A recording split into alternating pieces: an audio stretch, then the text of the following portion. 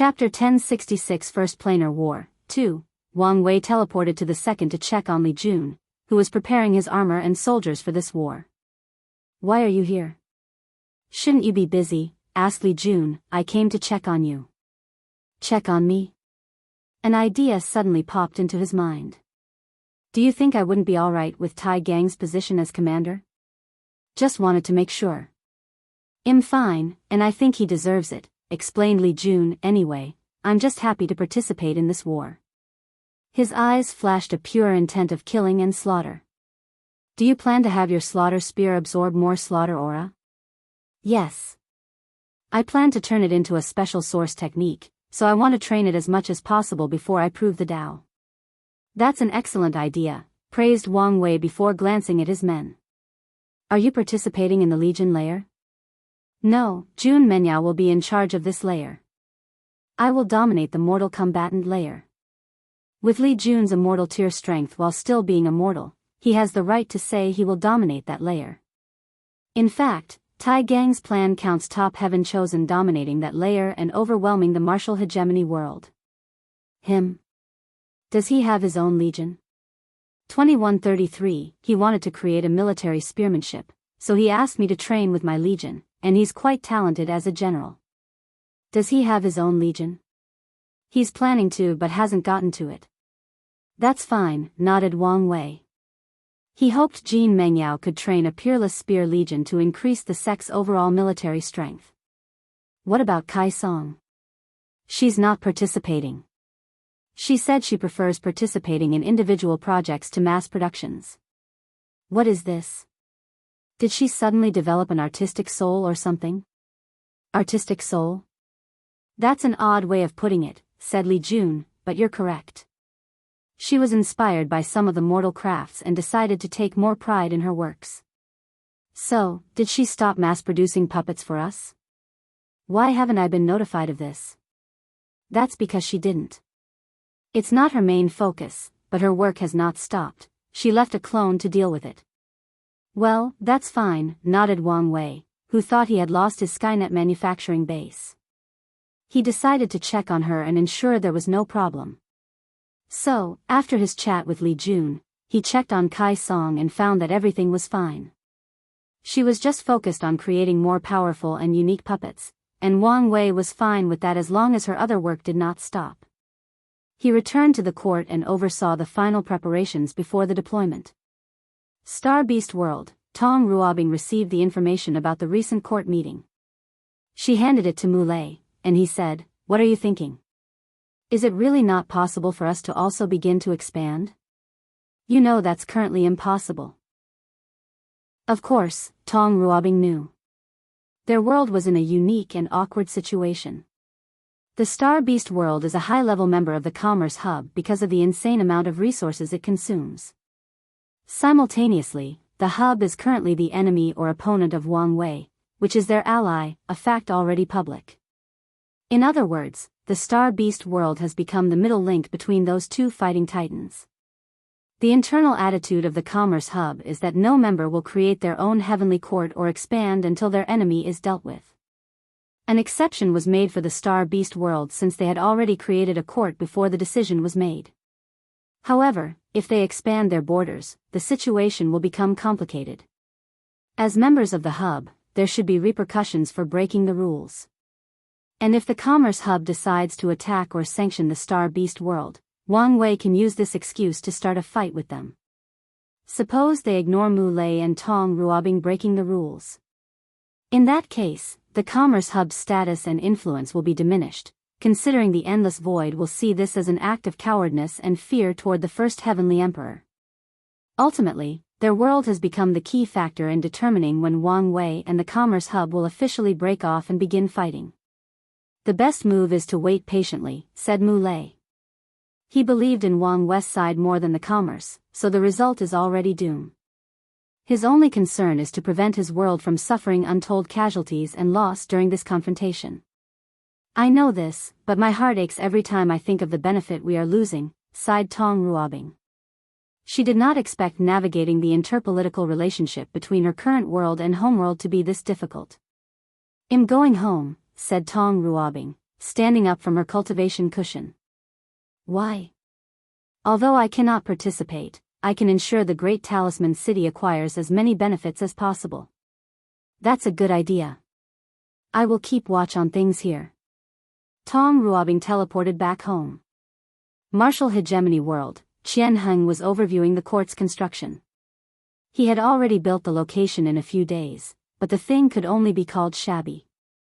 There was only a small world with a white palace at the center, in other words, nothing extravagant. In this dangerous time, he saw no need to build any lavish court as this would be a waste of resources. The only thing remaining was refining the conferred god list, the ceremony, and the test to determine whether he was worthy. All these things will take some time, but time is what this world has the least of. While Qianheng was supervising the establishment of the court's arrays, he received notification that someone wished to see him. He immediately frowned after using his divine sense to check. After a brief ponder, he summoned the visitor. An elderly man dressed in Taoist robes walked into a white room. He looked at the formation above this room before focusing on Qianheng, Your Majesty. He bowed politely. "I'm not the Heavenly Emperor yet, so there is no need for the formality," said Qianheng coolly. "What brings you here, Reverend Tranquility?" "The Peaceful Life Palace would like to participate in this war and offer our servitude."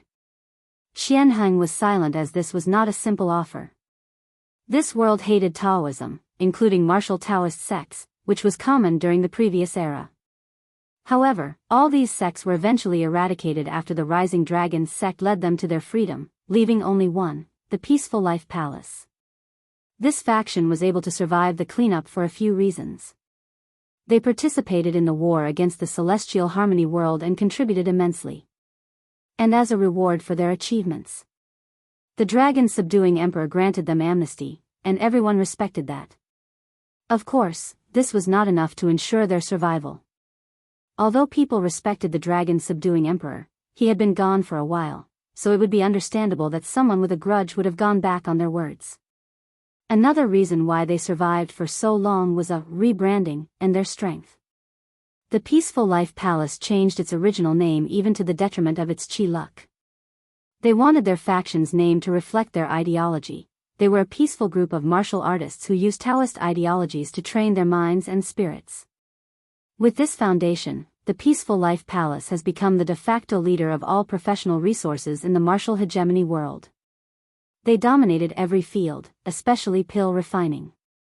Martial artists used a great deal of resources, especially in the three realms of life, death, and nirvana, and the Peaceful Life Palace had the best pills. 2134 Another reason why they survived for so long was a rebranding and their strength. The Peaceful Life Palace changed its original name even to the detriment of its chi luck. They wanted their faction's name to reflect their ideology. They were a peaceful group of martial artists who used Taoist ideologies to train their minds and spirits. Lastly, they only trained professional Tao emperors besides their sect's founder.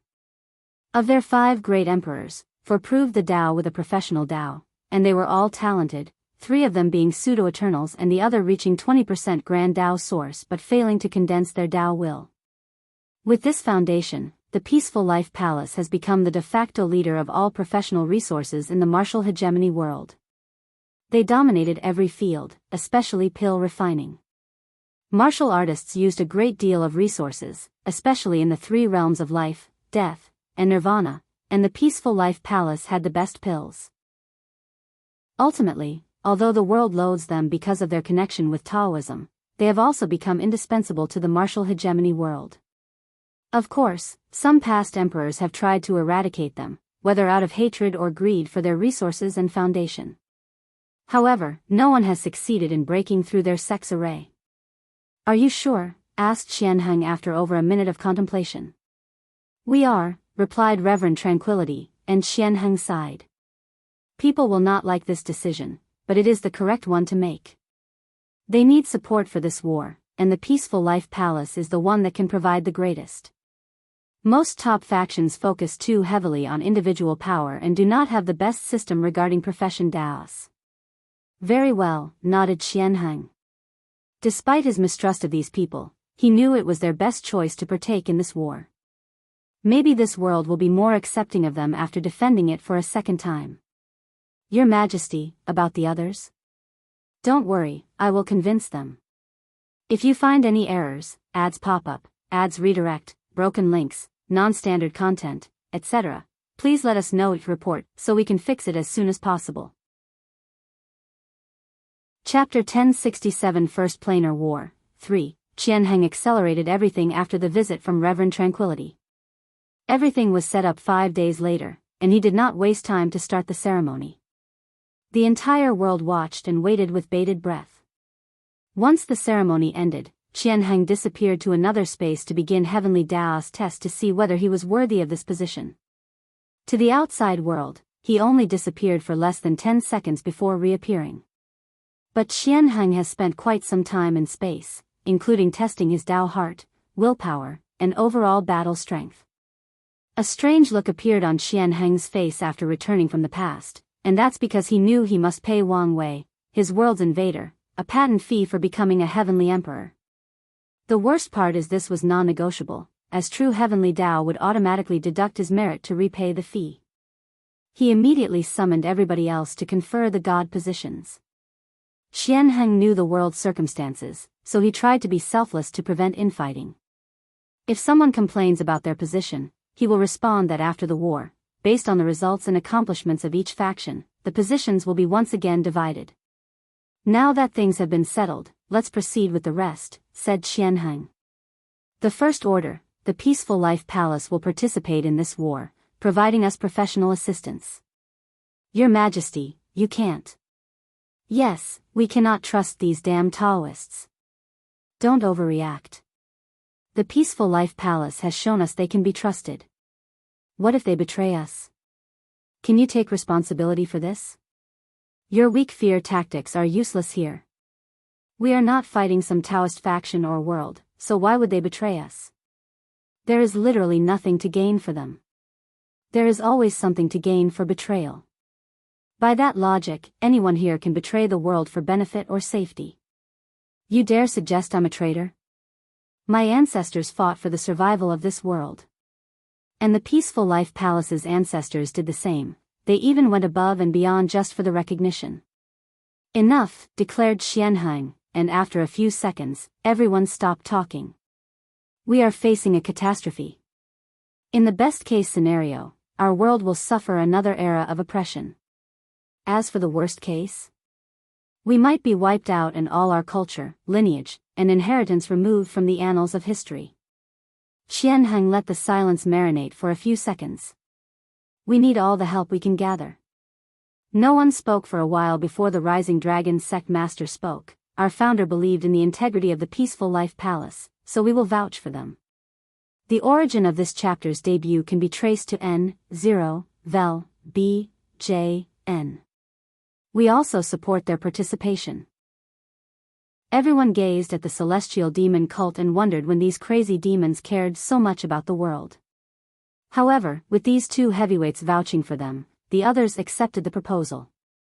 Reverend Tranquility finally spoke and thanked everyone, promising to do their best for this war effort. That's decided, stated Xianxia. For our second order of business, we need to discuss military tactics. I suggest we remove the Death Forbidden Treaty. Your Majesty. Seriously? First the Taoist bastards, and now this? Please leave our ancestors to rest. Yes, leave them alone. Some of you truly either cannot understand the threat we are facing, or you refuse to do so. This method is the only way we have a remote chance in this war.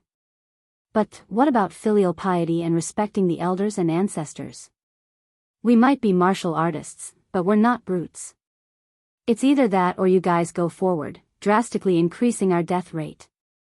A silence ensued, followed by more discussions before everyone nodded in using this tactic. The meeting lasted a few hours as many more preparations for this war were coming. No one knew when the enemy was coming, but they understood it would not be much. They needed to organize their armies and pool their resources, followed by some training for better cooperation. Lastly, the people with God positions needed to use their position's advantage to increase their strength as soon as possible, the majority have prepared to use forbidden methods to increase their strength at great costs. After the meeting, Xianxia thought he had a moment of respite. The next thing he needed to do was to see whether he could create a few more immortals to participate in this war.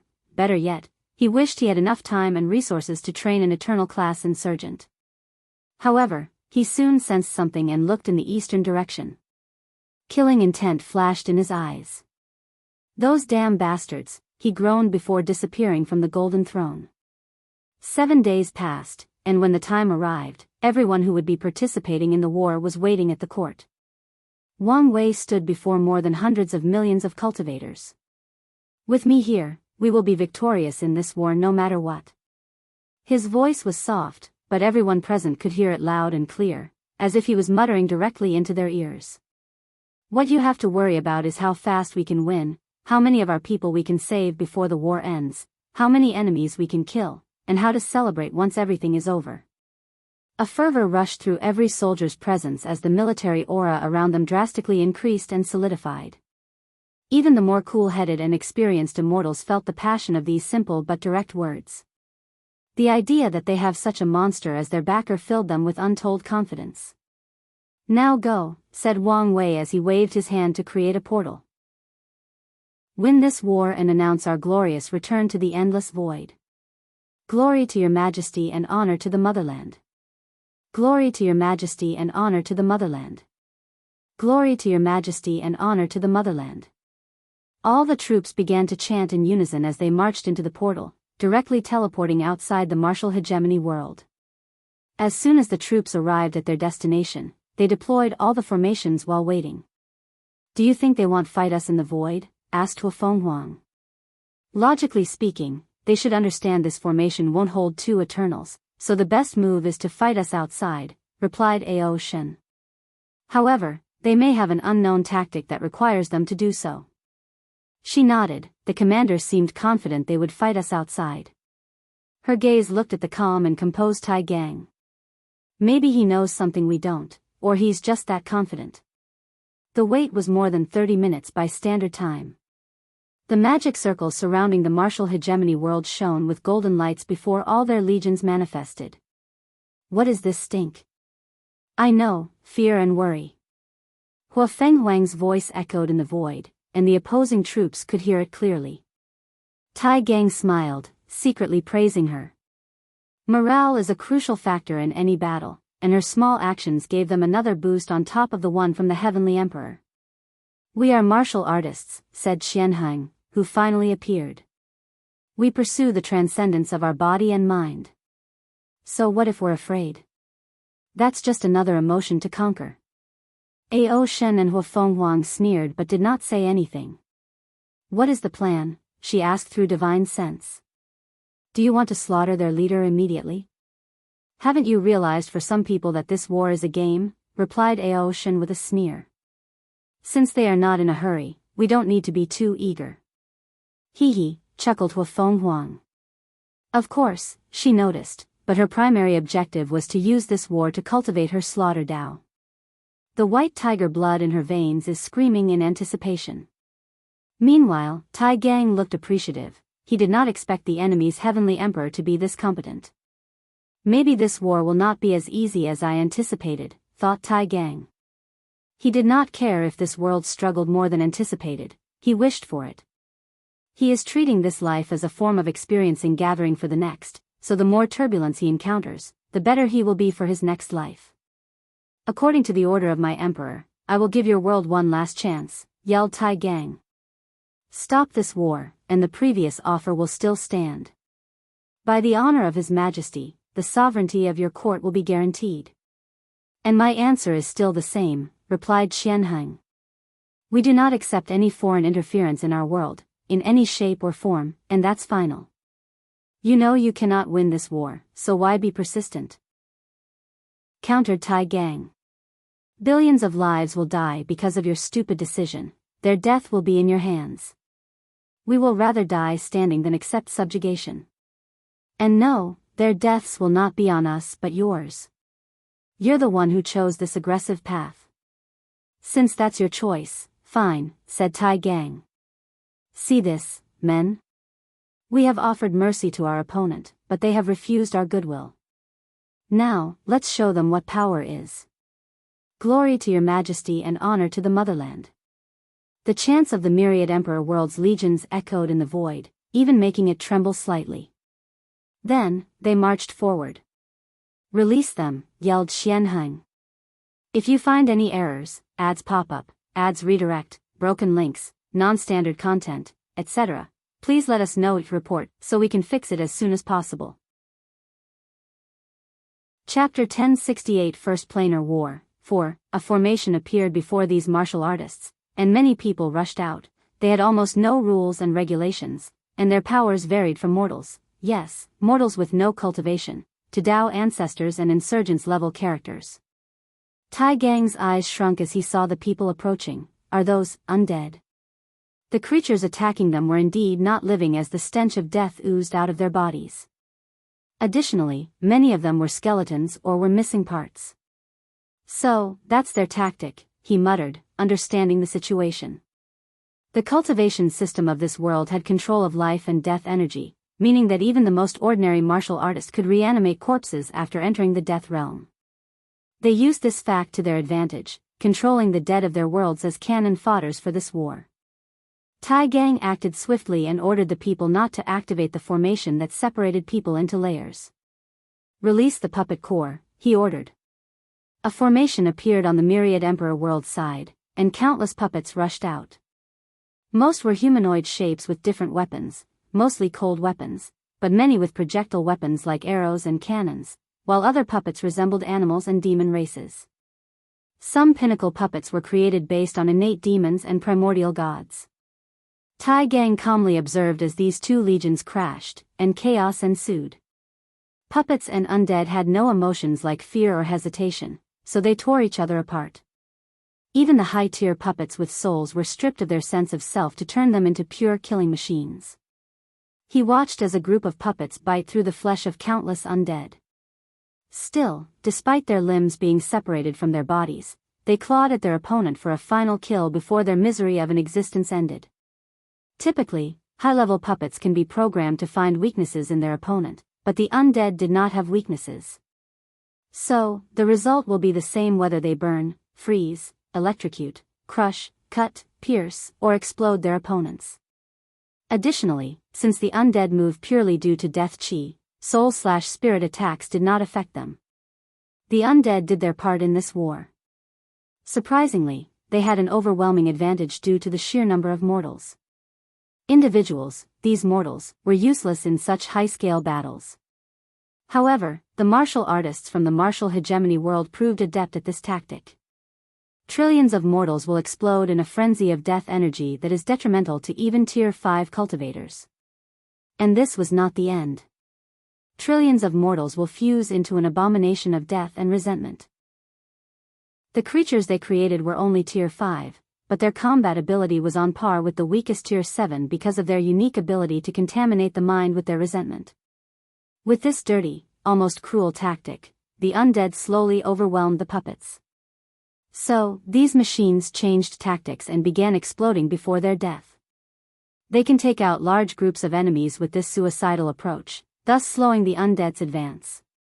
This battle was fierce and terrifying despite the lack of any blood. Myriad Emperor World side, at this rate, we're going to lose, commented one of the Legion commanders. That's obvious. Our puppet core still requires resources to build, but these people have too many mortal undead on their sides. The amount of mortals dying in one cultivation in general is simply outrageous, let alone throughout the history of the world. So, thinking about how many mortals these people have at their disposition made everyone tremble. So, what's next? Asked someone. Will our commander order us to intervene? Let's see. Martial Hegemony World side, Xianxia, who stood in the void accompanied by 3 individuals, had a deep frown as he watched the outcome of this confrontation. To say he was not pleased is an understatement. This Death Legion aimed to weed out most of the enemy's population, but he did not expect them to respond with a similar tactic. The Death Legion was instrumental in winning the war against the Taoists, who forbade it, knowing its potential. But now, its effectiveness has been drastically reduced. What should we do now? Asked Lightning Fist, and he did not receive an immediate response. Purple Dragon, do you have any suggestions? Asked Xianxia, looking at the Eternal Class powerhouse from the Rising Dragon sect. There is no way that they have more puppets than we have of the dead. So, we only need to pile corpses onto them. That's what I was thinking too, nodded Xianxia before looking at the battlefield, his eyes focused on two people, Ao Shen and Hufeng Huang. Now, our real worry is those two. Don't worry. Our plan will surely work, reassured Purple Dragon. Tai Gang watched this battlefield that could only be described as a meat grinder. He knew the situation was not on his side, but he was not worried, he only needed to wait. He soon noticed something that needed his attention. The amount of puppet immortal tier powerhouses was no longer enough to hold the enemy. Tai Gang secretly groaned. These immortal tier puppets were pricey, and it pained him to lose even one of them, despite most not belonging to the Dao opening sect. Without hesitation, he ordered more powerhouses to enter the battlefield. There is no need to go all out, just hold the enemy and buy us some time, he ordered, and the people chosen immediately executed his plan. The void began to shake as more top-tier powerhouses entered the battlefield, and Tai Gang observed and waited. Begin the extraction, ordered Tai Gang, and one particular legion immediately acted.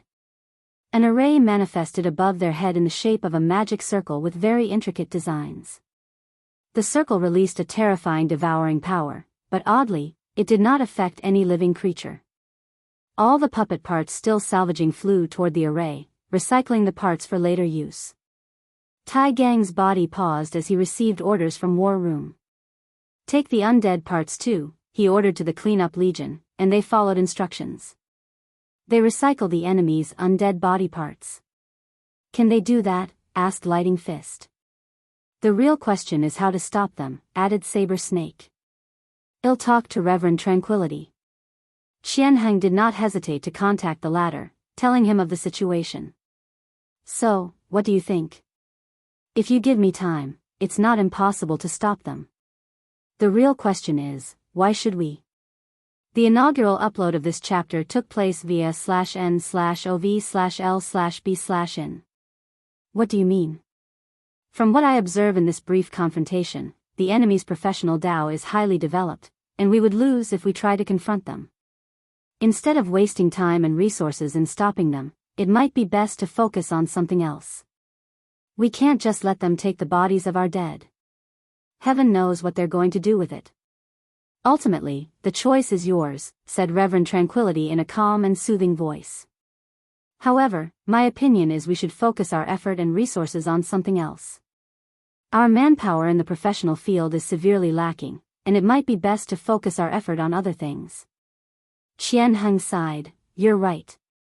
In times like this, he could not lament how weak their world is compared to their glorious past before those damn Taoists. Since he had decided, he would no longer hesitate, Qianheng chose to abandon the bodies of these dearly departed. Tai Gang continued to observe, and soon afterward, he heard the sweet sound he was waiting for from the dream world. Commander, we're finished. Excellent. Are you going to send someone to set it up? No need.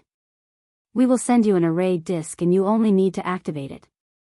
Make sure not to destroy the disk, and there will be no issue. Very well. A small void tear materialized before Tai Gang, alerting everyone. He calmly took out the disk and injected his power into it. Then, things proceeded so fast that only a few could understand what was happening and barely reacted. A small array manifested from the disk before also releasing a terrifying devouring power, but its target was only one thing, death chi. In less than a second, trillions of undead stopped moving as the death chi in their bodies dissipated. The other horrifying aspect of this formation was it did not discriminate against the tier of undead it targeted. So, whether it was mortal or immortal undead, they all stopped functioning under its power. Tai Gang sneered after seeing this outcome. These undead were the lowest level, with no soul or consciousness, just instinct. As such, they could not resist the death chi being forcefully sucked out of them. Damn it, roared Xianxia, he just watched how they so easily lost their biggest trump card. You think this is the end? Sneered Tai Gang. Began purification. Amathabtha. These words echoed in the minds of everyone present. Then, a colossal golden lotus appeared in the middle of the battlefield, releasing a golden light that swiftly purified the resentments from the mortals and other undead. The lotus flew to the myriad Emperor world side and released a golden light on all the legions, granting them a blessing. Listen, men, said Tai Gang. Their people have resented and abandoned them while blessing us. This is another sign that our victory is guaranteed and honorable. Now, let's avenge these poor and innocent souls who only wanted to rest peacefully. If you find any errors, ads pop up, ads redirect, broken links, non-standard content, etc., please let us know each report so we can fix it as soon as possible.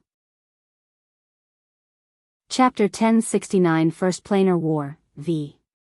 The faces of the martial artists contorted as this was an irrefutable truth. What they had done was the ultimate form of disrespect to their people, elders, ancestors, and worlds. Men, desperate time calls for desperate measures, said Xianxia, his voice echoing in everybody's mind. What we have done is a shame that we must bear for the rest of our lives, but remember, we did it out of necessity for survival and because we are weak. We may have wronged the dead, but the living are counting on us. So raise your head and face the enemy. Use this shame and anger as fuel to protect the people not burdened by our choices. For the people, for the world, for our shame. For the people, for the world, for our shame. For the people, for the world, for our shame.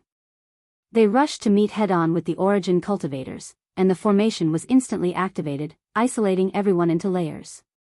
The martial artists were momentarily disoriented until they figured things out. Xianxia quickly ordered them to change tactics, sending people or legions to different layers. Tai Gang calmly watched the enemy's response before contacting some people. Top 15 Heaven Chosens, do not reveal your full strength yet, especially you, Li Jun. Wait for the right time to sweep the mortal combatant layer. As you wish, replied Li Jun, and Tai Gang flew to the first layer, which was the most complicated. Although this was the Legion layer, the commanders of these legions were of different tiers and included many immortals. He soon noticed something and frowned. This might be a problem. The legions from the Myriad Emperor world were objectively better than those from the martial hegemony world. They had better weapons and armor and more variety, talisman weapons. They were trained to be a real army or unit, while it was obvious that many of these martial artists' legions were put together very recently. Additionally, martial artists, at least these ones, are more individualistic, making them not prone to working in groups as they favor personal power more. Lastly, the martial artists were surprised to discover they lost the advantage of a powerful body with high defense and regenerative capabilities. This fact was one of the primary contributing factors in their victory against the Taoists, who were more known for their spiritual practice than their bodies. However, the Origin cultivators tempered their bodies to a high degree, especially with the new Origin system that places heavy emphasis on this. And even if they did not use the new system to its full potential, bathing in constant innate Qi has nourished and strengthened them. Their only advantage in this scrimmage was their regenerative ability. With immense life energy, no Origin cultivator would be on par with them on healing except for the geniuses. More importantly, they have linked their life energy to help each other heal from injuries. In other words, all their legions are versions of Tai Gang's undead legion created from his innate ability. A lot of them are not in sync, thus affecting the life energy sharing process, thought Tai Gang. But the perfectly in sync ones are even better than my undead legion. The worst part is they do not have one person as the main link, their abilities come from their cultivation system. If something happens to Tai Gang, his undead legion will drastically weaken. However, the martial artist legions do not have such a weakness. We can't use the previous tactic since consciousnesses control the life energy, so the formation is useless. Tai Gang looked to his left, observing Li Jun's slaughter legion led by Jun Menyo had no issue with their enemies as they could kill the life energy or replace it, death Qi, to throw them out of balance. However, this tactic only worked the first time since the martial hegemony world's cultivators are masters of control of life and death Qi. The situation was similar in one of the ancient clan's legions, most likely trained by the sacred beast Empress. Tai Gang ignored the explosions around him, the shouts, the blood, gore, and wailing souls, his mind was only analyzing the battlefield and coming up with the best countermeasure. His eyes moved to Great Talisman City's legions, which he found unique. A few talented talisman makers served as the core of the legion. Everyone else allows them to borrow their collective strength through formation, and they can make any talisman they wish to fight or support. They used a life chi suppressing talisman created for this battle, thus suppressing the martial artist's ability and rendering them easier to kill. Talisman Legion, move to the center and bless all legions with your talisman, ordered Tai Gang, who also called 2 Dao ancestors to fuse with the Talisman Legion's formation and give them a greater strength boost. With this subtle change, all other legions were now provided with life chi suppressing talisman, making their battles easier. The casualties on the opposing side dramatically increased as their only advantage was weakened or useless. Tai Gang received a few praises from the war room, but his focus remained on the war. Argorg. A visceral roar as if from a creature who had suffered until pain in the depths of hell and had escaped, now consumed by an incomprehensible anger. Everyone's eyes were on this martial artist whose white could only be distinguished by the few spots on his red sleeve. His body turned golden as he burned his golden body for extra strength. Then, with madness in his eyes, he rushed toward Tai Gang. He was unstoppable, destroying anyone on his way and breaking countless formations. An immortal venerable tried to stop him, but the martial artist ignored him, advancing forward toward one man only Tai Gang. Interesting, thought Tai Gang. Anger, hatred, and desperation sublimated his spirit, allowing him to achieve a temporary will manifestation. His Majesty was correct when he said this cultivation system made it easier to manifest willpower. Tai Gang sent an order, and the Dao ancestor acted. A colossal palm descended on this little quasi-emperor, annihilating his body and soul. However, Tai Gang's happiness did not even have an opportunity to manifest as he detected a black shadow continuing toward him. Has killing me turned into your obsession? He analyzed. He ordered everyone to let him pass, and he blew to it once the thing reached less than 2 meters away. His mouth generated a terrifying vibration backed by the strings of fate. The obsession resisted for less than a second before dissipating. How could this be? Said a hoarse voice. It's because you're weak, so even the power of obsession cannot change your fate, said Tai Gang indifferently. The martial artist looked at him with red eyes. He wanted to look at the people responsible for taking everything from him. Before the last of him disappeared, his life flashed before his eyes. His name was Xiao, but the people in the martial world knew him as the white cloth flute Erasure. In his early years, he had no interest in martial arts despite his master's best efforts. His only love was music, the flute, to be specific. Then, on that fateful night, he returned home to see his master slain. He remembered the pain and guilt he felt. On that day, he changed as he buried his master. He focused on martial arts, combined it with his flute, and eventually acquired the heaven martial art called Sound of Murder. After his martial art was accomplished, Xiao went on a rampage in the world, trying to avenge his master. The countless bodies he left in his wake garnered him the nickname White Cloth Flute Erasure. Xiao thought his life would be filled with blood, vengeance, and darkness until he found the last man on his revenge list. He remembered that day on the mountain vividly. His long hair flowed with the wind, the beautiful mountain in the background, and the zither sound, indicating he had accepted his fate. Out of instinct, Xiao took his flute to play an accompanying piece, and when he woke up, they'd been playing together for 3 days. More importantly, all his anger and hatred had dissipated. Without hesitation, Xiao made a bold decision, to forgive, and he never regretted it. That day, he found a companion.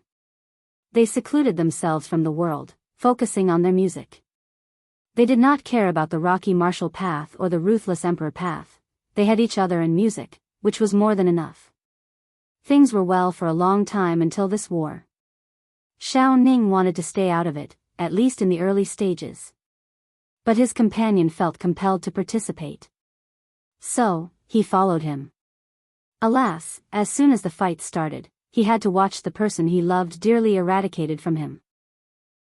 The anger and grief overwhelmed his mind, so he decided to do something for his homeworld in memory of his companion's patriotism.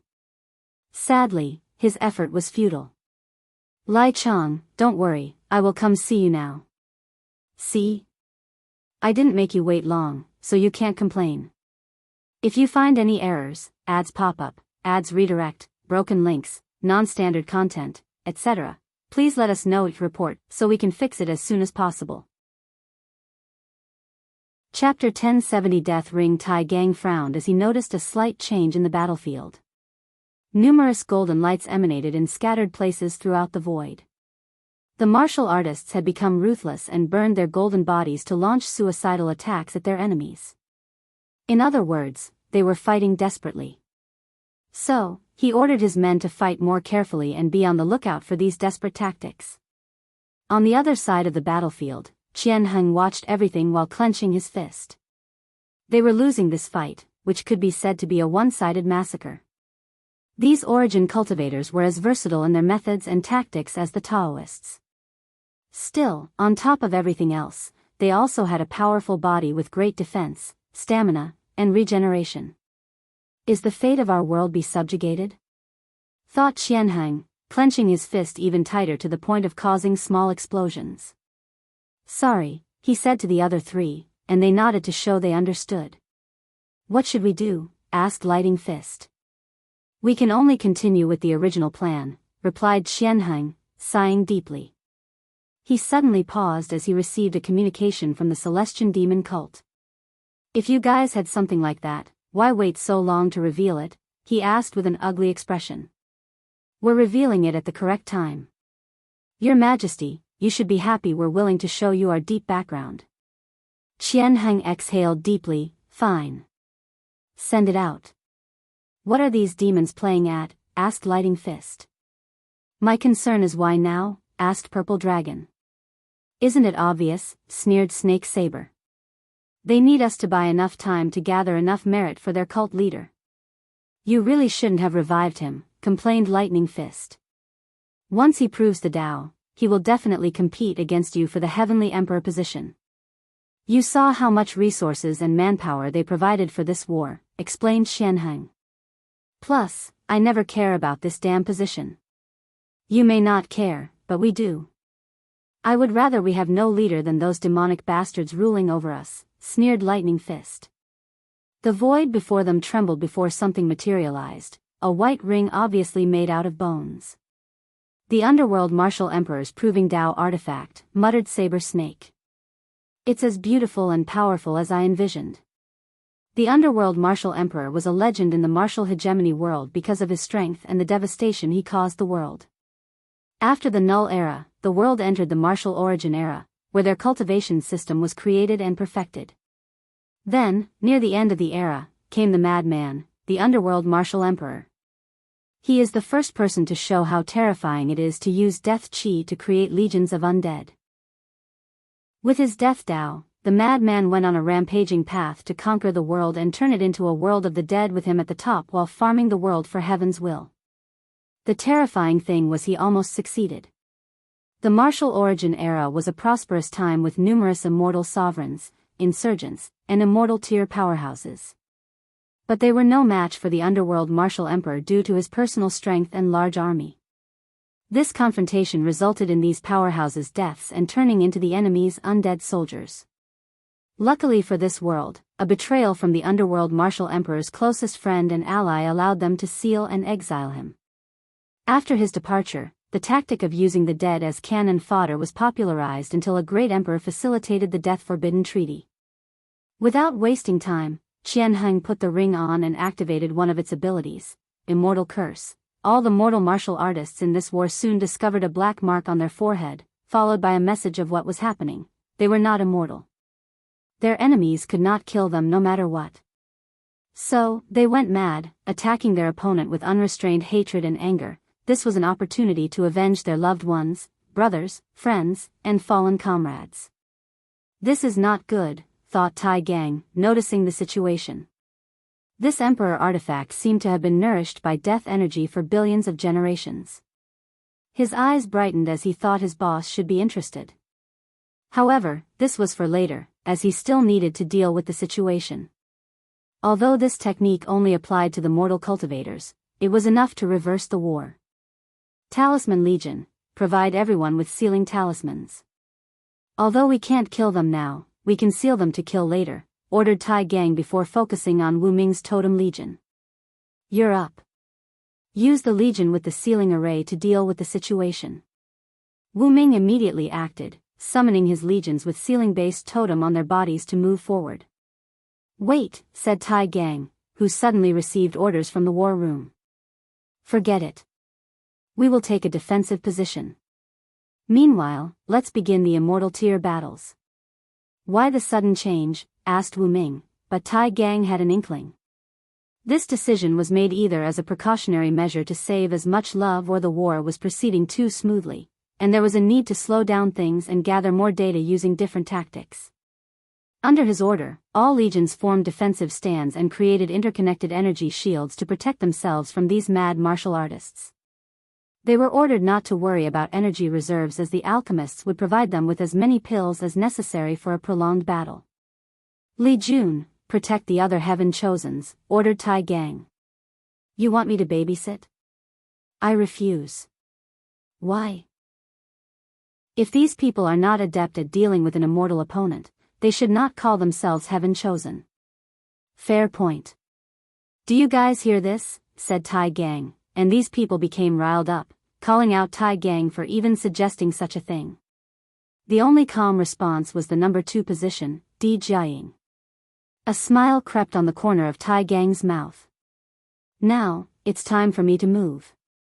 Without hesitation, he released his aura to call for a challenge, a towering martial artist who was 3.5 meters tall and holding 2 large hammers. The man released a projection of his inner world to show his strength as a first-class Dao ancestor insurgent. Let's use this fight to dampen their high morale, thought Tai Gang as he rushed toward his opponent. Strings of fate, Tai Gang moved his fingers as if he were a puppeteer controlling strings. Then, before the small giant man could respond, invisible strings around him became visible, cutting off his body, soul, and even his inner world. The martial artist looked at Tai Gang in shock, not thinking he would die so easily. Then, his body split into hundreds of pieces before the void energy in the surroundings finished it off. What is this? Asked Tai Gang, who discovered a glowing yellow mud from this guy's inner world. Immortal earth essence? So, that's how he became first class. He smiled as this was a great find. He could leave it to cultivate a first-class Dao ancestor insurgent for his next life or trade it to the sect for something of equal value. Who else? Asked Tai Gang, looking at the crowd. I will be your opponent, said another first-class insurgent, but he was skinny with a third eye on his forehead. Tai Gang could not tell whether he was a subhuman race or this was a technique. This was unimportant as this man was just another dead opponent. He used the same technique without hesitation, but this man could see his fate strings and evaded. Good job, thought Tai Gang. But what about the vibrations that come with the strings? But to his surprise, his opponent could detect or even see his hidden attack and evade. Furthermore, this martial artist was extremely fast. Kinetic vibration, Tai Gang siphoned vibration from everything that moved, and in this battlefield where gods, demons, and monsters were trying to kill each other, he had too many sources of vibrations. Even the rapid movement of his opponent was a source of power for him. Don't you get it? Sneered the three-eyed martial artist. Anything I can see cannot hurt me. In his eyes, everything around him had turned into vibrations and fluctuations, but it did not matter. He navigated through like he was walking in his house. It did not matter whether the vibrations originated from subatomic particles or some unknown ethereal or non-physical concept, he would evade it as long as he could see it. This is annoying, thought Tai Gang. This technique reminded him of the battle maniac source technique. He still needs to move so I could land a hit as long as I'm faster than him. However, this plan was flawed because he would need to be significantly faster than his opponent, which he was not. In that case, the only solution is to take away his sight, thought Tai Gang, who immediately formed a tactic to end this fight as soon as possible. If you find any errors, ads pop up, ads redirect, broken links, non-standard content, etc., please let us know it report so we can fix it as soon as possible. Chapter 1071 Fourth Layer Battle, Myriad Emperor World, Heavenly Court, War Room. Wang Wei sat on a new throne, looking at the projection of the war from a formation. He was finally interested when he saw the white ring bursting with the power of death. He ordered the gathering of the bodies of these martial artists as materials for puppets, and the death chi was to feed the Genesis fruit. The death chi was too low in quality despite the high intensity. However, it was different for the Emperor artifact. It should benefit his body tempering and even aid his death Dao comprehension. Interesting. This war might be more beneficial than I anticipated. Maybe I can lure out some eats and snakes. Wang Wei looked in the distance, smiled before continuing to pay attention. Tai Gang held a head in his hand with 3 holes where the eye sockets should be. His tactic for this match was simple but direct. He bombarded his opponent with attacks to pressure him, forcing him to enter a state of extreme focus. The next step was for this martial artist's extreme state to be focused on him until he made a mistake in his visual ability by being too focused on something else. Tai Gang then took the opportunity or flaw in the latter's visual acumen to rip the third eye from him. Without it, the martial artist's visual prowess drastically decreased so he could take the other 2 eyes before killing him. You were a worthy opponent, and I think I will remember you, thought Tai Gang, who kept the 3 eyes in case they were valuable. He looked around for his next victim before noticing a change in the 4th layer. Have the Eternals begun to clash? It seems things are heating up, thought Tai Gang before focusing on his layer. He soon frowned as he detected a powerful enemy approaching. He was immediately on guard as the approaching person raised his alarm bells. A first-class insurgent that is very close to Eternal class. Now we're talking, thought Tai Gang, who felt the joy of when he was the Iron Fist ruler, challenging cultivators all over the world to break his limits and become a supernatural realm cultivator. Things are not going well. We are losing too many immortal powerhouses, groaned Lightning Fist. Have you noticed? These origin cultivators have terrifying battle experiences, and it's all of them. They are martial artists, and their cultivation system is more battle-oriented, and yet, they were being outclassed by their opponents in this field. How they fight reminds me of the demon cults, nodded Purple Dragon. The celestial demon cult has a cruel method of training heaven chosen. From age 10, their members are gathered in groups of hundreds, sometimes thousands. By the age of 15, only one group member will remain. Then, that member will acquire the title of Sacred Son and begin cultivating with the other survivors for the position of young cult leader. The final winner in that competition will be designated as the cult's next leader and heaven chosen to be fully cultivated for this generation's heaven will. Is their cultivation system so perfect? Asked Lightning Fist. It's indeed a good system, but it should not be the cause of their battle experience, replied Xianxia. From how they fight, these people have obviously experienced thousands of battles against worthy foes. If I had to guess, it might have something to do with the dream world Su Shi mentioned. Using the power of dream to train? Said Saber Snake. It's a perfect method if they can recreate all the rules of the real world. Everyone sighed as they understood what kind of opponent they were facing. What? Having regrets now? Asked Xianxia. It's not too late to surrender and let them spread their dream world. By then, we will also have access to it. Don't insult us, Your Majesty, said Lightning Fist. Nothing is worse for a martial artist than to abandon their convictions. The others did not say anything, but they felt the same. A martial artist must have a firm will and conviction, or they will never survive the death realm when facing death, let alone the even scarier nirvana realm. I'm glad you feel this way, nodded Xianxia. Purple Dragon, you're up. Are you sure you don't want help? Let me gauge his ability first. If something goes wrong, you can jump in to help. Purple Dragon fixed his purple robe embroidered with dragons on the sleeves, followed by his dark long hair. It was a habit he developed long ago when one of his junior sisters told him he looked terrible after winning a fight to impress her. So, from that on, he ensured he looked perfect before every battle. Very well. Purple Dragon flew forward, and once he reached the formation, he was teleported to a special area in the void. Although he can see what's going on in this fight, He knows he cannot intervene, and all his actions will also not affect others. Ao Shen, come and die, he roared. Ao Shen, dressed in all black, appeared before him. That stench and disgusting aura, you're from the Rising Dragon sect. Yes, and like our founder, I've come to subdue a dragon. A killing intent flashed in Ao Shen's eyes. However, he did not lash out. Instead, he smirked, I participate in this war, especially to slaughter you guys. Any other factions might survive this war but yours, that, I promise. Purple Dragon shook his head, although dragons are innate creatures, at your core, you're like every demonic creature, vile, cruel, and lascivious.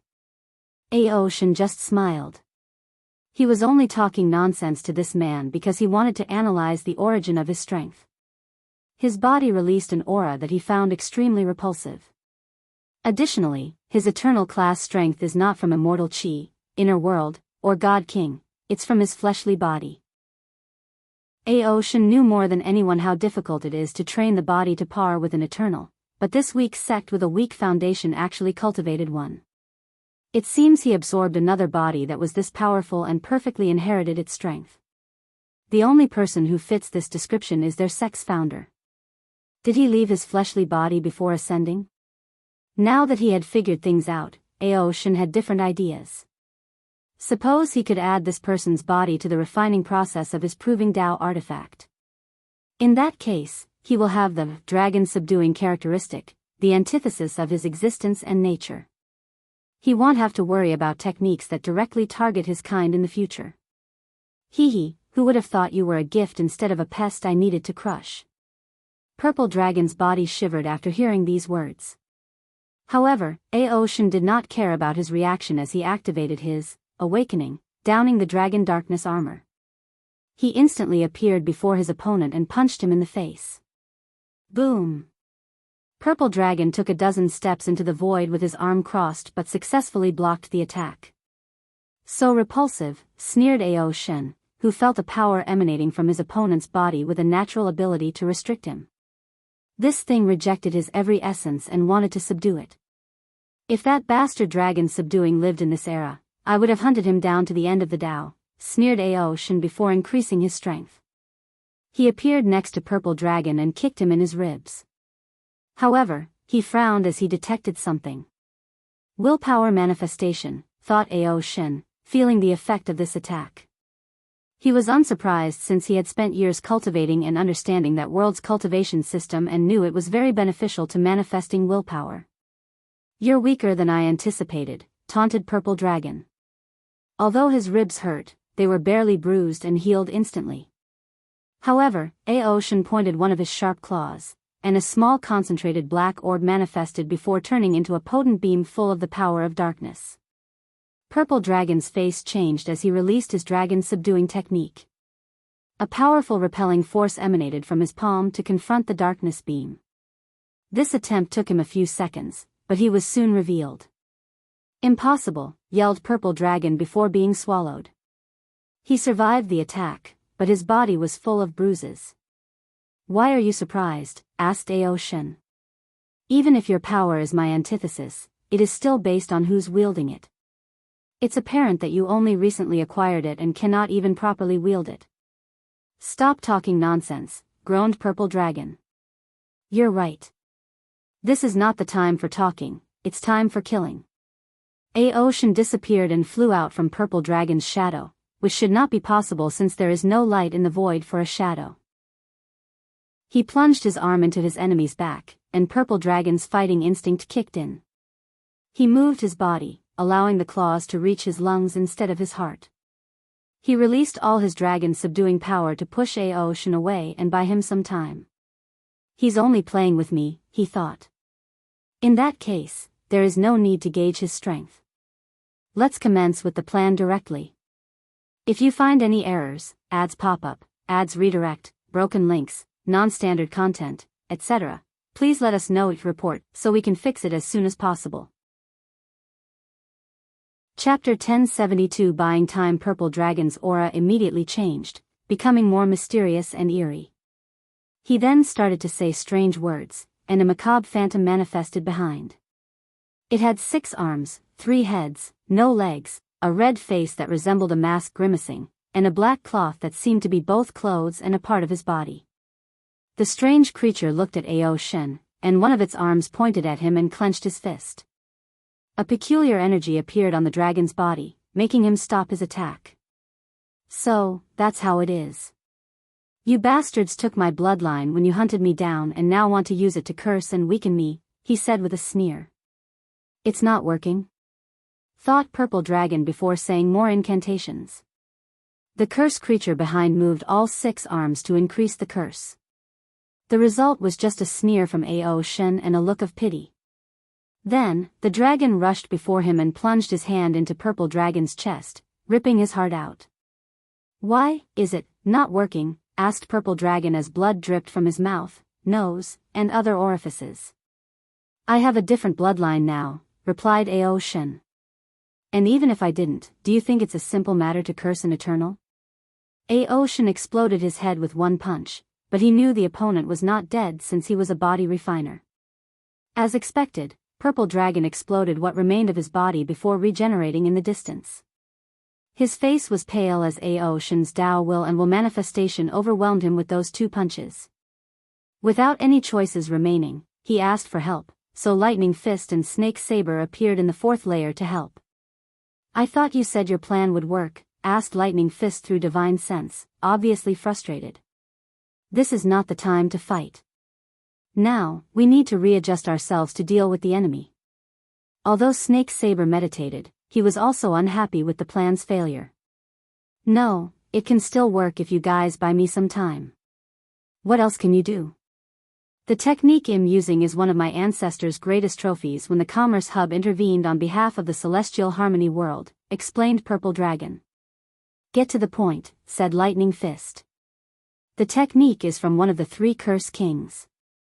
Are you serious? Asked Lightning Fist. Their world has heard of the infamous curse techniques from the Curse Haven world.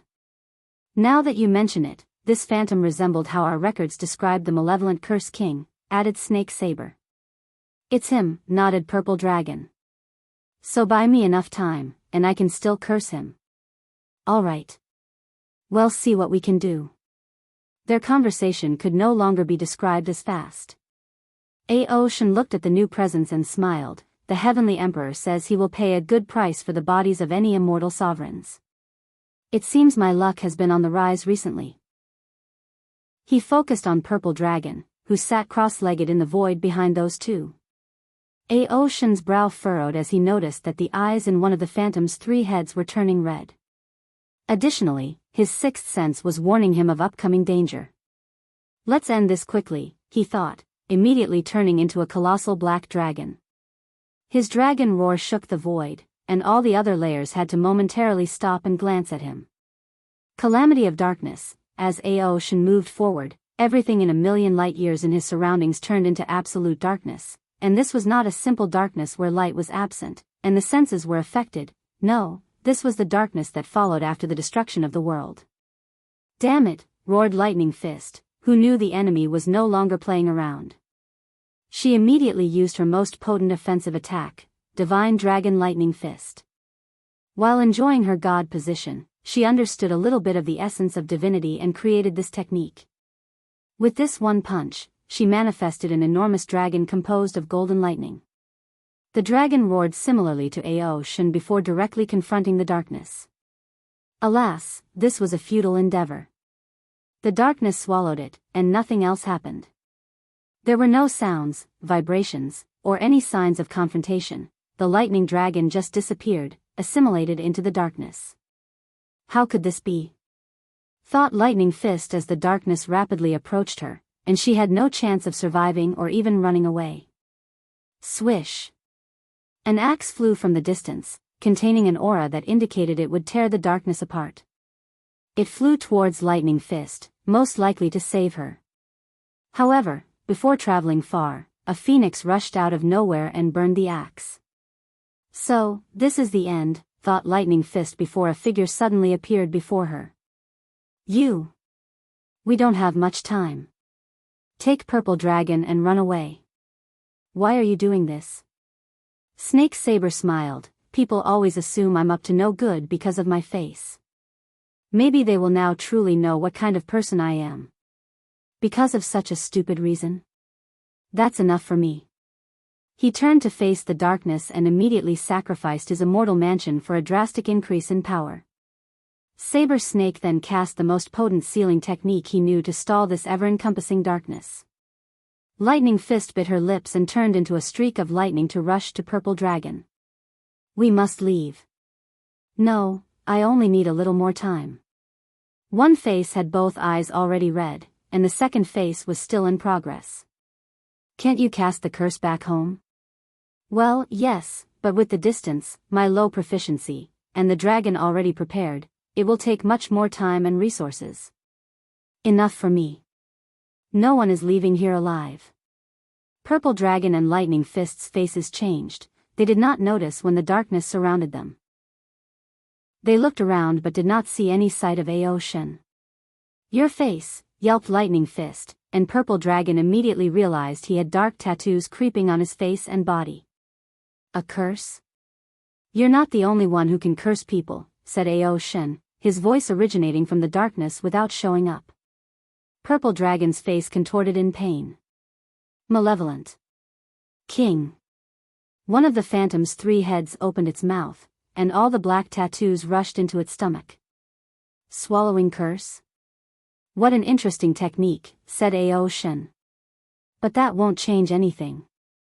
Explode, roared Lightning Fist, sacrificing her fleshly body, immortal mansion and the soul inhabitants, and immortal chi to form an intense energy wave that tore through the darkness.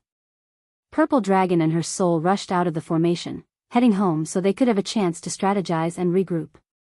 However, as they neared their escape, a dragon head suddenly popped out of nowhere and swallowed Purple Dragon. Lightning Fist was about to turn around to help him, but she abandoned her companion when she seemed to have received a message. Ao Shen's human form appeared, and he looked in the distance. It's a shame she escaped. However, the benefit is enough for now. After digesting Purple Dragon's body, his body refining should advance by leaps and bounds. Additionally, he preserved Snake Saber's body to exchange with the Heavenly Emperor. He turned into the distance to watch the other fight. Huafeng Huang looked up and down at his opponent. Do you think you can win against me with that ring? I don't know, but am willing to try. She nodded. If there is something I admire about you, martial artists, it is your unwavering spirit and willpower. Although some people call it unnecessary stubbornness, I still respect it. With how battle-oriented your world is, we would have gotten along well, replied Xianxia. It's a shame your warmongering ways targeted us. You guys were simply unlucky. If your community were further away, you would not have been the first to suffer our wrath. But we would still have to suffer for it. Or, you would have already known what we're capable of and realized resisting was pointless. You said it yourself, we are unnecessarily stubborn. So, this battle was inevitable. Fair point, nodded Huafeng Huang. Okay, enough of chit-chat. Let's get this started. She immediately activated her awakening. Her dress suddenly changed into an extravagant, lavish red hanfu with a phoenix embroidered and a black tortoise belt. She wore a blue dragon crown, Qilin-inspired rings, and white tiger shoes. Huafeng Huang's natural aura, which was always prideful and noble, became even more regal. If she was already an unparalleled beauty, her awakening increased her charms or aura, further accentuating her beauty. Xianxia squinted his eyes before also activating his awakening. His changes were not nearly as elaborate as his opponent's. He only had a pair of metallic wings floating behind him, followed by red paint on the corner of his eyes, making him look more confident and aggressive. After the transformation, they rushed toward each other for a clash to test out their opponent. If you find any errors, ads pop up, ads redirect, broken links, non-standard content, etc., please let us know your report so we can fix it as soon as possible. Chapter 1073 The Slaughter. Huafeng Huang's white tiger slaughter sword clashed with one of Xianxia's axes, and she moved her body to evade the second. They continued this simple clash for a minute, testing each other. Their clash reverberated throughout this world community. Then, Wang suddenly switched to using speed tactics in one swift motion, so she stabbed her swords more than 1,000,000,000 times in less than a second. Xianxia crossed the axes before him to block. Bang! Wang's sword attack was a distraction, and her actual attack was a kick to the chest. Xianxia's battle instincts kicked in, and he raised his knee to block the kick. He frowned as he sensed a red imprint on his legs oozing with the aura of slaughter. He activated his Tao will manifestation to remove the slaughter mark, but Wang had also placed these things in the mark to counter him. Boom! Xianxia kicked his opponent with the marked leg, and as soon as it came close, he exploded the leg before regenerating it, but his tactic failed as the mark was still there. Additionally, he discovered the mark was slowly siphoning his blood and stamina. Death Aura, Xianxia's ring released a dark aura that rapidly ate the mark. Then, he rushed to his opponent and used a void double slash. With the two swings of his axe, all the chaotic spatial energy in the void dispersed, creating a vacuum of energy, matter, and concepts. Wang calmly made a circular motion with her sword, creating a yin-yang symbol before her, which absorbed the power of the two axe attacks. Then, she rebounded them toward their creator. Xianxia tried to divert the slashes to the side, but the yin-yang symbol not only rebounded them but also increased their potency. Finally, he had to bear the brunt of an even more potent attack, resulting in a few injuries. Wang did not give her opponent time to breathe, so while he was blocking, she had already appeared before him, her sword shining all red. Spinning axe technique, Xianxia did not physically spin, but his body was surrounded by a tornado of axe slashes as if he had spun with tremendous speed. The glowing sword sliced through the tornado, but it gave him enough time to protect himself with a shield created from death power. Wang made a brilliant move as she used her yin-yang Dao to duplicate her sword, materializing it in her left hand. Xianxia was caught off guard, but it was too late to react. Her sword contained a technique to kill death, so it sliced through the shield along with the right side of Xianxia's body. Boom! Wang flew more than 10,000 meters away because of a single punch from Xianxia's left hand. She was surprised and did not expect this. However, she was not injured. A dragon scale appeared where she was hit. The axe is considered a heavy weapon. Did his body take on this particular characteristic of the weapon, thus drastically increasing his physical strength? Analyzed Wang. That's an interesting technique, maybe I underestimate him. She then frowned as she saw Xianxia's right side of the body regenerated. Although it looked gray and lifeless compared to the other parts of his body, it did regenerate. This was a clean hit with Tao will manifestation, so he should have been severely injured. But now, he looked perfectly fine. Her gaze shifted to the ring. This artifact was the only reason Xianxia could keep up with her lower four-fold strength. Let's remove it from the equation. Wang rushed toward him but discovered Xianxia was running away, heading toward his home world. Not on my watch, she thought before turning into a phoenix, chasing him. Roar! Billions of skeletons and undead appeared in her path as Xianxia used the ring to summon them. However, Wang did not stop for a moment and burned everything in her path. As she reached him, a voice suddenly appeared in her mind. No need to chase. Wang Wei? She thought, wondering why he stopped her. Then, her heavenly eyes saw the reason. Xianxia had nearly reached the coverage of the array protecting the martial hegemony world and had control of it. If he used it, his strength might reach the domain of 5-fold. Coward, she muttered, her voice echoing in the void. However, Xianxia did not react. Instead, he roared, retreat. The martial artists were surprised by this order since they had the advantage with their immortality but would not disobey their commander.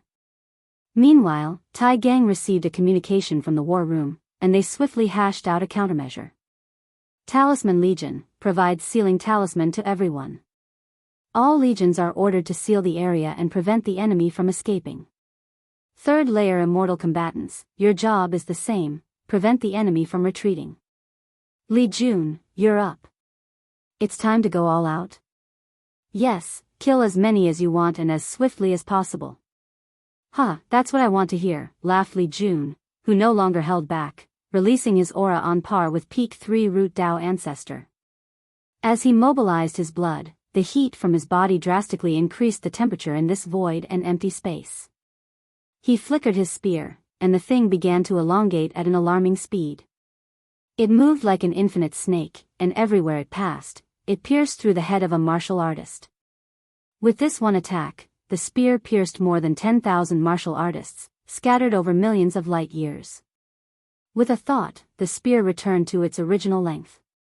Li Jun then applied enough physical force to the spear's tip that spacetime collapsed, creating an enormous black hole that swallowed more than 1,000,000 martial artists. "Stop him!" yelled a top of heaven chosen from the martial hegemony world. He was one of the top contenders in this generation after achieving 2-leaf strength. Sadly, the world had the demon cult leader and, in a terrible twist of fate, Su Shi. Li Jun ignored him. In front of him, these so-called immortals are a joke. He raised his left hand, and millions of metallic threats manifested out of nowhere. As he pulled, millions of martial artists had their heads sliced off. Li Jun looked at the top heaven chosen and used his slaughter word art. Explode. As soon as he uttered these words, these people could not resist. A cacophony of explosions echoed in the void, forming an intense melody that embodies war and destruction. Death plague, Li Jun's body released a dark aura, and everyone it hit dropped dead as their face turned white. A check with divine sense would show a terrible virus that targets their bodies and souls. With this attack, another few million people died. Li Jun went on a killing spree. He has no problem killing these people's immortality with his slaughter Dao, turning him into a dragon in a sheep's den.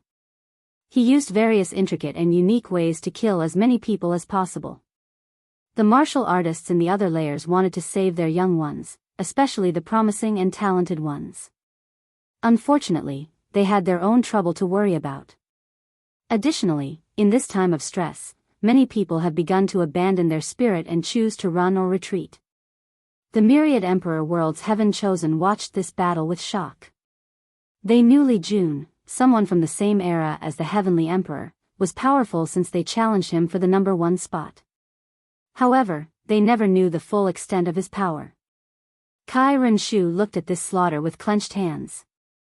He knew the top 10 heaven chosens was a difficult moat to cross, but seeing the strength of number 1 shook him.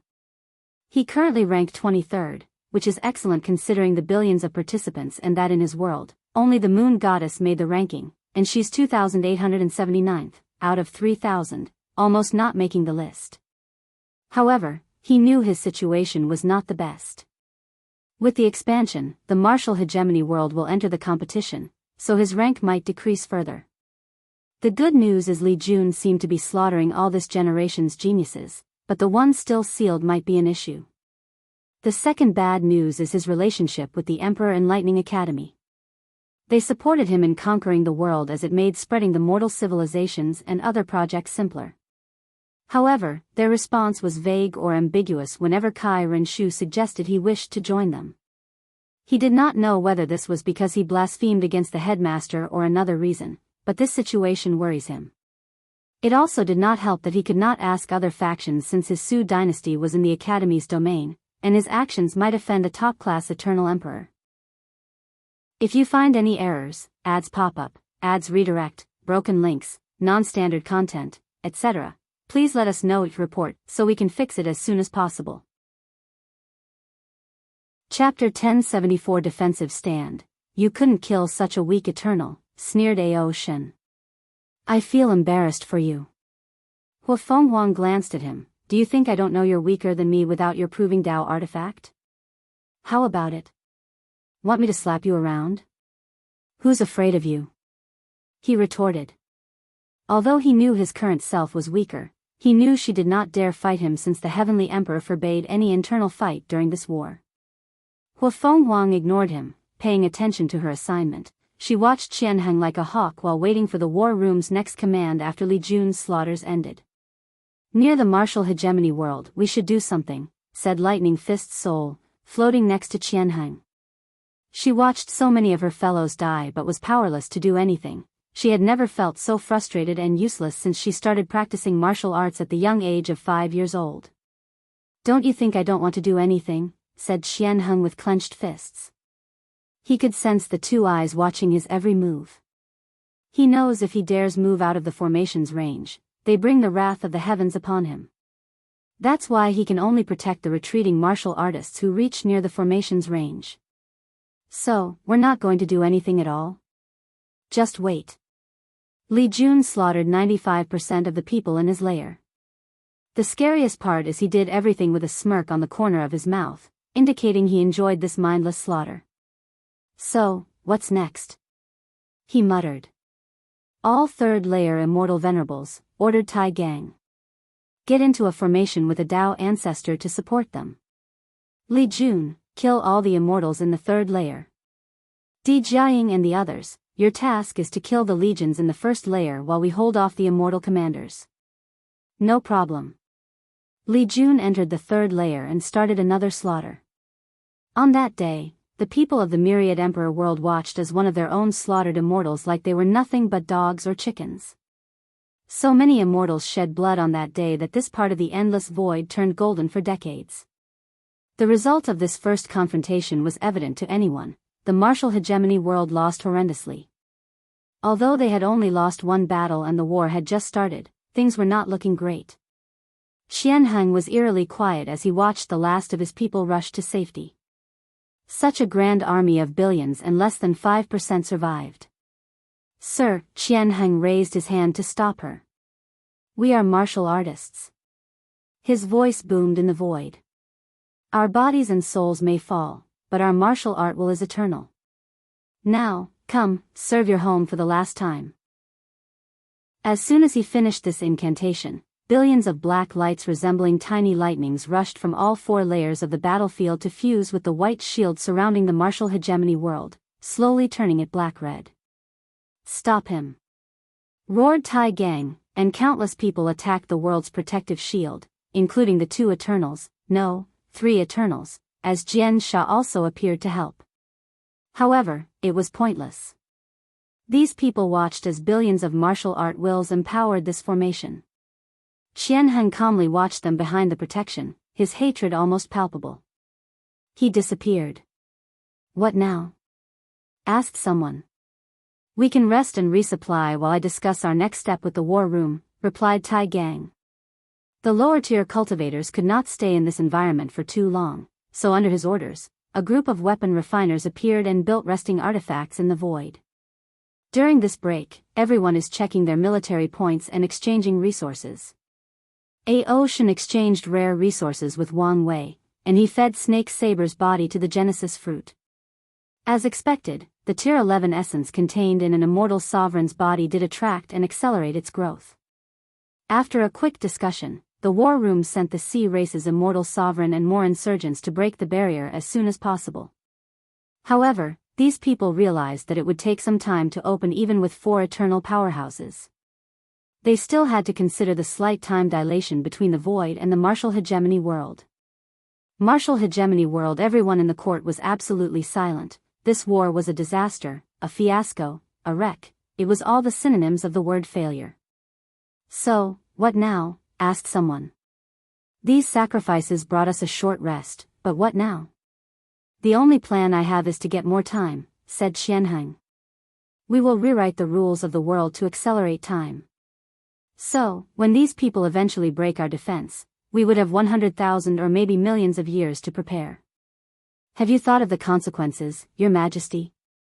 Trillions upon trillions of mortals will die as a result of chaotic temporal energy.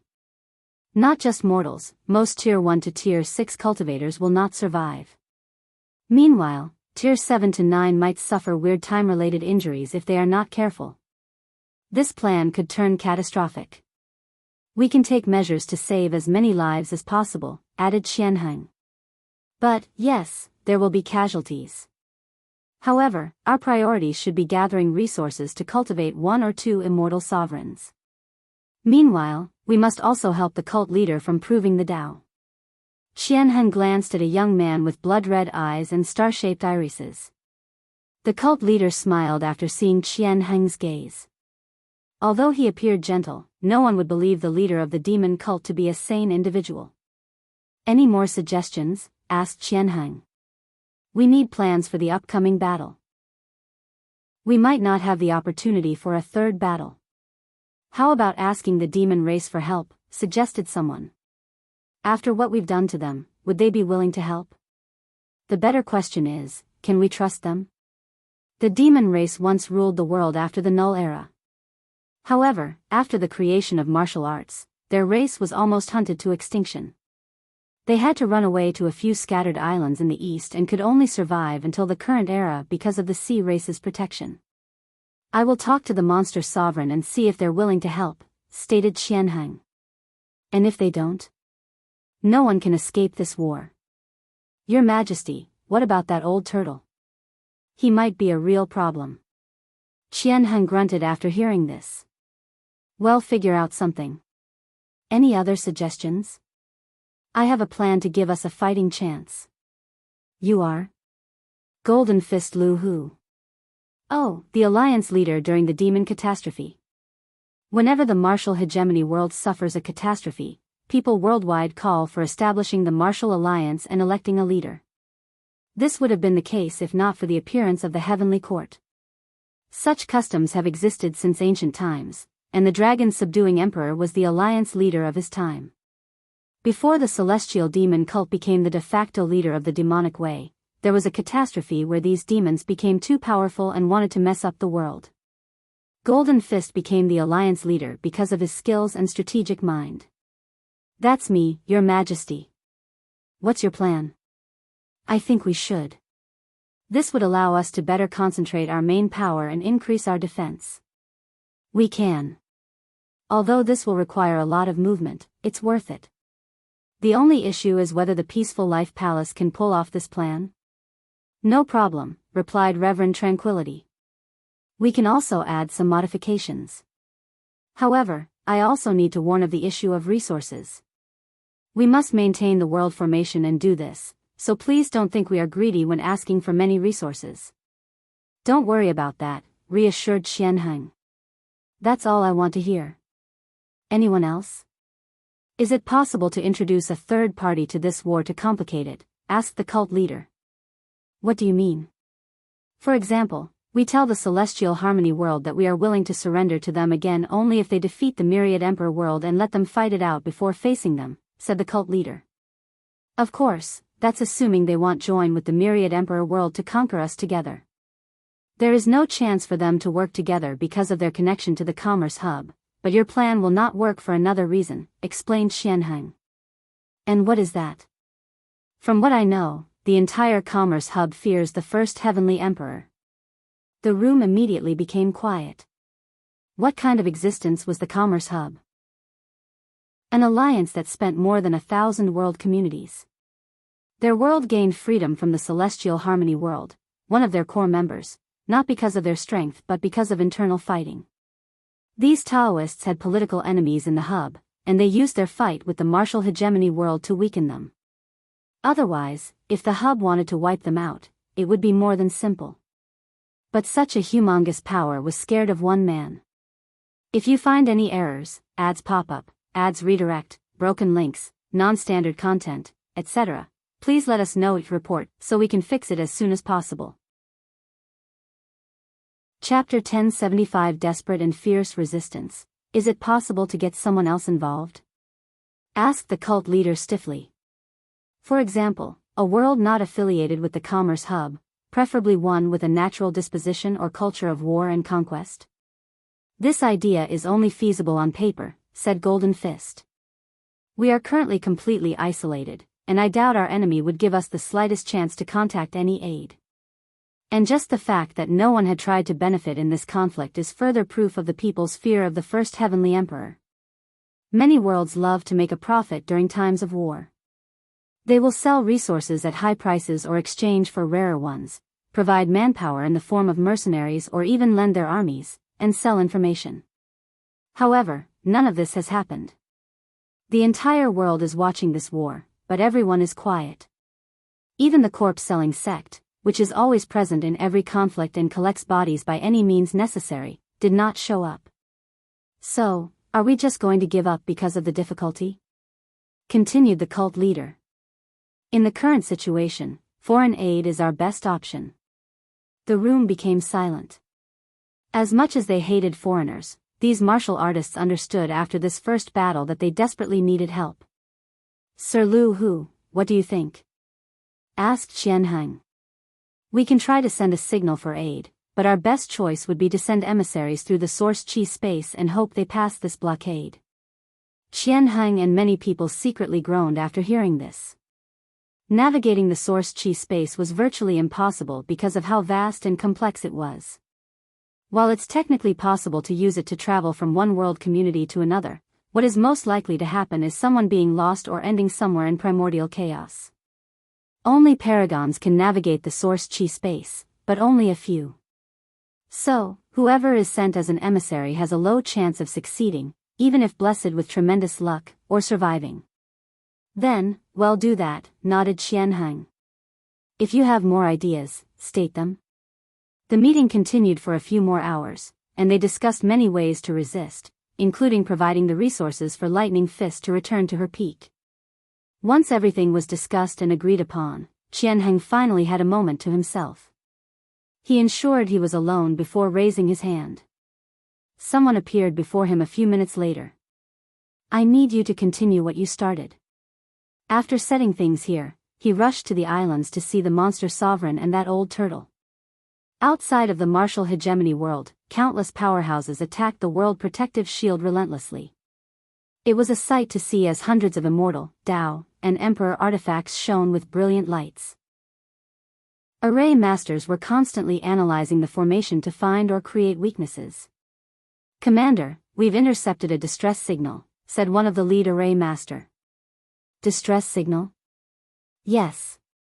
We've blocked the entire world, preventing them from teleporting or communicating with the outside world. However, they used vibration from the world's shield to ask for help. What should we do? Do we just block, or do you have any other plans? Tai Gang thought momentarily, just block it. No, release it, suddenly said Wang Wei. Let's see if we can bait others into intervening in this conflict. As you wish, Your Majesty. No problem. Also, I will send the array virus and test to see if they are useful, Wang Wei added. Excellent, commented Tai Gang. The last time the array virus showed a public appearance was during the Heaven Chosen trial. However, after so many years, the thing has been optimized and further developed by many people, including Miscellaneous One. Soon, the team received a red disc that somewhat resembled formation discs. After being instructed on what to do, they activated the item. As expected, the speed of breaking through the formation suddenly accelerated. It would have been broken instantly if not for the martial arts wills empowering this shield. Bang! Hua Fenghuang's sword was the last attack that broke the shield. The soldiers cheered, but no one rushed. Tai Gang, Ao Shen, and Hua Fenghuang led a small group of soldiers inside as a vanguard. As soon as they stepped into the world, something exploded.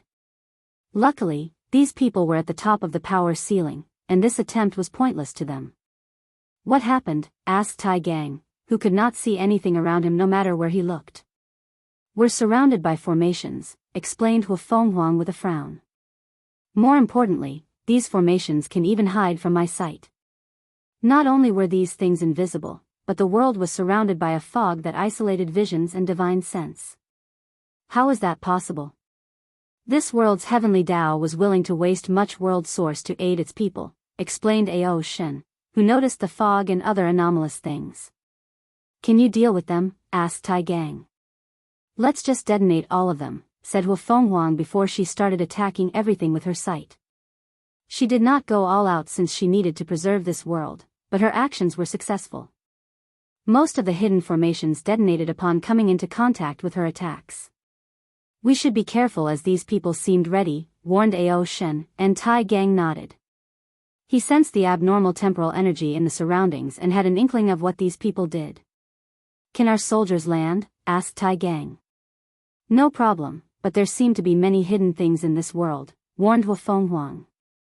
At this point, will conquering this world even be worth it? Asked the Dark Dragon. After using so much world source to defend themselves, they might only acquire a shelf of a world. You've forgotten they've established a court, so they must have saved a lot of world source, reminded Wufenghuang. You're right. Plus, as long as this place is still a heavenward world, it should be worth it. Tai Gang had called the troops to land on this world while warning them of the danger. He plans to settle everyone before sending a scouting regiment to prepare for the unseen. Tai Gang suddenly heard a loud sound while discussing how to proceed with the war room. Watch out, yelled Wufenghuang. Boom! All the soldiers were engulfed in a firestorm followed by intense poisonous ashes. Luckily, she reacted fast enough and protected everyone.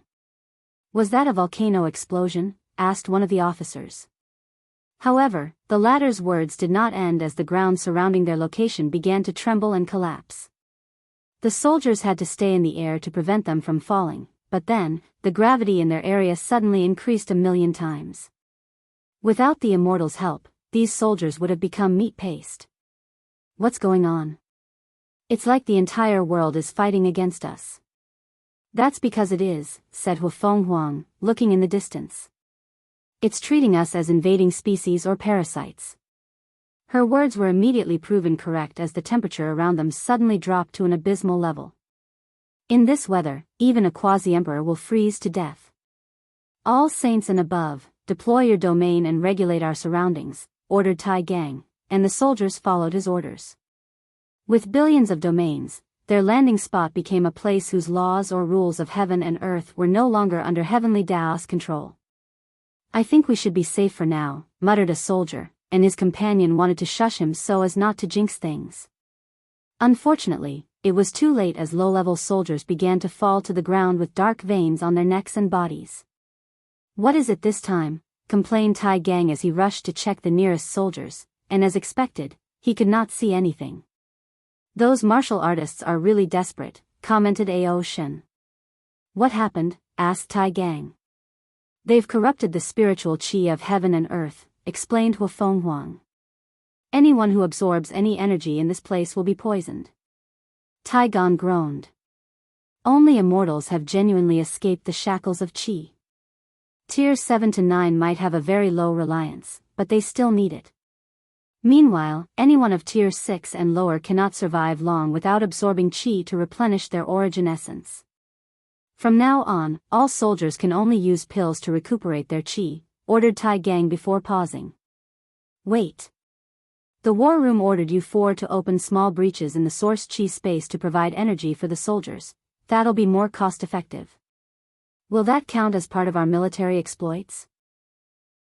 Yes, nodded Tai Gang. So the eternal powerhouses started acting in their order.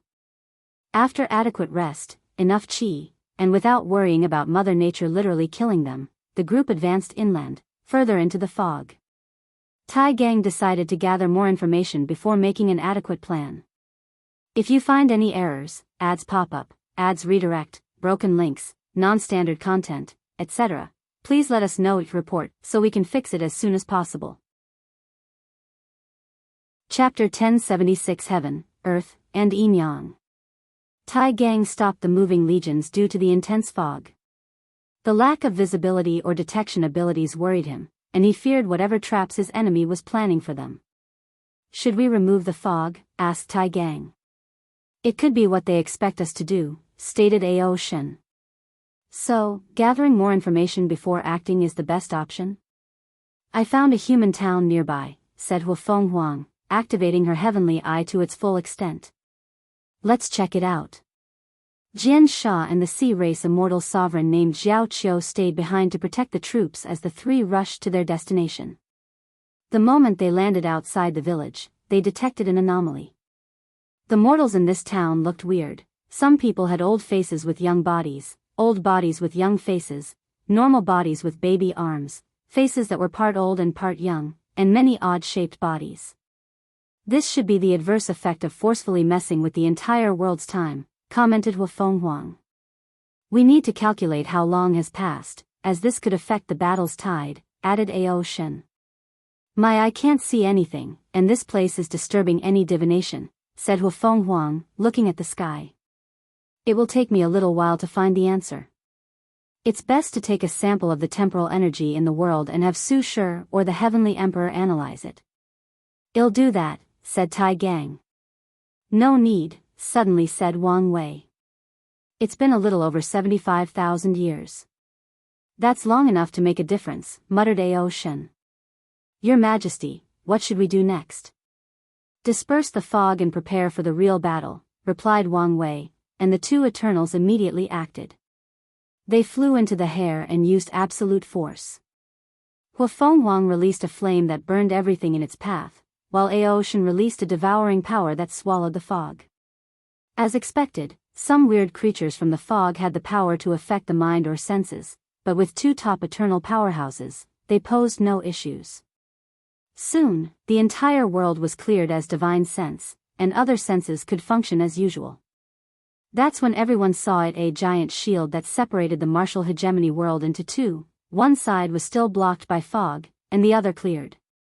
The world's composition was basic, an enormous consecutive continent with a few scattered islands. So, the separation was easily accomplished and apparent. So, that's their tactic, muttered Ao Shen. As he scanned his side of the formation, there were only sick mortals. All the cultivators moved to the other side. They even moved the location of their lineages to the other side. A yin-yang formation? Thought Hufeng Huang. She noticed the difference between their sides, which represented yin or evil, and the martial artist's side, which represented yang and everything good. Why does this array look even more powerful than the world-protecting one? She frowned at this thought before voicing her concerns.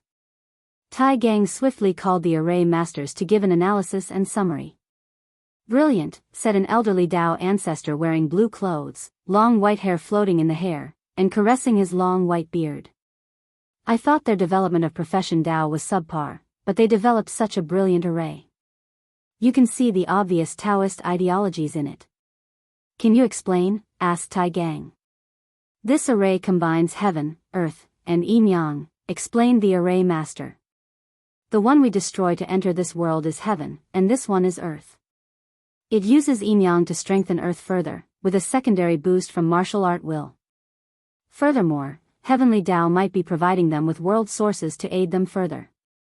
Tai Gang groaned, this is getting annoying. Can you break it?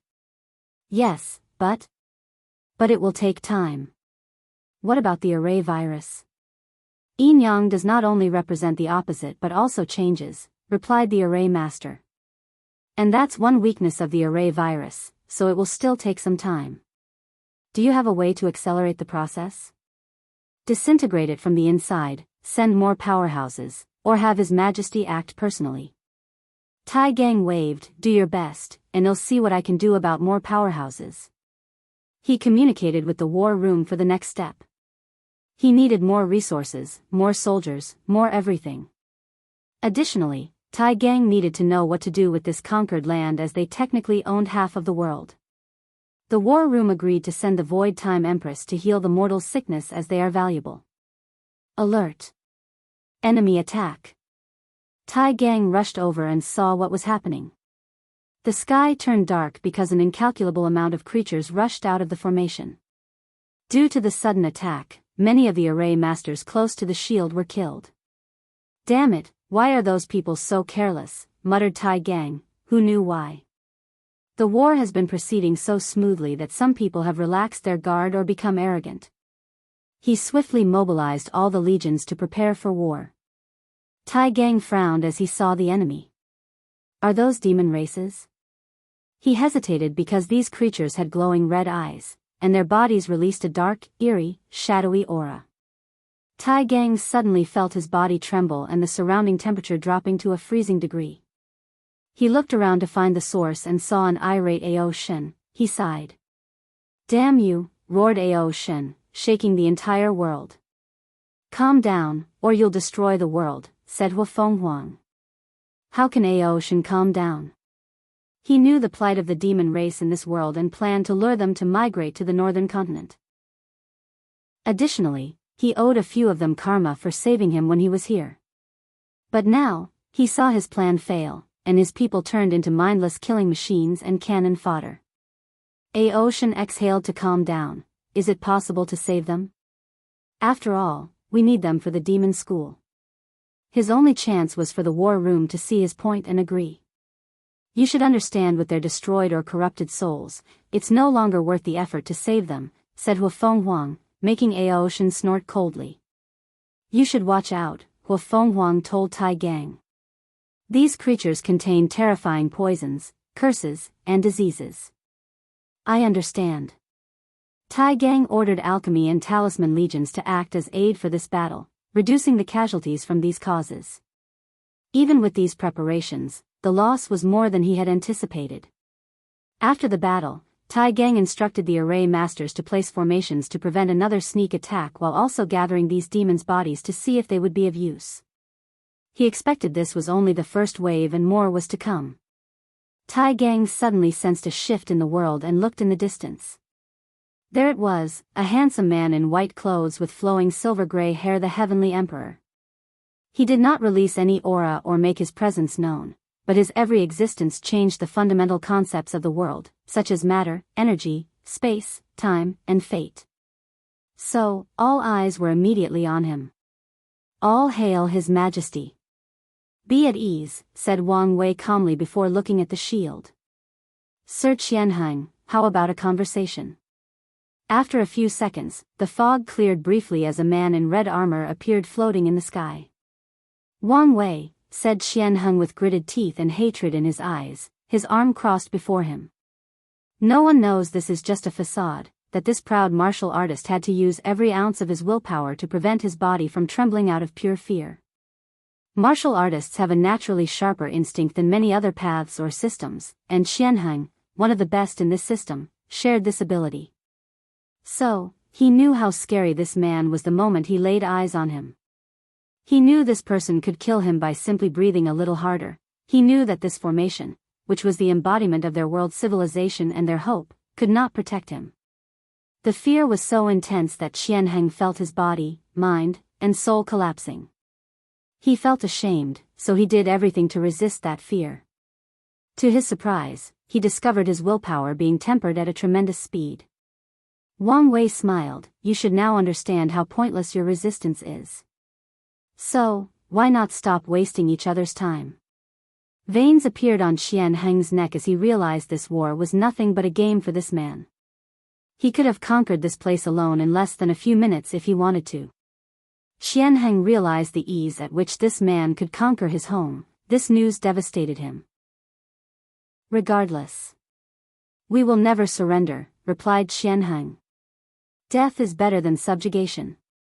If you find any errors, ads pop up, ads redirect, broken links, non-standard content, etc., please let us know your report so we can fix it as soon as possible. Chapter 1077 Traitors. So, you're doing all this because of pride? You will allow trillions to die for such a stupid thing? Asked Wang Wei. Not just any pride, but the pride of martial artists, replied Qianheng. If we back down now and surrender, the collective martial art will of all the cultivators in this world will shatter, turning our cultivation system into a waste. The core idea of their martial arts system is that they can bend and stretch but cannot surrender. Otherwise, no one will ever pass the death realm, let alone condense a golden body. So, this war has become one to preserve their world, culture, and cultivation systems. Not to mention, I believe you're a scourge to the lower dimension, continued Qianheng. I hope our resistance signals other worlds to resist no matter whether they are destined to lose. Wang Wei's eyes squinted after hearing those words. He noticed a strange destiny gathering around Qianheng. Interesting. Is this a natural response to true heavenly Tao's balance mechanism? True heavenly Tao must function based on balance, at least in the lower dimension. As such, even if the latter favored him and blessed him with a great destiny, it would also place difficulty in its path. Or is this Supreme Unity's last-ditch effort to prevent me from making the lower dimension enter an era of prosperity? Supreme Unity is one of the few things that can disturb true heavenly Tao's balance mechanism, making it act out of character or with true selfish motives. Xianxia or anyone who inherits this destiny is not a threat to me, but I should still watch them closely to prevent any unknown variable, concluded Wang Wei. His gaze shifted beyond Xianxia into the fog. What about you guys? His voice penetrated the fog and transmitted to all the top echelons standing in this world's court, watching and strategizing for this war. Do you also share the same idea as Qianheng? Do you want your world to suffer because of his choice? The room was quiet until Lightning Fist summoned the courage to speak. We do. She would never allow Snake Saber's sacrifice to be in vain. So, she was prepared to fight until her dying breath and would kill anyone who betrayed the world or surrendered. After she spoke, the others also followed. Whether they honestly shared this sentiment or wanted to follow the crowd, it did not matter since they agreed on fighting until their last breath. What a shame, sighed Wang Wei before his eyes shifted to Reverend Tranquility. Although he was not present in the room, everyone could tell who he was looking at. The people from the Celestial Harmony world? What? What are you talking about? Said the Reverend with an ugly expression. What a brilliant plan, continued Wang Wei. These Taoists cut off one of their legs to ensure they could leave a pawn in this world, and then they began their invasion from the shadows. They controlled 70% of this world's professional Dao, especially the alchemy Dao. Then, when the time comes for their return, they only need to stop providing their service, and this world will enter a long period of chaos as people realize they can no longer acquire the resources they need to cultivate. By then, an invasion has a much higher chance of success. What a brilliant strategy. I wonder who came up with it. The room's temperature immediately dropped to freezing as countless eyes stared at Reverend Tranquility. Don't listen to him, said the Taoist martial artist. He's planting seeds of doubt, trying to disintegrate us from the inside. Despite the logical arguments behind these words, the people could not stop their wariness as the first Heavenly Emperor's words contained a glaring truth. The Peaceful Life Palace does control 70% of the professional Daos market, and if something happens to them, the world would be chaotic. The Peaceful Life Palace has had a monopoly on the best resources for Tier 4 to 6, which is the realm that requires the most resources. Numerous top emperor lineages spend a lot of money buying life energy pills, and its varieties like Yin-Yang Life Energy Pill, for their factions. They might have the recipe and alchemist to refine some of these pills, but they want their heaven chosens to use their best, and only the Peaceful Life Palace can provide these pills. Reverend Tranquility is right. Don't listen to his nonsense, said Xianheng. Tell these Taoists that I'm interested in a conversation with them, said Wang Wei before his gaze shifted to the new eternal powerhouse of this world, the celestial demon cult leader. The same for the people behind you. Wang Wei left, not caring about the chaos his words will cause. He walked to an established tent and summoned the eternal powerhouses. You should all be careful as this war might have outside interference. Don't be careless and suffer, warned Wang Wei. We understand. A.O. Shen, go on a diplomatic mission to the Sea Race leader. Convince him to join our side, explained Wang Wei before summoning a healing pill. What is this for? Asked A.O. Shen. These martial artists injured him when he refused to join their side. He is currently hiding in the sea with a few surviving demon races. Give this pill as a gift even if he does not join us. There are surviving demons? He had scanned this side of the world and the ocean and found nothing. Yes, but only a small percentage, nodded Wang Wei before giving him the location. Be careful and respectful. That old turtle is very powerful. It took all their eternal powerhouses to injure, and even then, they only succeeded because he was protecting his people. Wang Wei was not exaggerating as he was shocked when he saw what happened. He had never met such a powerful immortal sovereign. How strong are we talking about? Asked A.O. Shen. Compared to 5-fold battle realm, and he's equal to 6-fold in the ocean. A hidden eternal emperor? No, he's an immortal sovereign. Can they reach such a power level with the lower dimension suppression? Asked A.O. Shen. Apparently, yes, but only with enough time. How long has this turtle lived? He survived the Null Era, so he can be called ancient. Now it makes more sense, nodded A.O. Shen. Go discreetly, added Wang Wei before dismissing everybody. Then, with a wave of his hand, a screen floated before him, showing a beautiful face after a few minutes. Sword 1 appeared on the screen without her mask. Sect Master, she saluted. We're alone, so there is no need for the formality, Wang Wei replied casually. What's the latest news? The same. They want to intervene in this confrontation but still fear you. They've been putting more pressure on He, asking him to fulfill his promise. Wang Wei nodded. What's He's response? We haven't found out exactly, but we know he's placated many factions while the rest are still mad at him. So, he might be already prepared or still preparing, uttered Wang Wei. Has our business been affected? On the contrary, it's booming better than before. They are trying to appease us and have opened many doors for us, explained Sword 1. Of course, that's a facade. When the moment is right, they will strike and take everything. Wang Wei nodded as this tactic was obvious. What about the Star Beast world? How is their business? Some people tried to sanction them until we intervened, and they backed down. They also started treating them like us. Wang Wei did not say anything as he became lost in his thoughts for a few seconds. Anything else to report? Someone wants to propose expanding the hub to all world communities before gathering everyone's power to deal with us. We've temporarily delayed him until you decide what we should do. There is no need to delay him. A rapid expansion at this stage of the game will only scatter their forces and make them even more vulnerable.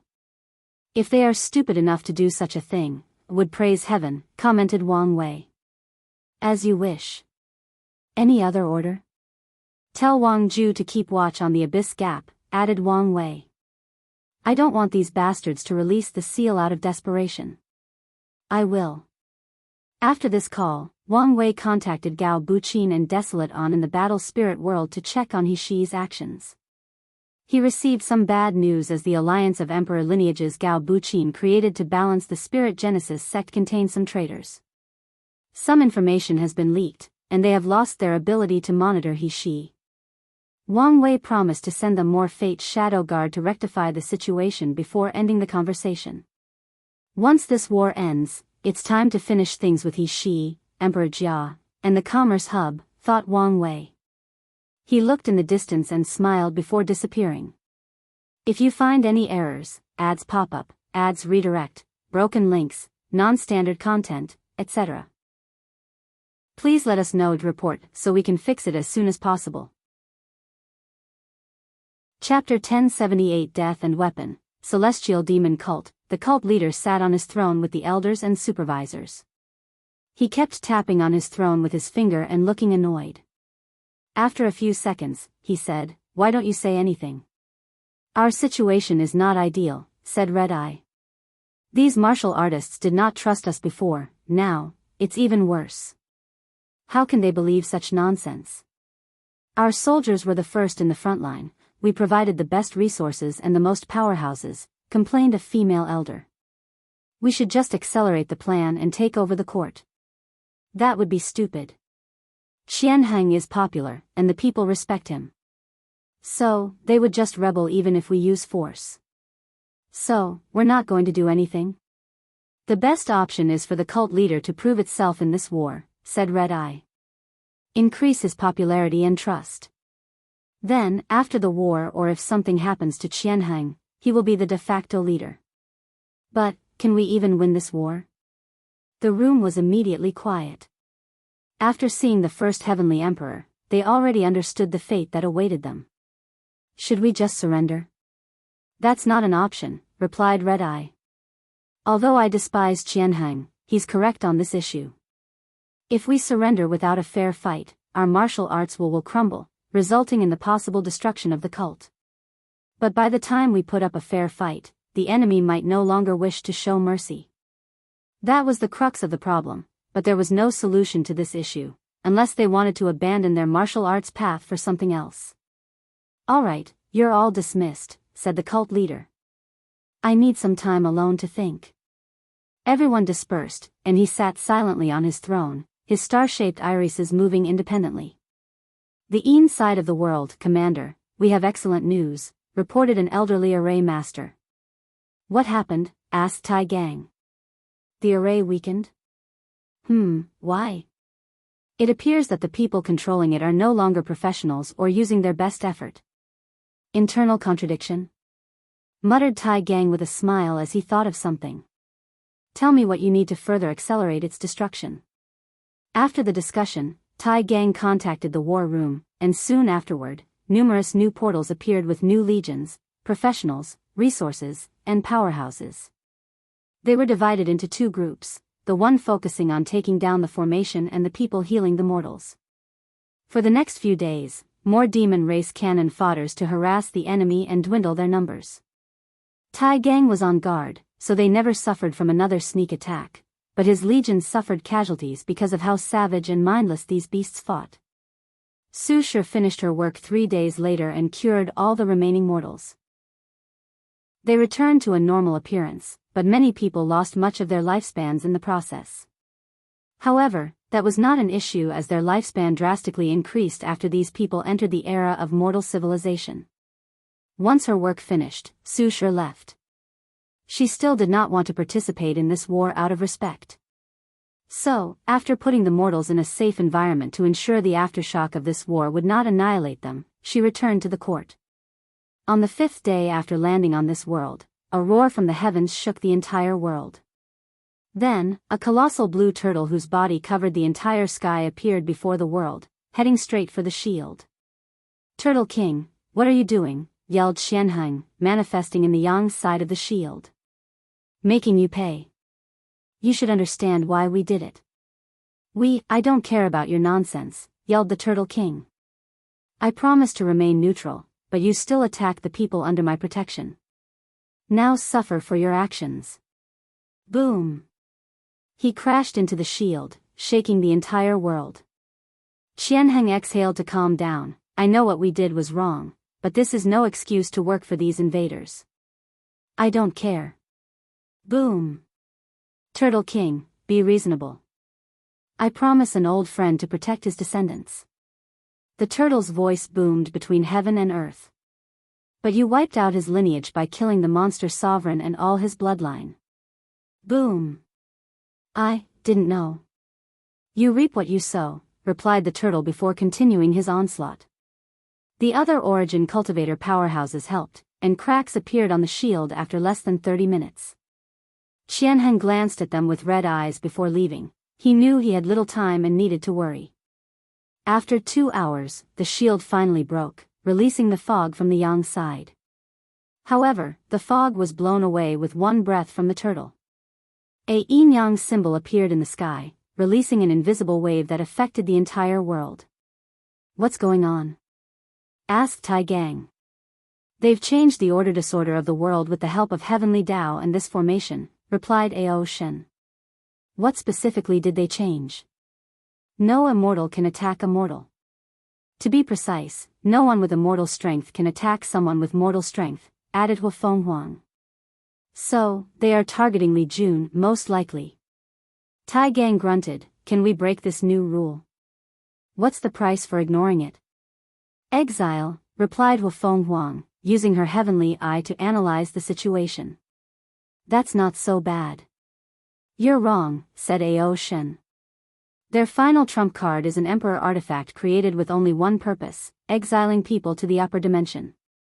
If you add the world source they are willing to spend, this is a problem," added Hu Fenghuang. "Wait, if they have such a trump card, why not use it as a sneak attack? Why use it as the eye of a formation, which will make it easier to be discovered?" "I don't know," shrugged Ao Shen. "It might have to do with the fact this artifact seems to require the formation to function," added Hu Fenghuang, making Tai Gang frown. This group did not know that the first Eternal of this world, the one with the martial ancestor destiny, the Eternal Fist Emperor, left this artifact to protect his homeworld. However, he also had selfish desires. He wanted his family to last, so he left the restrictions that only his bloodline could activate the artifact. Sadly, even with destiny protecting them, his family became extinct, and the artifact was lost and became useless. Someone revealed news about the artifact, and the Peaceful Life Palace used this brilliant formation to activate it. As this group had a swift conversation, the situation was rapidly changing. A cage or barrier suddenly appeared around the Turtle King, sealing him. No one had time to react. "What is it now?" complained Tai Gang. "Heaven, earth, and human. This is the human array," said Ao Shen. "We should have seen this coming." He swiftly analyzed the situation, and there was good news. This formation was the weakest, so the Turtle King could escape on his own. The enemy's plan was most likely to temporarily remove him from the battlefield. "Watch out," yelled Hu Fenghuang, but before she could react, Qianheng and the cult leader appeared next to her, blocking her path. Meanwhile, Ao Shen suddenly had dark marks all over his face and body. "This is that bastard's curse? Isn't he dead?" Lightning Fist, Purple Dragon, and another immortal sovereign appeared before him and used their most potent attacks. Their objective was obvious: kill him as soon as possible. They had a fourth eternal powerhouse, but their job was to hold off the enemy's other two immortal sovereigns. Boom! Ao Shen flew into the distance, his black armor full of cracks, broken bits, and blood dripping from his ear and nose. Despite his appearance, he was only injured and not dead, all because of the whip on his hand, which was composed of dragon scales. People thought he asked for precious resources to exchange for the immortal sovereign. Still, only he knew that he asked the Heavenly Emperor to give him enough time to finish his Proving Tao artifact as soon as possible. Then, according to his plan, he turned his former body into a multi-purpose whip. Ao Shen's aura increased with the weapon at hand. He licked his lips as he looked at his opponents. "I'm going to enjoy slaughtering all of you, especially you. I will ensure you stay dead this time." "How can the plan fail?" muttered Purple Dragon, but Ao Shen would not tell him his former body contained a trace of chaos bloodline, and he has too many abilities to deal with curses, even if it's one of the very best. Ao Shen was about to move when he sensed something. As he gazed over, he saw Qianheng and someone else sealing Hu Fenghuang before a third person wearing a hood appeared and attacked her. "She won't survive this one," he thought calmly. He detected the eternal aura from the hooded individual. Boom! Hu Fenghuang had no chance to react, and her body and soul were annihilated. Of course, as an eternal, she did not experience true death. Swish! To everyone's surprise, Hu Fenghuang appeared perfectly intact, except for the irate and fierce look she gave her attackers. She had never been so angry, and for good reason. After many years of hard work and unparalleled talent, she finally turned her phoenix bloodline into a longevity bloodline, granting her an extra life. But she had to waste it on this war that she thought would be a piece of cake. Although she could regain that life with enough time and resources, Hu Fenghuang did not know whether she could succeed during her time in the lower dimension, a fact that has greatly hindered many of her plans. "I'm going to make you pay." However, before she could act, the sky suddenly changed. If you find any errors, ads pop up, ads redirect, broken links, non-standard content, etc., please let us know it report so we can fix it as soon as possible. Chapter 1079 Dark Illusion. I haven't gone after you, but you, little rats, dare to show yourself before me. Wang Wei's voice echoed between heaven and earth as a towering hand descended and caught the hooded individual. He tried to resist, but it was futile. People stopped to watch everything before focusing on their battle. Ao Shen faced three opponents: Lightning Fist, Purple Dragon, and Divine Armament Body, a 3-meter-tall burly martial artist with hoe hair, not a monk. However, despite being outnumbered, his eyes indicated he saw these people as only prey. "Flower Blade is asking for help," said Lightning Fist through divine sense. "Can't he hold any longer?" "I don't think we'll be able to deal with that dragon anytime soon," Purple Dragon replied. "He's holding 2 enemy immortal sovereigns. What do you think? Tell him to sacrifice as many first-class insurgents as he needs to buy us enough time. Let's see what His Majesty has to say about this." Hu Fenghuang had already activated her awakening, as she stared at the enemy. The cult leader's strength is only 3-fold, an indication of his talent, but the ring boosted him to medium 4-fold, and even later stage 4-fold, she thought with a frown. The good news is Qianheng's strength has weakened. Qianheng was only 2-fold, and the ring pushed him to peak 3-fold. Now that he had handed over the death ring, his strength returned to its original level, but he improved during the 75,000 years of training and reached a lower threefold. The situation is not ideal to me, summarized Hufeng Huang. Although she did not want to admit it, she was currently no match for the cult leader unless she came up with a solution, not to mention an additional Qianheng. Flower Blade is asking for assistance, communicated Qianheng through divine sense, making the cult leader frown. He would prefer they fought together to ensure victory, but he also understood the need to protect their eternal powerhouses. You can leave. I'll be fine here alone. His people told him to show off during this fight to increase prestige, and this was the perfect opportunity. Qianheng teleported into the distance, and Hufeng Huang squinted her eyes. What do I call you? She asked. Why does that matter? I want to know whether you'll be memorable or not. Hee hee, what an interesting woman, chuckled the cult leader, who fully activated his awakening, who was a similar vision type as Wang Weiss. A black or ominous star appeared floating above his head. The title is Demon Star Eye Emperor. That's a mouthful, mused Hufeng Huang while she chanted in her mind, by my noble blood, I, the matriarch of the Hua clan, call upon all the ancestors' spirit to bless me in this upcoming war. Numerous spirits or phantoms manifested above her head before turning into golden motes of light and entering her body. With the blessing from the ancestors of the ancient clan, her aura drastically increased, reaching the same level as Su Shi, fourfold peak. The cult leader's face changed, and he hurriedly mobilized more power from the death ring. No, you don't, said Hufeng Huang. Wang Wei told them not to waste time and end this war as soon as possible.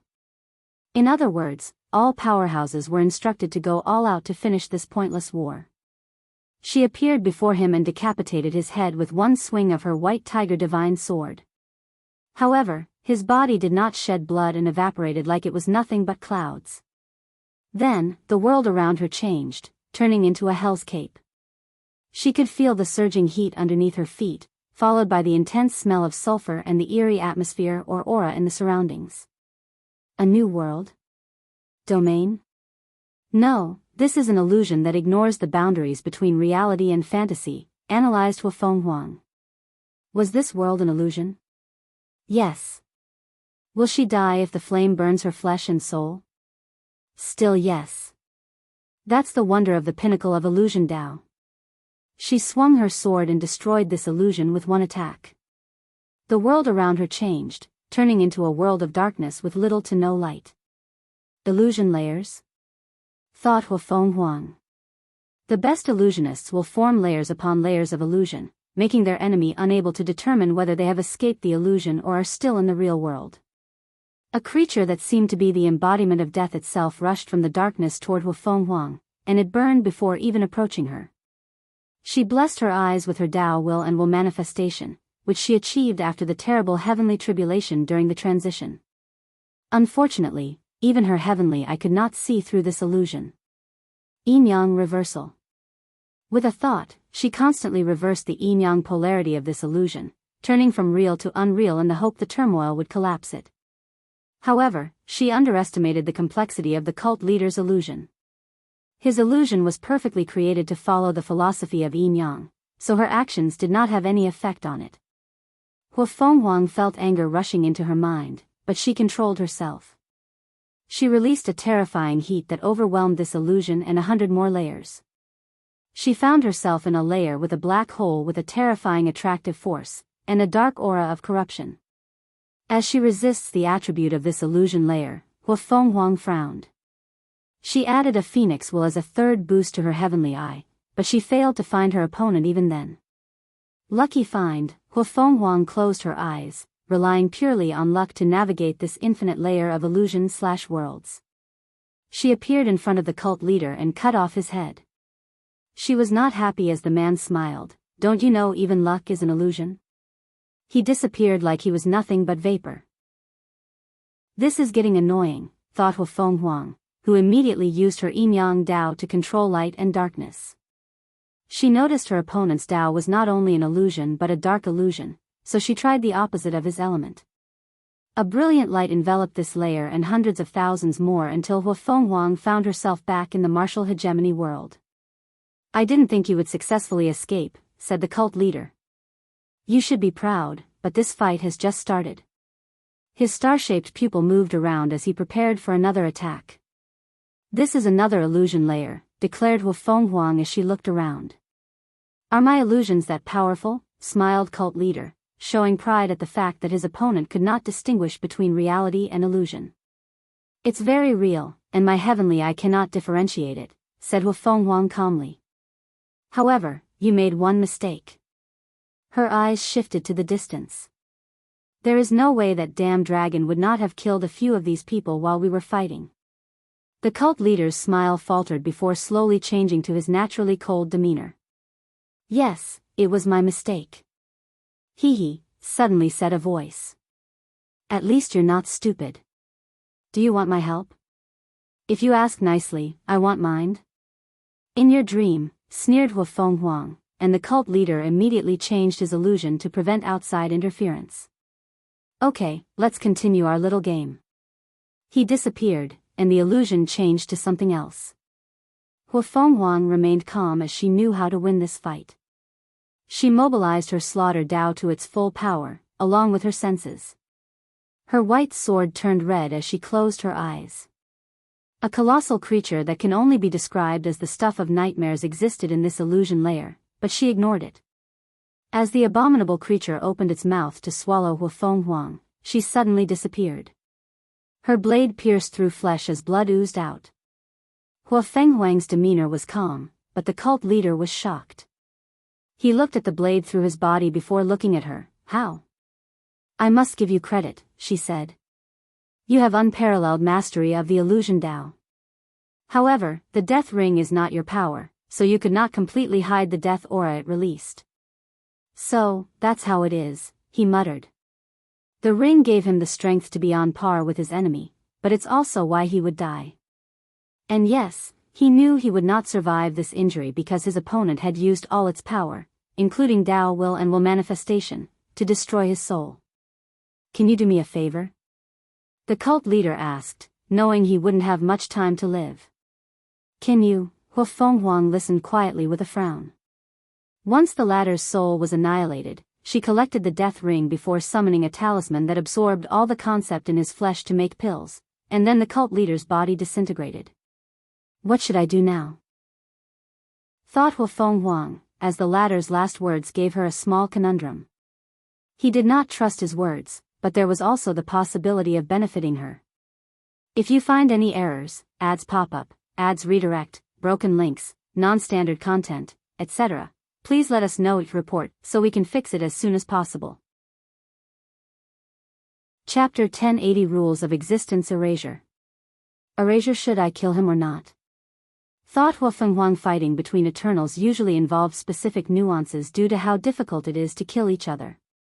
So, after killing the cult leader, she needs to decide whether it's worth the trouble of granting him true death. She must find his Dao imprint, erase his history, and track down his secret vault. Huang must consider whether her relationship has reached the point of making all the effort.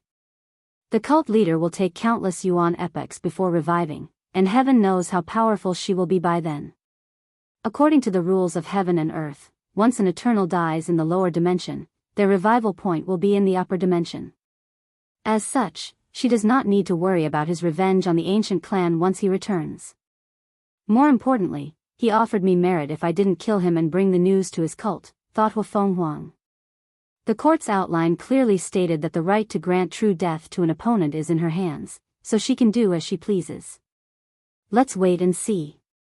She turned around to check the situation and saw Aoshan fighting Xianxia. A few minutes ago, Myriad Emperor World, after capturing that rat from the upper dimension, Wang Wei immediately began to gather information or data on the latter. As expected, the events from the latter's time in the upper dimension were exceptionally protected to the point he could not do anything. However, he knew almost everything that had happened since he had descended to the lower dimension. Wang Wei sifted through all the information and retained the most useful one. Firstly, the spies had elected a new leader after Parasite's demise. Secondly, this man was nothing but a sacrificial lamb sent to see how Wang Wei would react. Thirdly, these spies had successfully infiltrated the upper echelons of the commerce hub and were using its power to create a major plan to deal with them. Fourthly, they have contacted He Shi to use the broken Empyrean artifact to hide their information from divination or calculations. Lastly, and the most important news, these people were scared of Wang Wei's strength and had thoughts of abandoning or, at the very least, delaying this mission for as long as possible. However, they received a message from their boss in the upper dimension. From what I know, the 7 moons have now shown up after a long time, but the fact they've sent a message to the lower dimension is an indication that they have not completely removed their eyes from the world, analyzed Wang Wei. He classified this information as important and with a high possibility of being sold for a decent price. Many things lead to the commerce hub and He Shi. I don't know if this is a coincidence or not, but it's about time I truly focus on removing these 2 variables, thought Wang Wei before glancing at this man. He wanted to erase him from history through karma threads and remove his Tao imprint. Killing him would not be challenging, especially since he did not have to worry about the latter's secret vaults since he had not had an opportunity to do so yet. However, would this man be completely dead after doing this? Not necessarily. Why? Because a paragon would still remember him.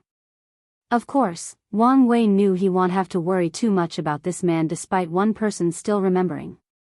An eternal emperor's existence has been sublimated to no longer be limited by their body and soul. Their memories, history, impact, and names are extensions of their being or existence. However, Grand Tao has placed restrictions on an eternal's immortal existence. After too much of a person's existence has been removed, it becomes exponentially harder to revive them. In other words, once only 1, 2, or a measly 5 individuals remember an eternal, Grand Tao's rules will activate and interfere in their revival. By then, the karmic connection determines whether they can be revived. For example, if a paragon meets an eternal somewhere and locks eyes for 5 seconds before leaving, the paragon will remember the eternal. However, if that eternal dies and the person is not strong enough to remove the memory from the paragon's mind, the eternal cannot be revived due to their weak connection. The best move is to keep this man alive, analyzed Wang Wei. One of these parasites might be willing to go the extra mile to revive this guy to get more information from him, or they might deem him useless. It could go either way. However, if they choose to save him, he will reveal information about me, especially my strength. So, the best move is to keep him alive in the lower dimension, where they cannot access him. He pointed at the man to place a potent seal on his body before sending him to the sect with instructions on how to deal with / imprison him. Then, he focused on this war. Martial Hegemony World Ao Shen's whip slapped Purple Dragon, breaking through the repulsive force his body was releasing. The force behind the whip sent him flying while leaving marks on his crossed arms. Lightning Fist thought this was an opportunity, given how long the whip had elongated, so she rushed forward with hands glowing with lightning. Unfortunately for her, the scaled whip had retracted, and the scales fit together into a sword, slashing her body. Her enemy's speed and reaction caught her off guard, and she did not respond. Luckily, Divine Armament used a spell to exchange places with her, blocking the attack. Divine Armament body is known for its body refining, which focuses on the extreme end of defense. So, he thought he could block that attack with relative ease, but he was wrong.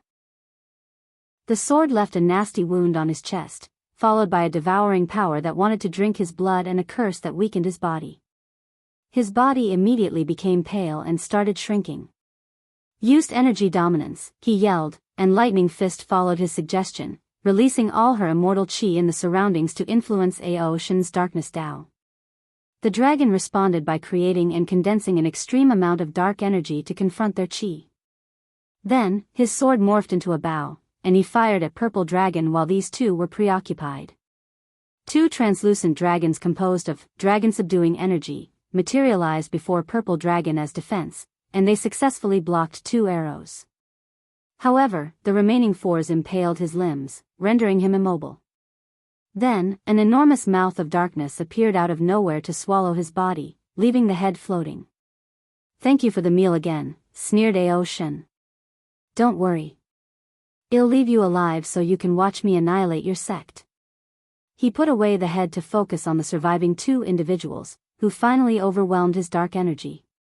Divine Armament's face was pale because of the blood he had lost, but he had returned to his regular body shape. Meanwhile, Lightning Fist looked at Aoshin with hatred. She had lost another companion. We need help, communicated Divine Armament. True, but there is no one else. His Majesty should be able to deal with the 2 immortal sovereigns independently, leaving Flower Blade to help us. This might be our only option, replied Lightning Fist with a sigh. She swiftly contacted Xianxia to tell him about the situation. Can't you guys hold any longer? Asked Xianxia. We're so close to killing those 2. I don't think we can. He's out for blood and way more powerful than the last time we met him. Xianxia grunted in frustration. Fine. Shadow Whip. Aoshin's whip turned invisible or undetectable before attacking those 2 without any restraint. Divine Armament's body released a golden shield, and Lightning Fist generated a second layer of lightning shield, but the whip forcefully broke the first layer and corroded the second. None of them could even see the whip and prepared for a terrible blow, but at the last minute, a wall of flowers appeared before them, blocking the whips before dispersing. In a short period, the flower brought them, and they teleported beside a handsome man wearing blue clothes embroidered with flowers. I'm glad you're here, said Divine Armament. Me too. Now is not the time for chit-chat, said Flower Blade. We must do something. Is it possible to exile him? Asked Lightning Fist through Divine Sense. These people already detected the artifact's ability and have been on guard. Flower Blade tried this on Xianxia and the Sea Immortal Sovereign when he had to hold them off alone, but they saw through his plan and evaded. But this might be our only chance, added Divine Armament. We must exile the dragon before helping His Majesty deal with the Immortal Sovereigns before dealing with the Female Eternal and the Turtle King. The others grunted as they knew this was the truth. Meanwhile, Aoshin had a bright smile on his face. More resources, he declared. If you find any errors, ads pop up, ads redirect, broken links, non-standard content, etc., please let us know each report so we can fix it as soon as possible. Chapter 1081 Last Resistance. Flower Blade went on the offensive.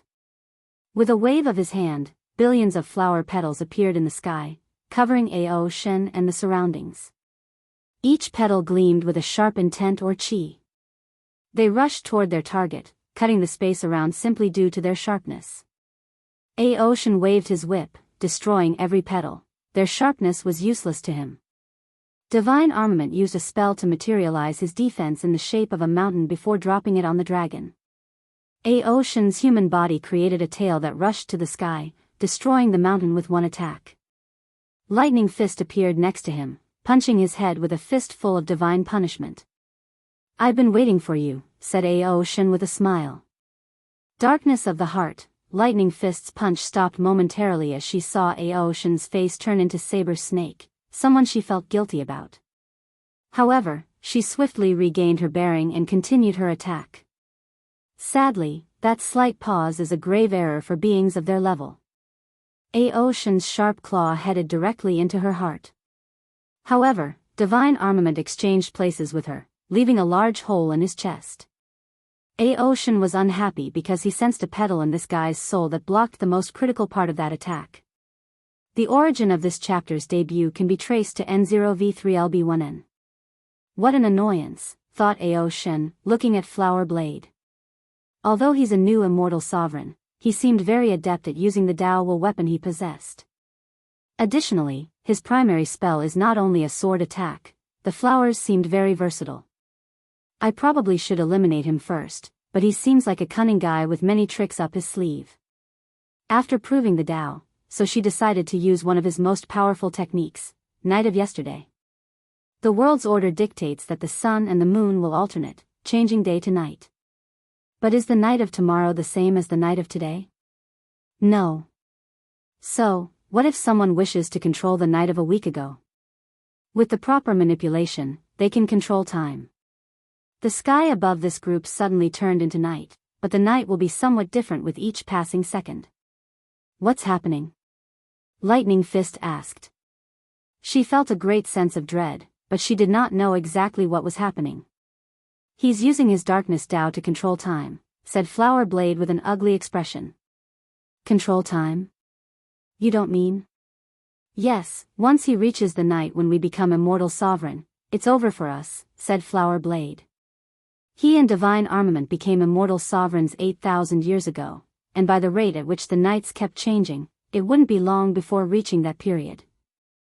He could already feel his body weakened as he became younger. We must kill him as soon as possible, said Divine Armament. Agree.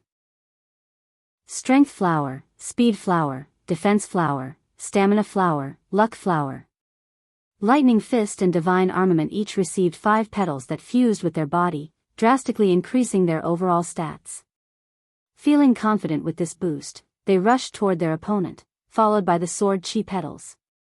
The plan has not changed: restrain the enemy to exile him into the upper dimension. Suddenly, Flower Blade felt a strange urge. He felt something creepy, eerie, and fearful behind him. The corner of his eyes seemed to have seen something, and without realizing it, he turned his head to see what it was. Nothing. It was empty. He immediately knew he was being tricked and turned around, but it was too late. Shadow tentacles had restrained Lightning Fist, and Ao Shen's claw had pierced Divine Armament's head. Flower Blade clenched his hands because he could no longer sense the latter's soul. Damn him, he roared in his mind, but he exhaled to calm down. He activated his petals to save Lightning Fist. It's too late, declared Ao Shen, and his words were immediately proven correct. Before the petals reached their destination, their aura suddenly dropped, and it was the same for their master. The 8,000 years had passed, and Flower Blade watched as a terrifying sense of weakness enveloped him. He wanted to sigh but immediately discovered something. He was tier 11, meaning his existence was higher than his opponent in the cultivation hierarchy. As such, although his body reverted to the immortal venerable stage, his soul remained at tier 11. He immediately mobilized as much power as possible. A pointless struggle, said Ao Shen, who pointed one claw at Lightning Fist's forehead, and her body fell into the sky as if it were the ground. With a wave of his hands, the 2 immortal sovereigns' bodies disappeared. Soul petals, translucent petals materialized before him, rushing toward his opponent. Ao Shen turned into a dark light to rush toward him, but his armor blocked all those petals. Then, something unexpected occurred. Flower Blade ran away. A martial artist that actually deserted? I did not expect this, mused Ao Shen, who knew this was pointless. His darkness time technique was still in effect, and he blocked the surroundings to prevent these people from running out of its range. He suddenly thought of something, and his body disappeared. He materialized from Flower Blade's shadow and immediately immobilized his body with a dark curse. I can't have you blow your body up and reduce my benefit, said Ao Shen. He killed this annoying human and put the body away. He cancelled his technique and looked in the distance. He saw Hua Fenhuang floating in the air with a black and white shield around her, her eyes closed, and the cult leader facing her. A battle of the mind? Interesting. He used an eye technique to see what Hua Fenhuang was experiencing. After a while, he suddenly said, hee hee. At least you're not stupid. Do you want my help? If you ask nicely, I want mind. Ao Shen's smile did not last long as the cult leader cut his connection to their mind battle. This guy is not bad. If he were in our world and lived under the pressure of that generation, his accomplishments might have been higher. Ao Shen looked in the distance. He had no desire to intervene in her battle. She did not need or want it, so he would not embarrass himself. Plus, there were strict rules about people's opponents. He sensed something approaching, and as expected, a battered Xianxia appeared before him. You look terrible, commented Ao Shen, noticing all the injuries on his body. He did not expect Xianxia and the others to push him to this extent. However, after thinking about it a little harder, it made sense. He heard the sword-casting villa would send 7 Emperor artifacts for him to use his created 7 stars dipper formation. Did you kill them? Asked Ao Shen. I should be asking you this question. No, they should not be dead since I don't detect any death aura from where you came from. Xianxia did not say another word. He had exiled these two, but not to the upper dimension. He sent them to a faraway world community to buy him some time while they tried to return. He already knew the answer despite asking what happened to these people. He felt an overwhelming sense of guilt, not only because of what happened to those four but also because of what happened to his world. He felt that things might have turned differently if he had been a better leader or less stubborn. Was I wrong? Asked Xianxia to himself. No, this is just the guilt talking. If the martial arts civilization had any hope to survive and have a chance to revive in the future, we must not surrender. If he had not done what he did, fewer people would have died, but their cultivation system would have crumbled. Then, the people would start using the origin system, thus starting their path of assimilation. Xianxia remembered when he started practicing martial arts. At age 3, he started medicine baths to lay the foundation. The other children cried except him, who endured everything because his father, an ordinary deacon of a medium sect, always told him stories about martial artists and their power. He wanted to be like the people in his father's story, so he bore the pain. At age 5, his father was crippled while on an outing in a secret dimension. He thought his life was finished, but his father told him he had gone into that place in the first place to find an internal force method that could be practiced at a young age. Such techniques were only used by geniuses in top sects, but his father risked his life for it. Xianxia practiced this method no matter how painful, just to lay the best foundation for himself. At age 7, his father died from the injuries, and before passing, Xianxia promised him to reach the pinnacle of martial arts. As time passed, Xianxia experienced many things, including a few sect-destroying events, until he met his master, who brought him to the Palm Peaks sect and became a top heaven chosen. His master was also a proud martial artist with only one dream, cultivating an emperor of the Axe Dao. Xianxia was devastated after losing the Heaven Will battle, feeling he had disappointed his master. However, the latter reassured him that he was proud as long as he never gave up. In all these situations, Xianxia always had one thing to rely on: his love for martial arts. If you find any errors, ads pop up, ads redirect, broken links, non-standard content, etc., please let us know. Report so we can fix it as soon as possible. Chapter 1082 Wrapping up. Xianxia's eyes became focused, flashing with an unwavering determination and madness. He loves martial arts with all his passion, and he will not allow his world's civilization to assimilate with another. Was this decision selfish? Yes, but he did not care. He was an emperor, and so was his right to impose his will and ideas upon others. In the end, I'm no different than him, sighed Xianxia before directly confronting Ao Shen. While the two were fighting, Hu Fenghuang was finally victorious in her battle. She gazed at them and said, "Why don't you let me get this one, and you can rest?" "Fuck off," replied Ao Shen. "All right. In that case, I'll go destroy the Dragon Rising sect." "You dare." He had been waiting to enact his revenge for so long, but now, she wanted to deny him the satisfaction. Boom. Xianxia took advantage of his distraction to injure him slightly. "See what this bitch did?" thought Ao Shen. "Why would I not dare?" replied Hu Fenghuang, making Ao Shen grit his teeth before snorting coldly. "Whatever. I'll just summon their souls and torture them for my revenge. I'll destroy their soul. Do you want to start a war? My demon race has no issue fighting your ancient clan to the death. Who's scared? I would love the opportunity to get rid of you."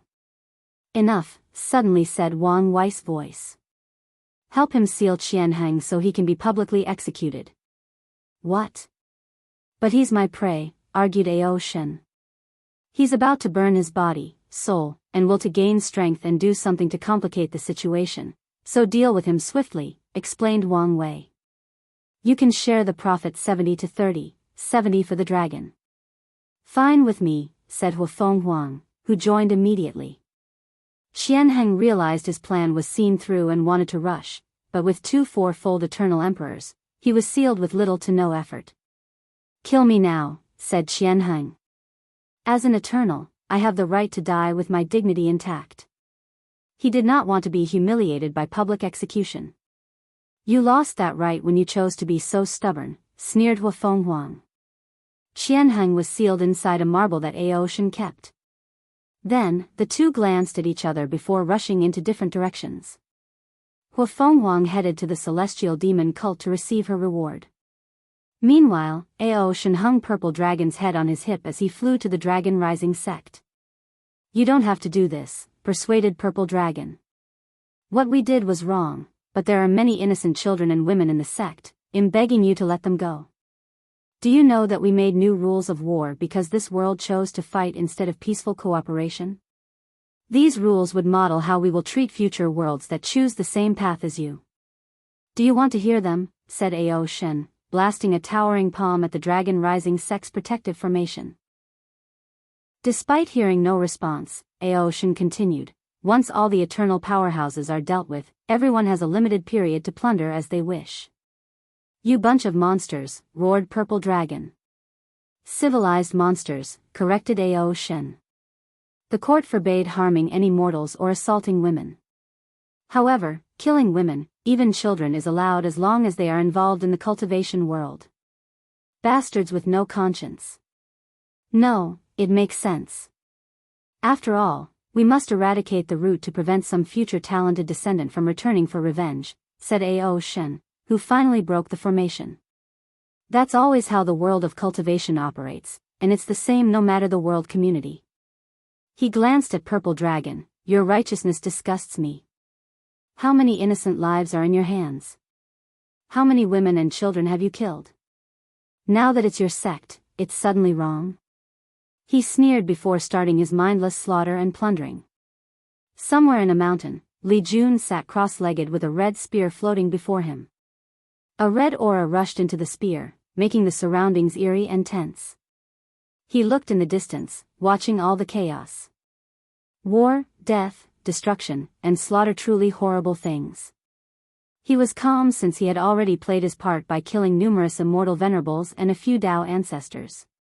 He was lucky their formation was not detailed enough, and the rules could not be made so that he could only fight Dao ancestors. After all this killing, I need a peaceful bosom to soothe my spirit, muttered Li Jun as the beautiful face of his wife appeared in his mind. He wanted to use the dream world to contact her, but he knew she was probably busy with all the other alchemists, refining pills non-stop. He closed his eyes to focus on his own thing. Di Jiaying was in the library of an immortal lineage she had just destroyed, reading all the martial arts books. She was intrigued by this world's cultivation and wanted to see if she could gain inspiration from it. She was satisfied with the results as she did learn a few things and had one or two ideas she wanted to try. She closed a book while looking in the distance. After this war, she would have stayed on the Heaven-Chosen list long enough to receive her reward.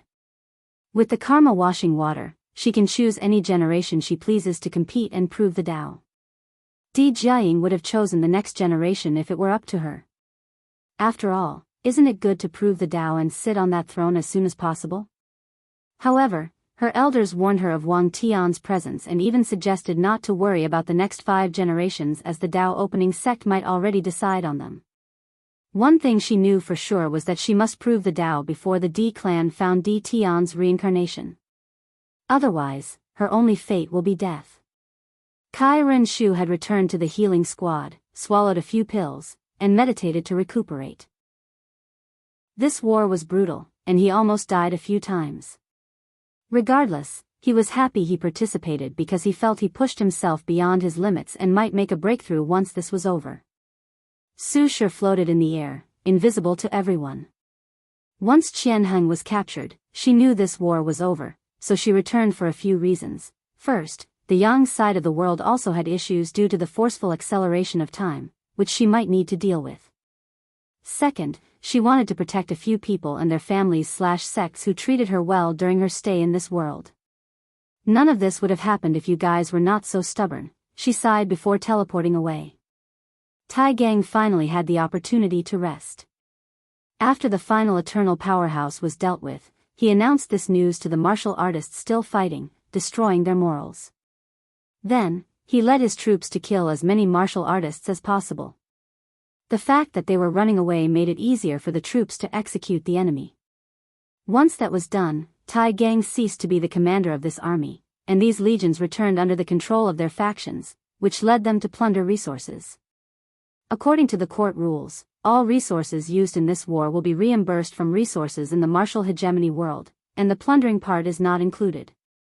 Tai Gang removed the top of his robe, showing all the wounds on his body. These martial artists were ruthless and treated him as the cause of what was happening, so they wanted to kill him at all costs.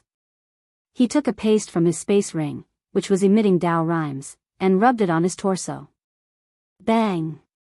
A lightning bolt descended from the sky, shifting Tai Gang's attention.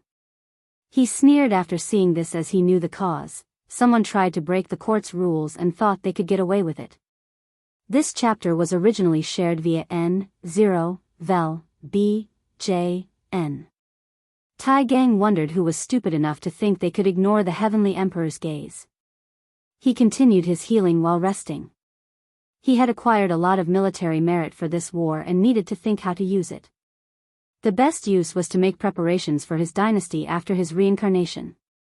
Time is up, suddenly said a voice, and everyone could hear it. Everyone looked at the sky, where they saw Wang Wei calmly floating. He calmly glanced as everybody rapidly recuperated, returning to their position. Wang Wei gazed at the freed Turtle King. You'll have to transform or shrink if you want to participate in the meeting. I don't want to do either, replied the turtle. I'll send a projection. That's fine. Wang Wei focused his gaze on this world's court. Most of the former leaders left to their factions to defend their legacy, but a few people remained, using the court's formation as their last line of defense. Wang Wei made a grabbing motion, and the court appeared in the void while also shattering all the formations. He appeared in the throne room, looking at these people who were trembling in fear. Without hesitation, he walked to the throne and sat down, making these people grit their teeth. If you find any errors, ads pop up, ads redirect, broken links, non-standard content, etc., please let us know each report so we can fix it as soon as possible. Chapter 1083 Punishment and Next Steps. Wang Wei waited until all the representatives from the Myriad Emperor world arrived, and he teleported the remaining survivors from the martial hegemony world. Even Xianxia was brought out to participate in this meeting, kneeling on the ground with his hands tied behind his back. It's all your fault, roared a representative from the Peaceful Life Palace. Due to their formation, they survived until the end of the war. Unfortunately, Reverend Tranquility was killed, so they sent Taoist Serenity for this meeting. If not for your betrayal, we might have a chance. Taoist Serenity remained calm, not saying a single word. No one could tell his thoughts or emotions, but his silence agitated many people.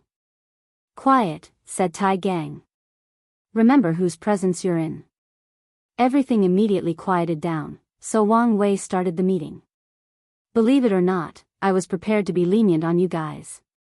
However, you made a blunder that will make my work harder. You killed too many mortals and almost wiped out the demon race. Your actions have directly affected my benefit, so you will be punished. The martial artists' faces turned ugly after hearing this, especially Golden Fist since this was his plan.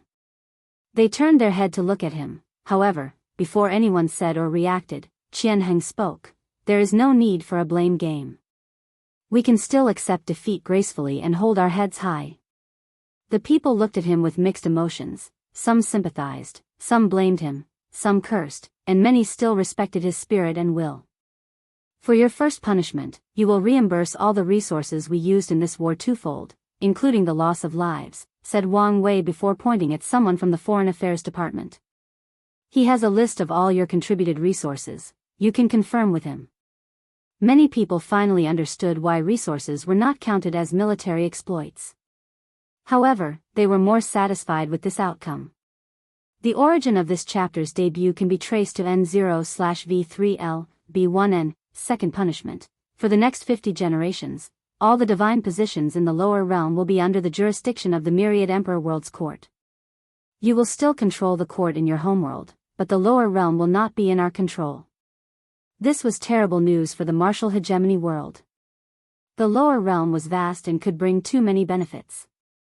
But for the next 50 generations, they could only watch as another world used its resources to nourish themselves.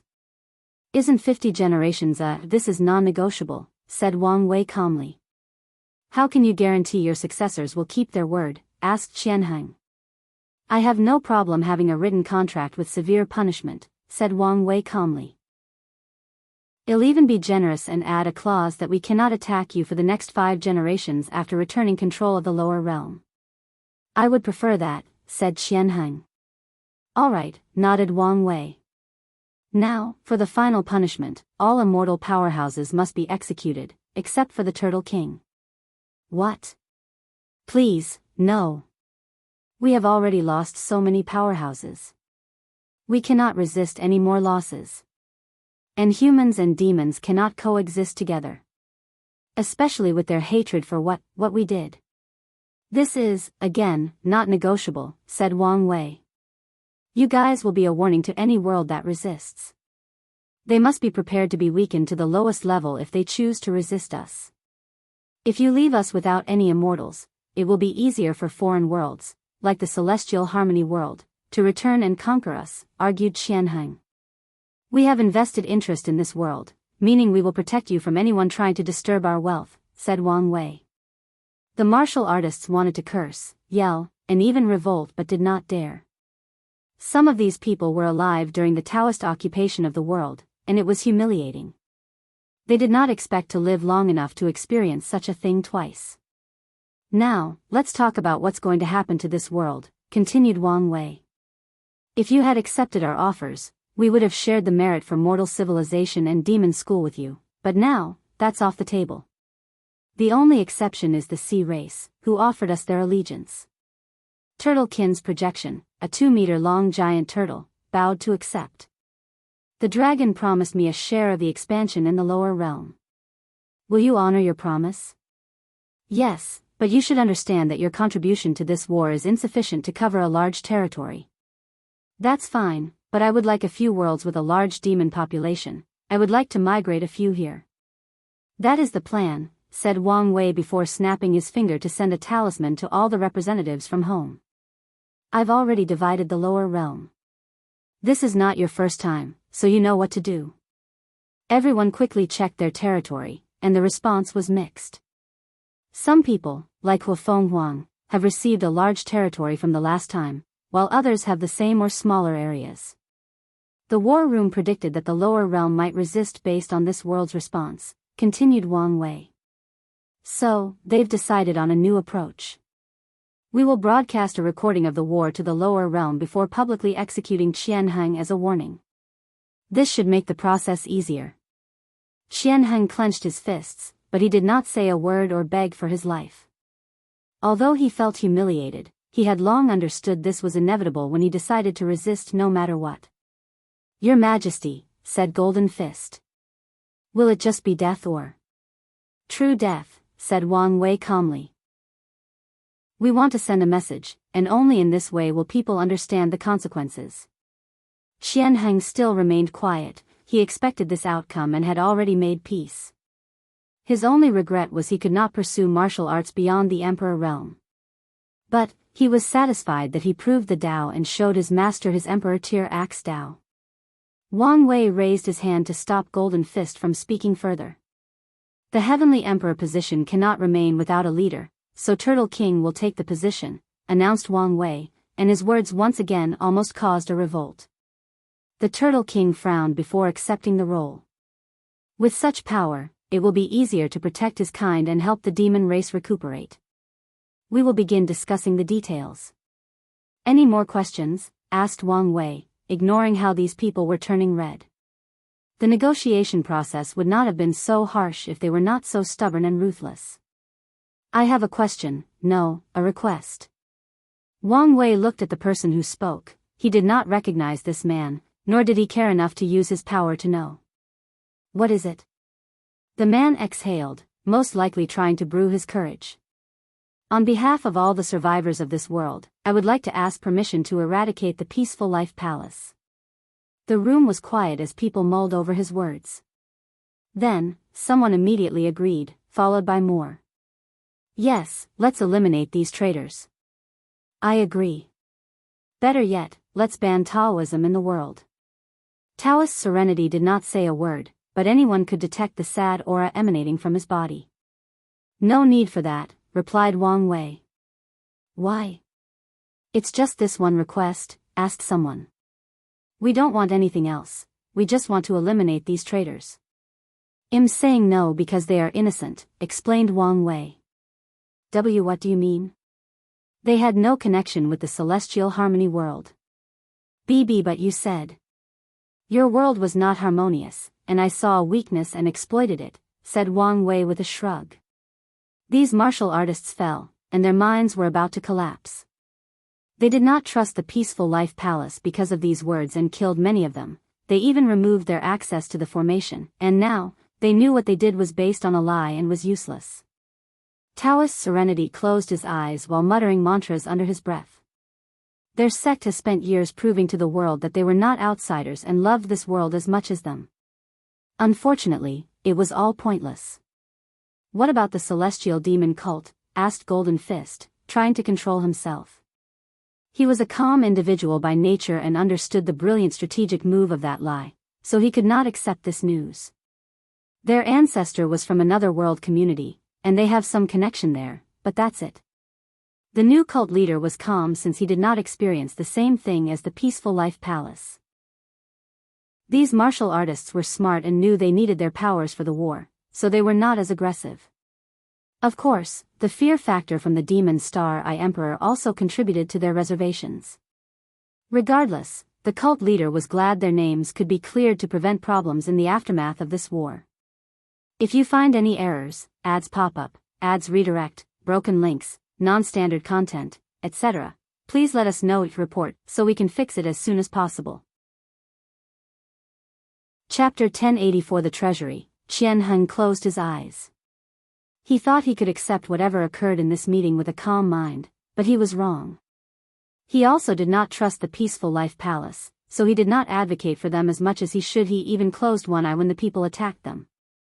If he had controlled his distrust of foreigners or thought more rationally and talked his people into leaving after this war to deal with the issue of the peaceful life palace, many things would have gone differently. Your Majesty, we have a request as well. Wang Wei glanced at Taoist Serenity. Oh, I'm listening. We would like to relocate our palace to the Myriad Emperor world. As soon as he uttered these words, the atmosphere in the room changed. The remorseful martial artists suddenly felt more guilt and regret. Now that they knew the peaceful life palace was innocent, they did not want to lose an emperor lineage with 5 great emperors. The Western Bliss sect representative frowned, while the Tai Profound Palace and other Taoist lineages had shining eyes. Are you serious? Asked Wang Wei. Yes, and we are prepared for a full relocation. We will change our citizenship identity and change our cultivation system. We only ask to preserve our Taoist traditions. Xianxia wanted to say something but was too ashamed, especially to Reverend Tranquility, so he kept his mouth closed. Interesting, uttered Wang Wei. And you don't blame me for falsely accusing you and causing so much pain and loss? All is fair in war, replied Taoist Serenity. I'll allow it, said Wang Wei with a smile. Since such a powerful sect wants to move into his world and increase its inheritance, why should he refuse? He turned his head to the corner to Daoist Evergreen, the department head of general affairs. Help them with the transition and treat them like our own. Also, work with foreign affairs to see if we can lure other powerful sects to our world. Your Majesty, is this a good idea? Said a representative. More sects will also mean more competition, and not to mention the issue of trustworthiness. All of you should already understand that from now on, all heaven will battles will reach a new height in competitiveness and should already prepare, said Wang Wei. However, you have a point. We can't allow people to infiltrate our world with this measure. Evergreen, you should be strict in your requirements for selection. As you wish. Any more questions, requests, or concerns? No one said anything, so the meeting continued. They discussed the gritty details before assigning people to different posts. After Wang Wei dismissed everyone, the people scattered. Some people stayed in this world to help it recuperate, some went to use their military exploits to increase their strength or get more resources, some returned home, and the rest started the expansion in the lower realm. Wang Wei was alone in the room, thinking about the war. He successfully gathered enough data for training and simulations, but it was not enough. The martial hegemony world was in a semi-isolated state, meaning they had little to no connection to other world communities, and they separated themselves from their lower realm. Many of the myriad Emperor world's future opponents will not be like this. They will have reinforcements from foreign allies and a large pool of soldiers from their lower realm. There is still a long way to go, muttered Wang Wei before looking in the distance. It's a shame no one came to their aid. He stood up, preparing to drink with Li Jun, when he suddenly noticed someone and teleported to them. Kai Song looked around at the destruction of the world, the injured mortals and cultivators, the violence, the cry of pain and despair, and the blood atmosphere that had enveloped it. What are you doing? Sect Master. You scared me. I've been here for a few seconds and even showed my presence, but you were too distracted to notice. Sorry about that. I was deep in thought. About what? I'm designing a puppet that embodies war and slaughter. Inspired by this war? Yes. You should consult Li Jun. I will, but I'm still in the early development stages. If you need help, don't hesitate to ask the sect. I know. Wang Wei nodded before frowning. Is something the matter? I just thought of a place that might contain a puppet you're interested in. Oh, where? The Great Qin Treasury, replied Wang Wei. He realized had been putting this thing off for a while, and now was the time to open it. Great Qin? Are you talking about the terracotta warriors? Kai Song read the sect's secret archive and learned about Great Qin and its history. Can you take me with you? No, it might be dangerous, replied Wang Wei. After I open it and get my hands on what's inside, you can study it as much as you want. All right. Wang Wei chatted with her briefly before leaving to see Li Jun and had a drink. He did not immediately return and stayed until Xianxia was publicly executed, and he ensured he was completely dead. The world then forgot their first heavenly emperor, and the Palm Peak sect lost an eternal. Xianxia's master committed suicide right after witnessing his disciple's public execution. In some twisted way, he was lucky he died so quickly, as he would have to forget him instead. Wang Wei returned to his court, and without hesitation, he summoned the human destiny sword and quietly activated it. He immediately sensed a hidden pocket dimension and crabbed it into the court. He used his divine sense and fate Dao to check for danger or anything worth paying attention to, but there was nothing. So, he entered without hesitation. The human emperor left a trial for whoever the sword chose, but this was nothing for Wang Wei. He debated whether to pass the test or just bypass it. His hesitation was not out of fear that his actions would activate a hidden mechanism to destroy what's inside. That's not possible with the disparity between his current strength and the human emperor when he created this thing. His only worry was whether the human emperor would send a projection to contact him, which is also why he waited so long to open the treasury. Knowing the human emperor was the first Qin emperor and from Earth and the prehistoric world, Wang Wei wanted to meet him only after becoming a paragon. After mulling it over a second, he decided to bypass the test and went directly to the core. Many puppets and formations tried to stop him, but it was useless. Once he reached the core, he found 5 rooms. The first room contained an enormous garden with countless well-preserved spiritual herbs, many of which were now extinct. Wang Wei sensed the power of the Grand Dao source and flew to an isolated area. These herbs have been nourished for so long that they've become top emperor resources, he muttered with shining eyes. He waved his hand and put everything in this garden away before heading to another room. The second room contained many weapons, including emperor artifacts. However, what truly surprised Wang Wei was the 2 Dao Will artifacts that survived for this long. He was intrigued and investigated, realizing that the formation used to preserve these artifacts was unique. Miscellaneous one should love this formation, thought Wang Wei before collecting it. The third room was Kai Song's heaven. Hundreds of millions of puppets, and at the front, Wang Wei saw terracotta warriors, which were immortal tier puppets. Wang Wei found something interesting, and it was not the 2 eternal class puppets. He picked up a gray ball to analyze. This is perfect for Kai Song. The gray ball was a puppet embryo. After refining it, the owner would own a puppet that grew with them. From his divination, Wang Wei knew this thing would also become emperor grade after its user proved the Tao. I wonder whether the human emperor cultivated puppet Tao or was there someone else in his team with such accomplishment, thought Wang Wei before heading to the fourth room, which was a scripture room. There were many techniques, but only two caught his attention. The first was an incomplete puppet scripture and the human emperor's, myriad emperor Tao scripture. As Wang Wei flipped through the scripture, his brow furrowed. There is something wrong with this scripture. Despite how he felt, he could not find anything wrong. He trusted his intuition and would not leave this technique to the sect to prevent future trouble. He put everything away before flying to the last room. There was nothing except for a blue stone at the center. Wang Wei approached and checked thoroughly before picking it up, and a message immediately appeared in his mind. After becoming the Heavenly Emperor, a path of unparalleled power will be open for you. If you find any errors, ads pop up, ads redirect, broken links, non-standard content, etc., please let us know your report so we can fix it as soon as possible. Chapter 1085 The Oath. Wang Wei sensed the stone was about to scan his body to check something and swiftly sealed it. He knew what this stone was and did. He deduced what the human emperor was planning. One of the things he and many people of the world have been wondering for many years was why the human destiny sword appeared in this generation and why it chose Sun Jiaolong. Everything made sense now. The sword appeared at the correct time when the Heavenly Emperor position would appear and it chose someone to compete for the position. Then, the human emperor's inheritor would come to this place and get his technique and this blue stone before directing them on how to become the Earth and human emperor. The stone should contain the essence of the human emperor title and instructions on becoming the Earth Emperor. It should also be the catalyst to fuse these three different positions.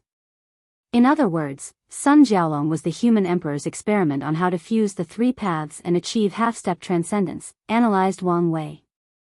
My intuition told me something was wrong with the myriad emperor Tao scripture, and the human emperor likely tempered with it to ensure he did not lose control of his inheritor and that the experiments proceeded without issue. Wang Wei frowned as many thoughts flashed in his mind. Everything makes sense except for how the human emperor knew the heavenly emperor position would appear in this generation. Sun Jiaolong did not have the human destiny sword in the other timeline he saw, meaning the human emperor's plan had not started. The sword's appearance in this specific period indicates a terrifying prediction/calculation, one that ignores his status as a fateless. Is the human emperor a master of calculation Tao, or is there something else I don't know? Thought Wang Wei. He remembered in many iterations Hung Jun was a master of divination, and in some instances, he was the demon god of destiny before the birth of the prehistoric world. Many things will make more sense if you add Hung Jun in the mix, concluded Wang Wei before leaving this secret realm. He waved his hand to create a new secret dimension with the human emperor's scripture and the blue gem before manipulating the cause and effect of the world. Whoever the human emperor chooses next as his successor will eventually find this place and these two things. Finally, Wang Wei destroyed the Qin Treasury dimension. He looked in the distance and muttered, there might be another experimental pawn. Wang Wei returned to the sect to hand over the thing he acquired while asking Elder Dan and others to use the resources needed for his training. He told Kai Song about the puppets and the technique before summoning Li Jun and Yan Liling. I just saw you. Is everything all right? Asked Li Jun. I think it's about time for you two to prove the Tao, said Wang Wei. Isn't it a little too early? Asked Yan Liling. Things are going to move rapidly soon, said Wang Wei. Now that we have a moment of tranquility, it's perfect. How about gathering luck from the top of the lists? The dream world is about to be connected to the martial hegemony world and all our allies. So, the Star Beast world, the Immortal Ascension world, the Chaos Bell world, the Demon Supremacy world, the Serenity Eclipse world, Shi Qian's, and the Ancient Star world, Shi Shengaian's. You will have enough luck if you remain at the top of the list. You have a point, nodded Li Jun. In that case, I have no issue. He had been waiting and preparing for this war for a long time. What about you? I want to refine a Tao pill before I prove the Tao, said Yan Liling. It should not be a problem once your soul reaches the level of Tao ancestor, and you can borrow the power of the Grand Tao Source. Yan Liling nodded. "I'll supervise your training," added Wang Wei, and he kept his word. He ensured Li Jun's body and Yan Liling's soul reached the pinnacle of 5 root. Afterward, he focused on training their Law and Di realm. These two restarted cultivating from Tier 0 and made each cultivation realm unique, all to get a minimum of 3% Grand Tao boost from Tao Will. Wang Wei found this method more effective than training the Tao Will after becoming an emperor. This plan was now easier to execute, even for Li Jun, because of his increase in talent and because of their access to multiple cultivation systems. They can draw inspiration from them, and Wang Wei will give ideas. The next step was to increase law comprehension and train willpower. Li Jun did not need the second training as Wang Wei knew will manifestation would be easy for him, and he would also achieve a 5% boost due to his willpower. So, Yan Liling focused on training her will while listening to the preaching about Pill Dao from Wang Wei, and Li Jun needed to listen to the preaching and prepare for his Emperor Slaughter Soul. Both of them had enough resources to refine ultimate artifacts. Lastly, Wang Wei preached about existence to them until they understood a little bit, just to increase their odds of becoming Eternals. By the end of this training session, they both achieved a golden law tree. The only disappointing part of this training lesson was Yan Liling's fleshly body, which was not as high as he wanted. However, he accepted the result because she only cultivated it to ensure a relative balance between her essence, spirit, and qi. 12,000 years passed outside, and many noteworthy things occurred. The martial hegemony world side was completed, the world was repaired, and the demon schools, dream world, enlightening temple, mortal civilization, and mortal craft Tao had spread throughout the entire world community. The benefits were divided, and Wang Wei received the largest share. Yan Liling succeeded in refining the Tao pill, and the world celebrated her as the greatest alchemist of her generation and maybe throughout history. Li Jun remained at the top of the list despite fierce competition from all 7 worlds, 8 if you count the myriad emperor world. Meanwhile, everything entered a quiet state through other world communities in the lower dimension. Everyone knows it is the calm before the storm and has just been waiting. "Are you ready?" asked Wang Wei, holding a small star in his palm. "I am," nodded Li Jun. "I'm going to ask one last time. Are you sure you don't want to compete in another generation?" "I do." Li Jun knew this was an opportunity for him instead of a burden. "Good." Wang Wei sacrificed the essence of the 9 devil god world in his palm to heavenly Tao, asking to exchange it for a heaven will. This method worked as a heaven will descended before him, and he motioned to Li Jun. Li Jun did not immediately absorb it but made an oath. "I solemnly swear, after escaping the shackles of death, I shall take on the burden of samsara as the Earth Emperor. And until heaven and earth deem that I have repaid my karma and free me, I shall not be affiliated to anyone or faction." Heaven and earth changed as soon as he stated these words, but no one noticed, as Wang Wei blocked all sights and visions. A chain descended from the sky and entered Li Jun's sea of consciousness. Heavenly Tao accepted his oath. Then, he finally absorbed the heaven will. Wang Wei waited with bated breath as 2 golden lodi appeared behind Li Jun. He knew the moment of truth was approaching, and when he saw the last lotus, he sighed in relief. "From today on, I am the Crimson Slaughter Emperor," declared Li Jun, but his voice had not spread. His aura was intense, exuding the power of 6-fold. 5% for awakening, 3% for Tao will, can improve, 5% for will manifestation, 5% for artifact, 2% force control skill, can improve, 5% for the Slaughter Emperor soul, 3% for his Slaughter Spear Source technique, and 2% for Su Shi's Obsession technique, thought Wang Wei with a smile. His plan had worked. True heavenly Tao did not balance him because of Li Jun's oath. However, it's not over. Li Jun started to build the Samsara court so he could take his position as the Earth Emperor. However, a black cloud swallowed him before he could react. Wang Wei's face changed, and he rushed over, but there was no one. He immediately summoned his fate Tao to find out what was happening, and only then did he relax. "Who are you?" asked Li Jun, looking at the enormous red face with 2 horns and a crown before him. He had to calm down as his intuition told him this man was scary, even scarier than his big brother. I am the Jade Yama King, and I will judge whether you're worthy to be the Earth Emperor, the red-faced declared. Yama King? Li Jun had heard this title before. They were beings in charge of preventing paragons from doing as they pleased and messing up with samsara. Lord Yama King, how do you plan to judge me? Bowed Li Jun. If you find any errors, ads pop up, ads redirect, broken links, non-standard content, etc., please let us know each report so we can fix it as soon as possible. Chapter 1086 The Guardian. Do you know the most required characteristic for becoming an Earth Emperor? Asked the Jade Yama King. Strength, replied Li Jun. You would think so, but no. The most crucial traits for an Earth Emperor are patience and lack of ambition. These are not qualities one might typically associate with a ruler, but they are essential for maintaining the balance of samsara. Why is that, sir? The world of the living is different from that of the dead, explained the Jade Yama King. It's alright if the world of the living is in chaos, but it's unacceptable for the world of the dead. True heavenly Tao might be lenient and laissez-faire about how to rule the world of the living, especially the upper dimension, but we are strict and orderly. As Earth Emperor, your primary responsibility is to ensure the smooth operation of samsara, a system that is already well operated and perfect. Your role is not to intervene unless something goes wrong. You must not use samsara to achieve personal ambitions or goals. Your duty is to use your power to assist samsara's operation, and you must wait patiently until the end of time, or, in your case, until someone else takes your position. This is the essence of being an Earth Emperor. Do you think you can do these things?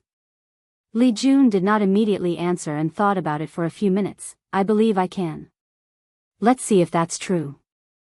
Li Jun sensed the world around him change, and he sat on a black throne with designs associated with the soul, life, and death. A weird demon with goat hooves, red skin, and horns began explaining his role, and Li Jun quickly adapted. Then, time passed, and countless problems arose in samsara, and he had to deal with them. This process allowed him to gain experience and knowledge, which led to his team or people having greater faith in him.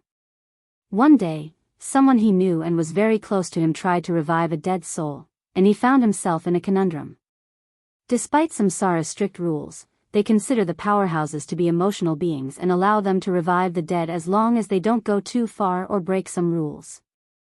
Unfortunately, his friend's revival broke a major rule, and he asked Li Jun to accommodate him. After thinking about it for a while, Li Jun refused, which resulted in a confrontation with his close friend and ended their long relationship. Despite his deep gut pain at losing someone so dear to him, Li Jun did not regret his decisions. He understood the importance of his duty and the respect it deserved. Time healed that emotional trauma, and Li Jun settled into his role. He did not know how long he had spent in this position, but it was very long. Most might find it dull and boring, and at times, his blood boils due to a desire for a fight or even a war, but he persevered. He faced another catastrophe when he was about to become complacent in his position. The love of his life, Yen Liling, died, and it was true death. However, as an Earth Emperor, he knew a way to revive her, but he would break 100 rules. Every fiber in his body screamed he should revive her despite knowing the potential worldwide ramifications. And when people from his past came to ask him for help, Li Jun almost succumbed. He resisted not out of a sense of duty but out of logic. He knew that if he broke the rules and revived her, the higher-ups of samsara would hunt them down, and Yen Liling's fate would be the same. So, he chose another path. He hoped to become the best Earth Emperor possible, hoping the higher-ups would reward him with the opportunity to break the rules. From that day on, Li Jun became a model employee/Earth Emperor. He did everything he was supposed to do and more. He resisted the temptation when many Yama kings revolted and promised he would not have to wait so long and could see her again. He resisted when true heavenly Tao was separated, and their confrontation was a perfect opportunity to break the rules without consequences. Li Jun opened his eyes. Where am I? He took a moment to regain his bearing and realized what had happened. Interesting, said the Jade Yama King. This test was a test as no participants had ever chosen this path of asking permission to break the rules. They either succumbed to the temptation, tried to be clever, or became heartless and abandoned their loved ones for power. Sir Jade Yama King, have I passed the test? Yes, and with excellent marks, nodded the red face. He did not need to test Li Jun's strength since he already knew and it was acceptable. A small black dragon carving in a black list floated before Li Jun, this the luck-condensing artifact of the Samsara court and the conferred god list. Remember, anyone on the list will have to pass a test, and the ones who fail cannot take any position in the court. I understand, replied Li Jun before bowing. Then, without noticing, he returned to the place where he had just proven the Tao. Are you all right? Asked Wang Wei and Yan Liling simultaneously. I'm fine. How was the test? Li Jun explained the situation, and Wang Wei was in deep thought. I was worried about the Earth Emperor position becoming as popular as the Heavenly Emperor, but my worries are not needed. He was also worried that Samsara would become chaotic once people heard about the Earth Emperor's position and tried to gain it. He understood the Yama kings were even stricter than true Heavenly Tao. Do you want to announce your presence now or do it together? He asked. Let's do it together. 2x, very well. Wang Wei waved his hand, and someone appeared before him, old man Tianji. He looked at the group with his cold and indifferent eyes. What do you want? He asked directly. A deal, said Wang Wei. There is one thing you cannot force me to give you, a heaven will, said old man Tianji, no, Heavenly Tao. What to exchange? An oath, replied Wang Wei. She will become the guardian of the myriad emperor world, dedicating herself to protecting it at all costs. She will place its protection above everything else, including the Tao opening sect or the safety of her family or clan. Muttered old man Tianji, but after 2 minutes, he did not say another word. I know you have enough world source after saving for more than 20,000 years and siphoning from the lower realm, continued Wang Wei. And you should understand the importance of a powerhouse protecting the world at all times after what we will do to the lower dimension. You have a point, nodded old man Tianji, waving his hand to summon a heaven will. Make your oath. Yan Liling stepped up and made an oath, which created a chain around the heaven will. As she absorbed it, old man Tianji disappeared, and Wang Wei and Li Jun gave her space. They sighed in relief after seeing the 3 golden lodi in the back of her head. Meanwhile, Wang Wei noticed something. Yan Liling's strength was the pinnacle of 4-fold, like Su Shi. However, her soul had the potential to break the limit of a 5% Grand Tao boost. According to his estimate, it might reach as high as 7% after a few years of training. This guardian position, in essence, is a long-contracted human emperor position, thought Wang Wei with squinted eyes. Yan Liling's job will be to protect the myriad emperor world at all costs in times of catastrophe or disaster. Now that all 3 positions have shown up in the lower dimension, what will you do, Yingzheng? Li Jun ran to embrace his wife, and the two kissed passionately. If not for Wang Wei's cough to remind them he was here, who knew how long these two would give each other those doting and lovey-dovey eyes? Let's get to business, said Wang Wei, and the two nodded. I, Yan Liling, will now be known as the Pill Sage Empress and Guardian of the Myriad Emperor world. I will dedicate my life to protecting my home and ensuring our lasting prosperity. I, Li Jun, will be known as the Crimson Slaughter Emperor and the Earth Emperor, ruler of the Samsara court. All interested parties can come to test whether they are worthy to protect the integrity of the afterlife. Their voices traveled throughout the entire Myriad Emperor world community and did not spread only because Wang Wei did not want them to. All eyes focused on the vision while thinking how the world was about to change in a major faction again. Some people were not as surprised by this news as they had expected after seeing how Yu Yan proved Dao. Muttered Wang Wei as he sensed something and looked in a direction. If you find any errors, ads pop up, ads redirect, broken links, non-standard content, etc., please let us know each report so we can fix it as soon as possible. Chapter 1087 Reminisce. Limbo, the place between life and death, between existence and non-existence, where space and time have no meaning. The human emperor sensed something in the world of the living, so his consciousness was activated. All three positions appeared in the lower dimension. Even the Earth Emperor position. In his plan, the Earth's position was the most difficult because of those damn Yama. That's why he's been trying to find a way around through the Earth Emperor, one of the 7 moons. This was not part of my calculations, he thought. He suddenly had the urge to check into the world of the living. However, a few reasons prevented him from doing so. He did not dare show up due to how Supreme Unity felt about everyone else in Limbo, and he also sensed the blockage of the lower dimension. So, he could not access the lower dimension unless he could contact Maitreya and become indebted to her. This might not be a bad thing, thought the human emperor.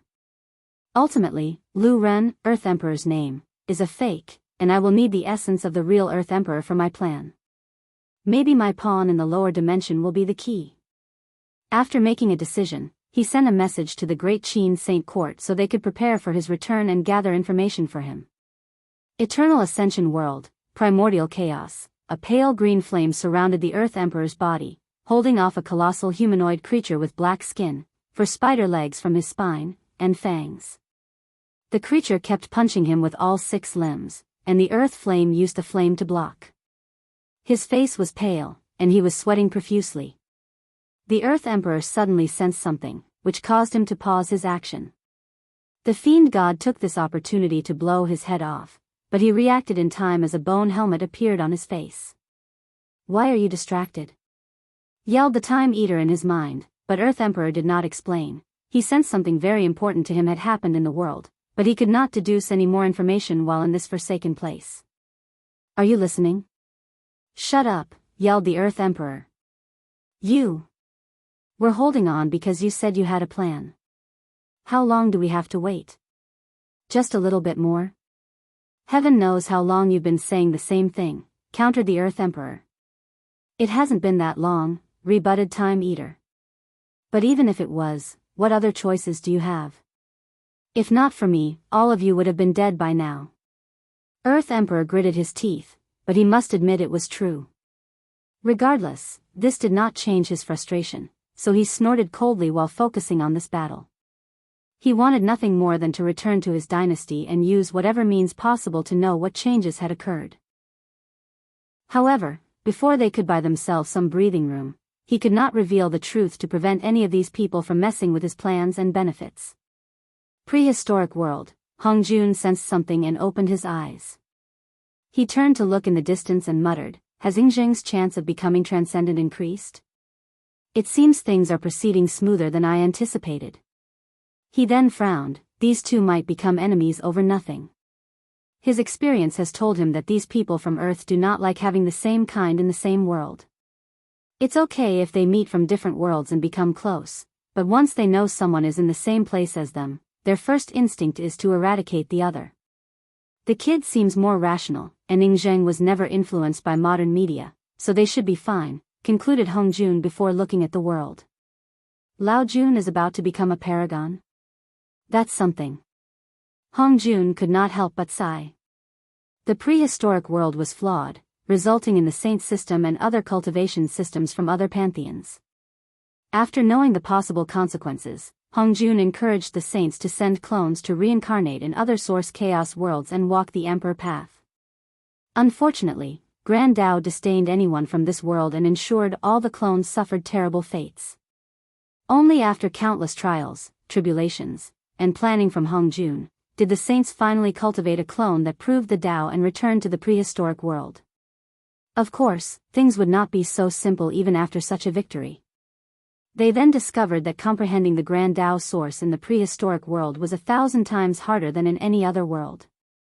As such, after so long, only the clone of his first and most talented disciple, Taishang Lao Jun, succeeded in becoming a paragon. Meanwhile, the others are either Empyreans or still emperors. This world's hope has always been those young ones I sent out, thought Hong Jun.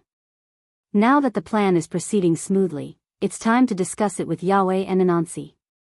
Myriad Emperor World, Wang Wei detected a significant fluctuation from the nether hell. Did you detect the Earth Emperor position and go crazy? He thought while sneering. With a wave of his hand, he reinforced the seal, ensuring Old Man Nether had no chance to escape. Let's go have a drink, said Wang Wei. Not a bad idea. How about we go to the Spirit Road trial? Yen Liling suggested, and the others nodded.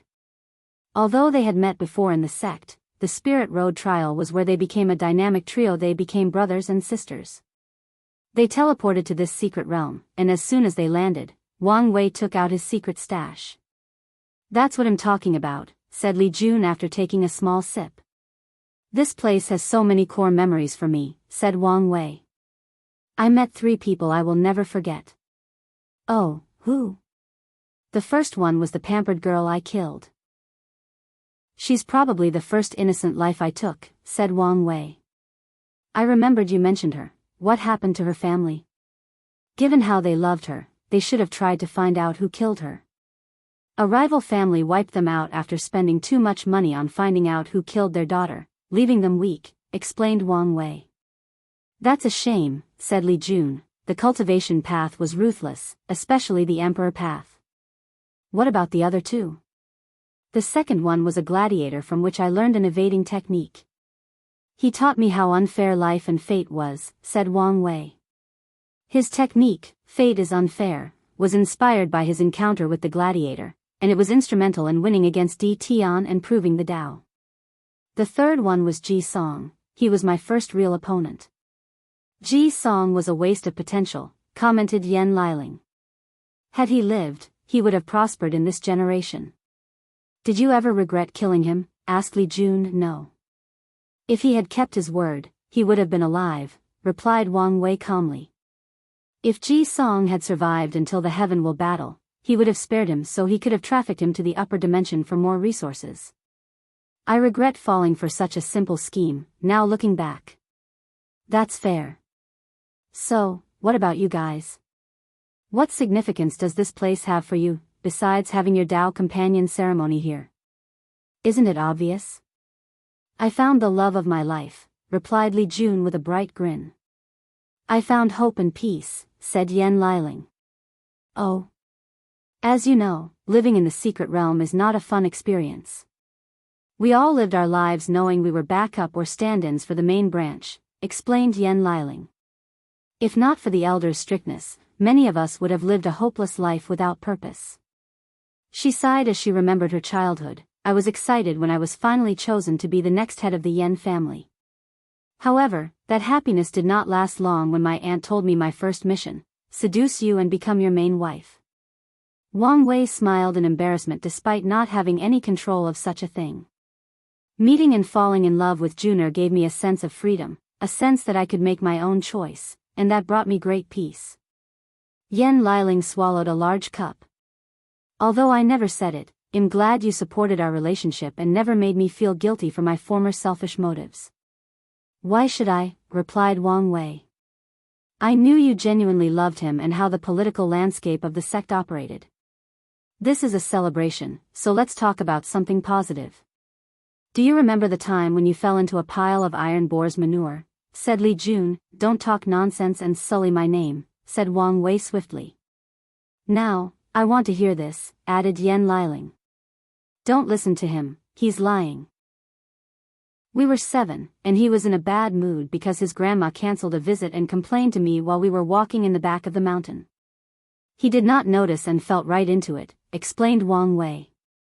Wait, now that you brought it up, I remember feeling a slight push from the back, said Wang Wei. Did you push me? Now, who's sullying whose name? Bitch, I can see the past and present. Do you want me to show you the proof? You can also fabricate the truth, countered Li Jun, so, no matter what you say and do, I'll only say it's slander. Wang Wei sneered, you're talking as if I need proof to get my revenge. Hey now, don't do anything stupid. You better sleep with one eye open. Come on, it's been hundreds of thousands of years. It's never too late to get revenge, even after millions of yuan epochs, sneered Wang Wei. How can you be so petty and small-minded? Oh, mighty and handsome heavenly emperor, spare this humble human. Don't you know me well enough after so long? Fine, said Li Jun with gritted teeth. You want to do this? I want mine spreading all your embarrassing moments from childhood. I want the world to know what you truly were like. Two can play at this game. Yan Liling chuckled as she watched them bicker. She used to be jealous of their banter in the past, but now, she has grown to enjoy them and be present in the moment. If you find any errors, ads pop up, ads redirect, broken links, non-standard content, etc., please let us know it report so we can fix it as soon as possible. Chapter 1088 Mobilization, Rejection, and Negotiation. After spending the night drinking and reminiscing, the team scattered the next day. Li Jun and Yan Liling visited their parents and family before taking on their position. Yan Liling created the World Guardian Mountain, which will be her main location for quite some time. She will spend her time cultivating and refining pills, most of which will be stored as reserve in case the worlds enter a period of emergency/catastrophe, while the rest are for her. The good news is Heavenly Tao will provide the resources for these pills.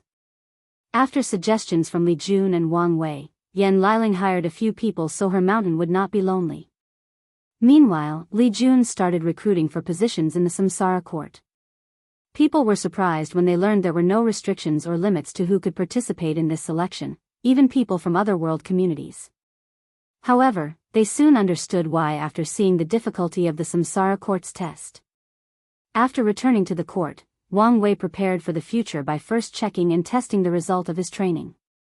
In the past 10,000 years, his fleshly body cultivation reached the third step of the Dragon Phoenix realm, and he passed all 800 side door tribulations. He could feel the limit of his bloodline was approaching. Wang Wei knew once he opened the gate of power, his body would reach tier 11, but his bloodline would stay at peak tier 10 revolutions, until he completed the 11th revolution of the technique. Wang Wei then checked on the Genesis fruit, and things were proceeding smoothly. After the war, he fed it a few immortal sovereign bodies, significantly accelerating the gestating speed. He then activated a communication array to contact Xianxia. "I did not think you would wait so long to contact me," said Xianxia. "I was busy with something important," explained Wang Wei. He always felt a duty to ensure that Li Jun and Yan Liling proved the Tao, so he focused on achieving this goal over the past 10,000 years. And now that he had succeeded, he felt a heavy burden lifted from his shoulder, and his mind even experienced a slight sublimation. That's understandable. Wang Wei was not in the mood for chit-chat, so he asked directly, "Any news from your family?" "Yes. According to them, a prophecy has placed the Eternal Ascension world in the center of an upcoming turmoil. Many worlds have eyes on us, and some have already acted." "A prophecy?" asked Wang Wei with a frown. He now knew why the parasites were temporarily unavailable, but the more valuable information was about this prophecy. "They didn't tell me much, but they warned me that something major was about to happen." "Something major?" "If other worlds are interested, then it can only be something that affects the entire chaos universe." "The Third Origin War?" "Whatever it is, it will definitely involve achieving transcendence," analyzed Wang Wei. "Thank you for the information." "No, I should thank you. Our clan was cut off from any news, and your information was very useful," replied Xianxia calmly. They ended the conversation after a brief chat, and Wang Wei was left to his own thoughts. He realized time might be running out. If he does not hurry, he might be caught up in a chaos universe-wide event without being prepared. He could imagine how much he would suffer if an event similar to the Second Origin War occurred and he was not even a paragon. "Let's get things moving," he thought before contacting someone else, Tong Ruobing and Yan Liling. "Is it time?" asked Tong Ruobing directly. "Quite direct, aren't we?" "But yes, it's time," nodded Wang Wei. "I've been waiting ever since you contacted us." Tong Ruobing left the communication, leaving Mulei to shake his head. He looked at Wang Wei. "Are you sure about this? I know about your strength, but the Commerce Hub is a giant for a reason. Who knows what kind of trump card they are hiding? Unlike these people from the Myriad Emperor world who only recently returned to the Endless Void stage, his sect has been dealing with the Commerce Hub for eras. As such, he had an inkling of their deep foundation and what they were capable of." "I don't deal in absolute, but am confident," replied Wang Wei. "That's good." Mulei ended the conversation and prepared for the expansion of the Star Beast world. The conversation ended, and Wang Wei looked in the distance. He had made his move and only had to wait. Of course, now that he decided to accelerate things, he thought of something else he could do. He teleported outside the Myriad Emperor world and began to create a world. Suddenly, he disappeared from his location and appeared in an empty space with a large face composed of stone and horn. Sir, Yama King, what can I call you? Stone. Sir, Stone, I come here to become the Earth Emperor. This has always been Wang Wei's plan. Li Jun will bear the burden of the Myriad Emperor world community while he does it for the rest of the lower dimension.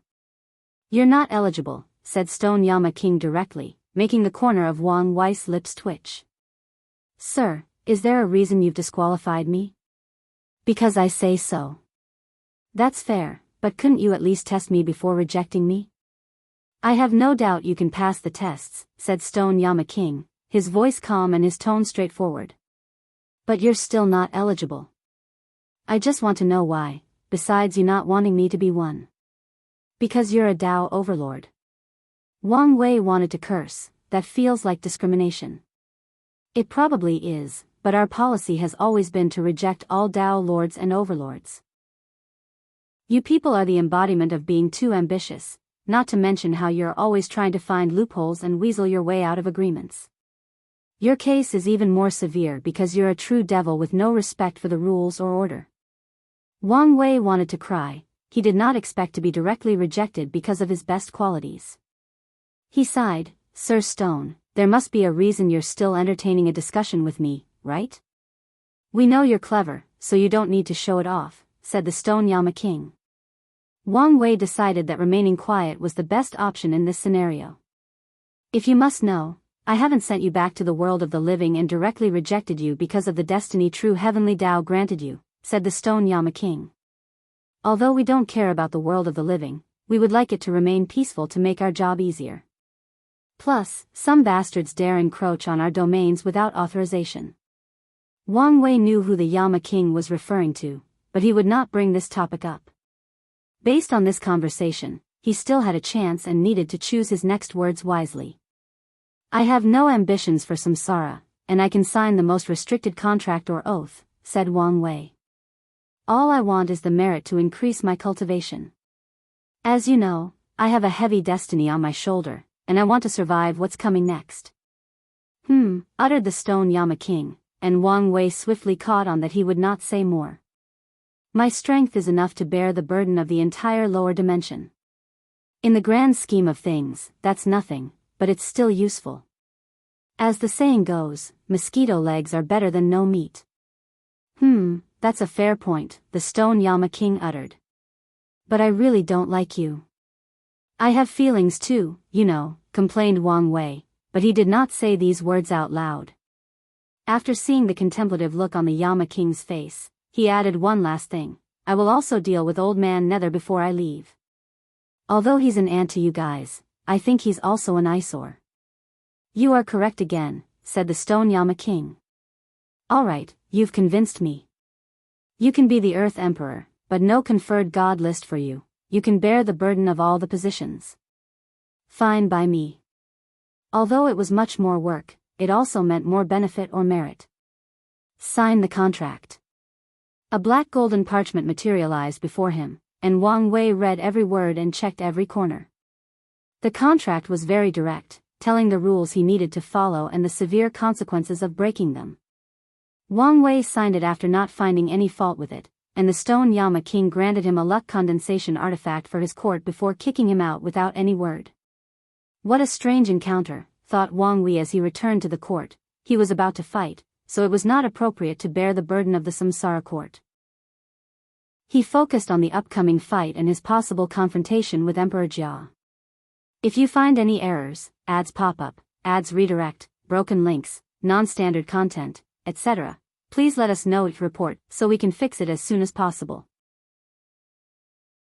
Chapter 1089 Liability. Shi sat on his throne, his body releasing a very potent or intense flame-like aura. He suddenly opened his eyes, which had turned golden, but blood started to drip. Shi calmly washed away the blood before looking at his palm, which had turned completely gray, as if it were a dead object. He mobilized his regeneration to heal his palm to no effect and only succeeded after swallowing a pill. He waved his hand to mobilize an array that showed a refined young man with glasses and streaks of white in his hair and beard. He had a scholarly aura emanating from him. "President," said he. "Lord," he saluted the Commerce Hub president. "Excuse me, for I will be direct given the situation. We just received news that the Star Beast world broke our rules and started invading the endless frozen world. You should understand what this means." She understood. The endless frozen world is the closest world to the Star Beast world, with only a pseudo-eternal emperor. Although he acquired a unique avatar chi that allowed him to create 9 perfect clones with all his strength, this would not change much. Everyone knows the Star Beast world will win this war, so why the focus?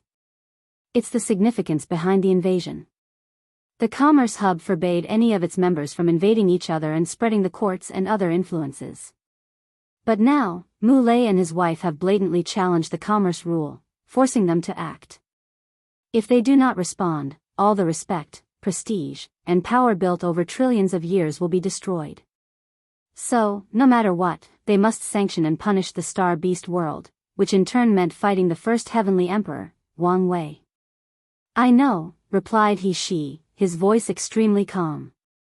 "Then, according to our agreements, are you prepared to act?" He paused. If it were up to him, he would want to wait a little longer to better prepare. "I am reassured," smiled the president. "Do you need any help? Don't hesitate to ask." "No need for now," replied he. "Very well. Well, await your good news." The array ended, and he was left to his own thoughts. He took many resources from the Commerce Hub in exchange for fighting and dealing with Wang Wei. His actions allowed the Spirit Genesis sect to recuperate, but now, it was time to repay his karma. He's eyes penetrated the distance to secretly observe Gao Buqin and Desolate One. He considered for a moment to kill these people, knowing their affiliation with the Tao opening sect, but he knew Wang Wei would never allow such an eternal powerhouse to die and would intercept him. He did not want their battle to take place in the battle spirit world and destroy it in the process. He activated the formation a second time, and an all-black shadowy figure appeared opposite him. "I already know who you are, so why the theatrics? Given our enemies, you should never be too careful," the figure replied. "Are you about to move?" "Yes, so what about what you promise?" "It's already prepared." A portal opened before he, and a talisman rushed into his palm. He checked it with his divine sense before nodding. "All the luck to you," said the hidden figure before disappearing. He immediately left for a secret dimension of the sect to prepare for this battle. An unknown place, 5 people showed up, all sitting at a table and all hidden by a black film or veil, each labeled from 1 to 9. "Number 1, what happened?" asked number 4 with a neutral voice. "The fight is about to begin," replied number 1. As soon as he said these words, the room immediately became quiet. "Will our plan work?" asked number 2. "It already started on a bad start, so probably not," said number 8.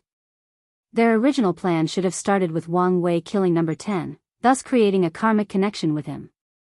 They even had prepared a memory orb, which is a rare artifact in the upper dimension used by factions and clans to know when one of their eternal members had been killed.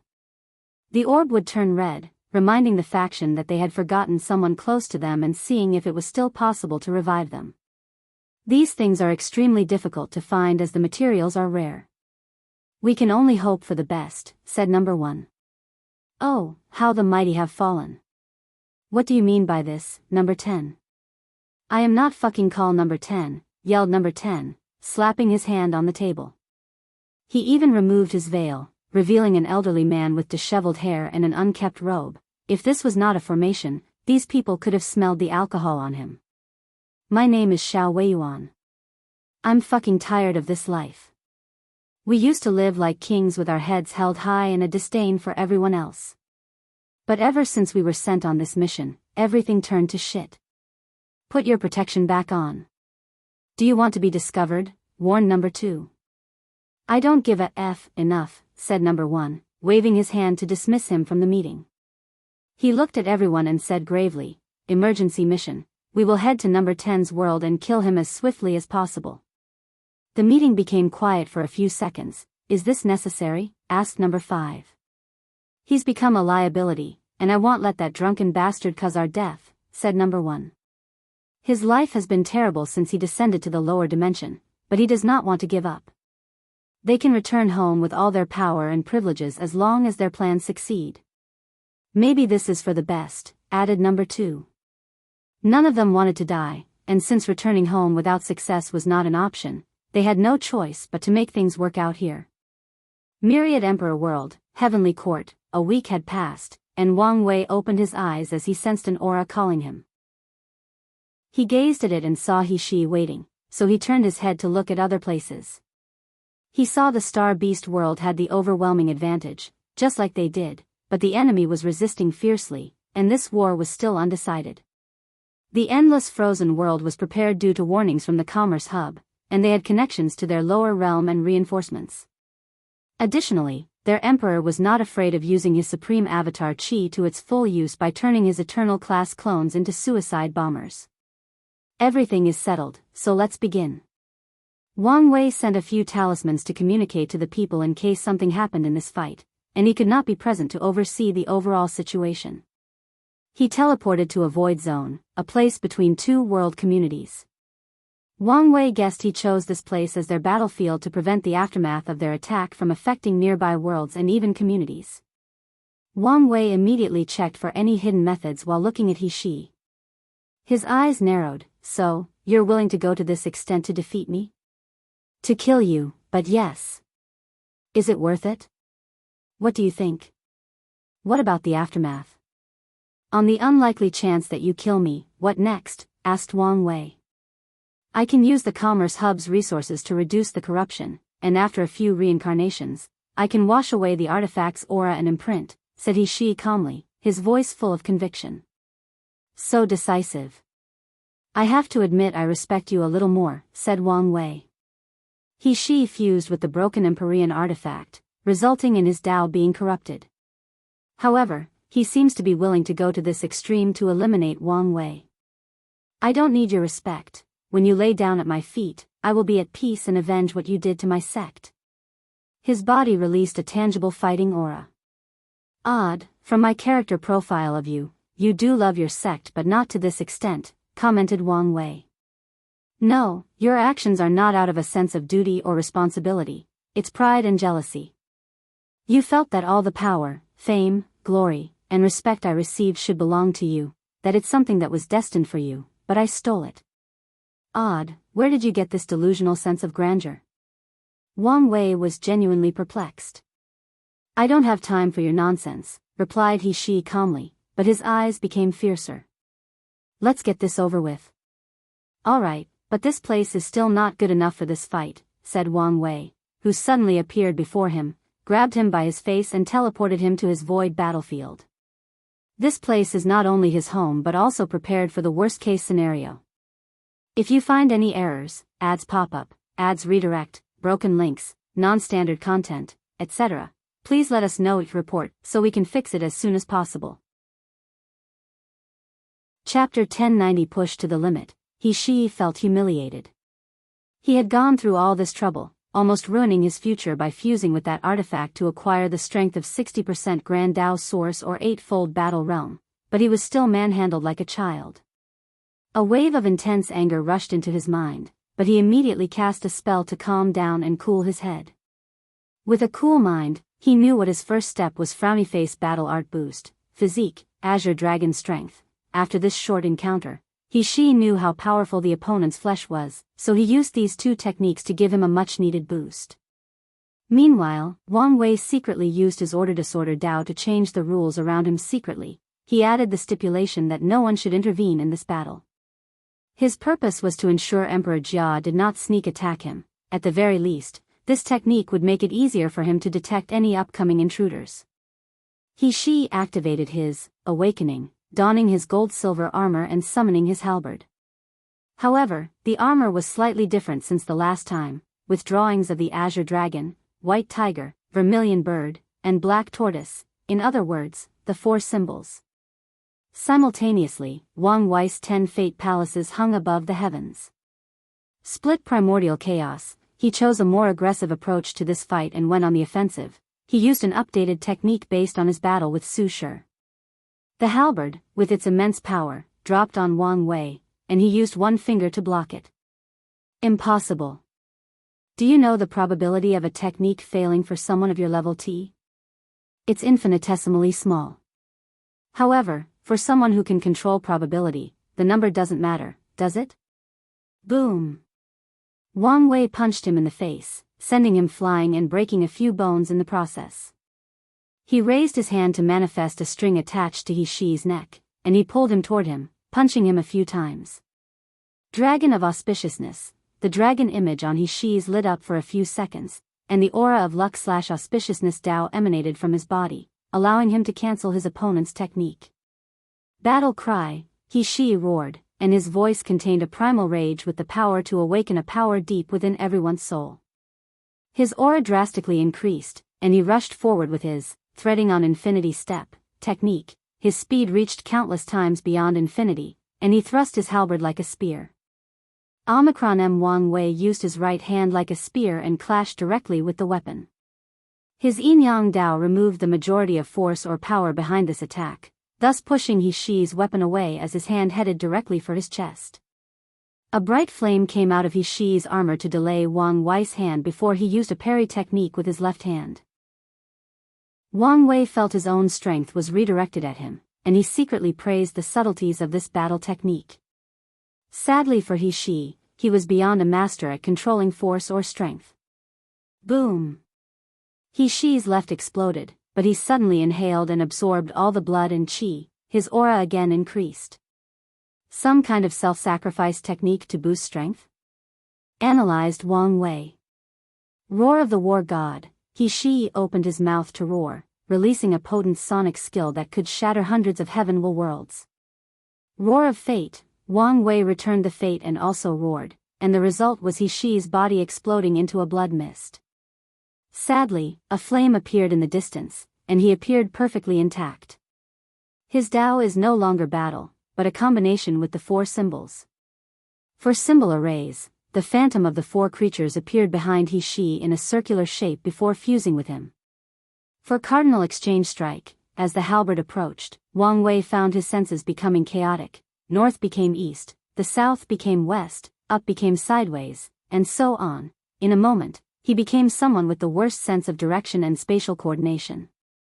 More importantly, this change did not only affect his normal senses, but his divine sense and any sensing techniques would be the same. Swish! Wang Wei calmly evaded this technique. So, how did he do it? Did he use yin-yang to revert his lost senses, use luck to evade, or maybe use his ancestors' evading technique? No, he simply adapted to this abysmal sense in less than a nanosecond due to his absolute control over his body. In other words, it became normal for him. Monster, thought He Shi with gritted teeth.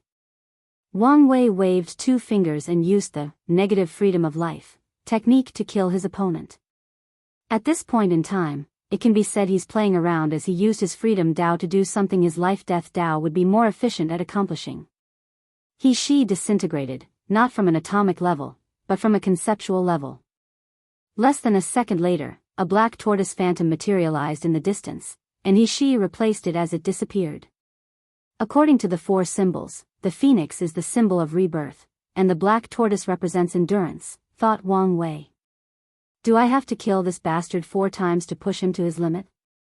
Despite how it looked, he has not been playing around, he's constantly on guard.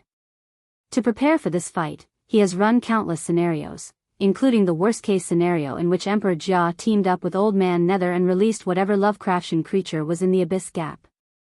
He Shi used another stat-boosting technique, Rage of the White Tiger. He could sense the dead gray spots all over his body, signaling that he could not bear much more power from the artifact, but he did not care, his mind was focused on one goal. 67% Grand Dao source, but his body is collapsing, analyzed Wang Wei. Almost there. He Shi rushed forward and used a time-based attack. The 4 symbols symbolize the 4 seasons, and their rotation represents the passage of time. Feng Huang once used a similar technique. Using a time technique on a master of time Dao? Now, I know your new technique influenced your mind and reduced your battle IQ, said Wang Wei, who ignored the time reversal of the halberd as his hand grabbed He Shi's head. He used his life and death Dao to absorb conceptual level life force from his body. He Shi immediately became a dried mummy before his body scattered like sand blown by the wind. A blue dragon phantom materialized, followed by He Shi's body. However, he was not perfectly intact, as his left eye had turned gray like a statue or stone. The vitality of the blue dragon, thought Wang Wei, using his understanding of the four symbols to analyze his opponent's technique. The last one should be the protection of White Tiger. He Shi immediately used another boost technique, Black Tortoise Stamina. Wang Wei went on the offensive after detecting that He Shi's strength had reached 68% Grand Dao Source, approaching the ceiling of the battle realm. So, he wants the remaining death to come as quickly as possible to see what will happen. Fate Prison. He Shi found himself captured by a cage made of silver-gray strings. His instinct activated, and he wanted to use whatever means necessary.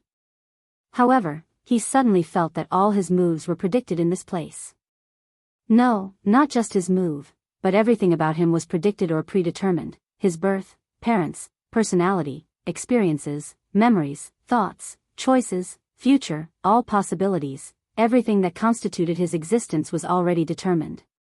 This fact almost destroyed his mind. The providence, the inevitability, the lack of choice, freedom, and free will was too much and overwhelmed his mind. He could not move despite desperately wanting to. Then, he committed suicide by blowing up his soul and body. Then, as Wang Wei predicted, the spirit of the White Tiger revived him one last time. Wang Wei did not hesitate to use his destruction sub-Dao to annihilate this new He Shi immediately. Although his strength was now technically on par with Wang Wei, 69%, there were still some minor differences.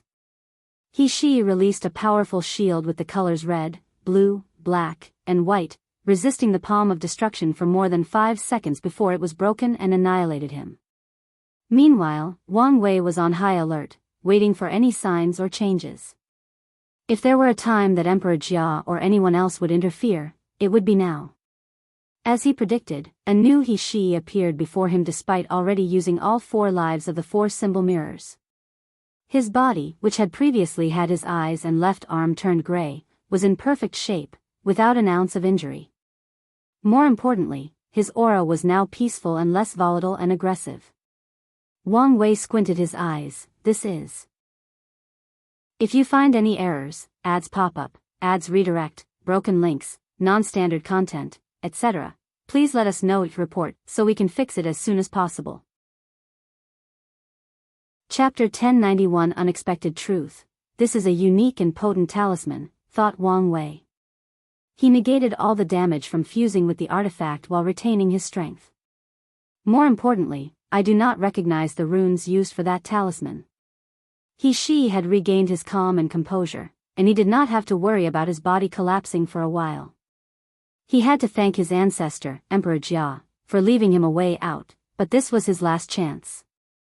However, he also realized that even with the same stat/strength as his opponent, the vast difference in battle IQ, experience, and Dao versatility makes it almost impossible to win the war.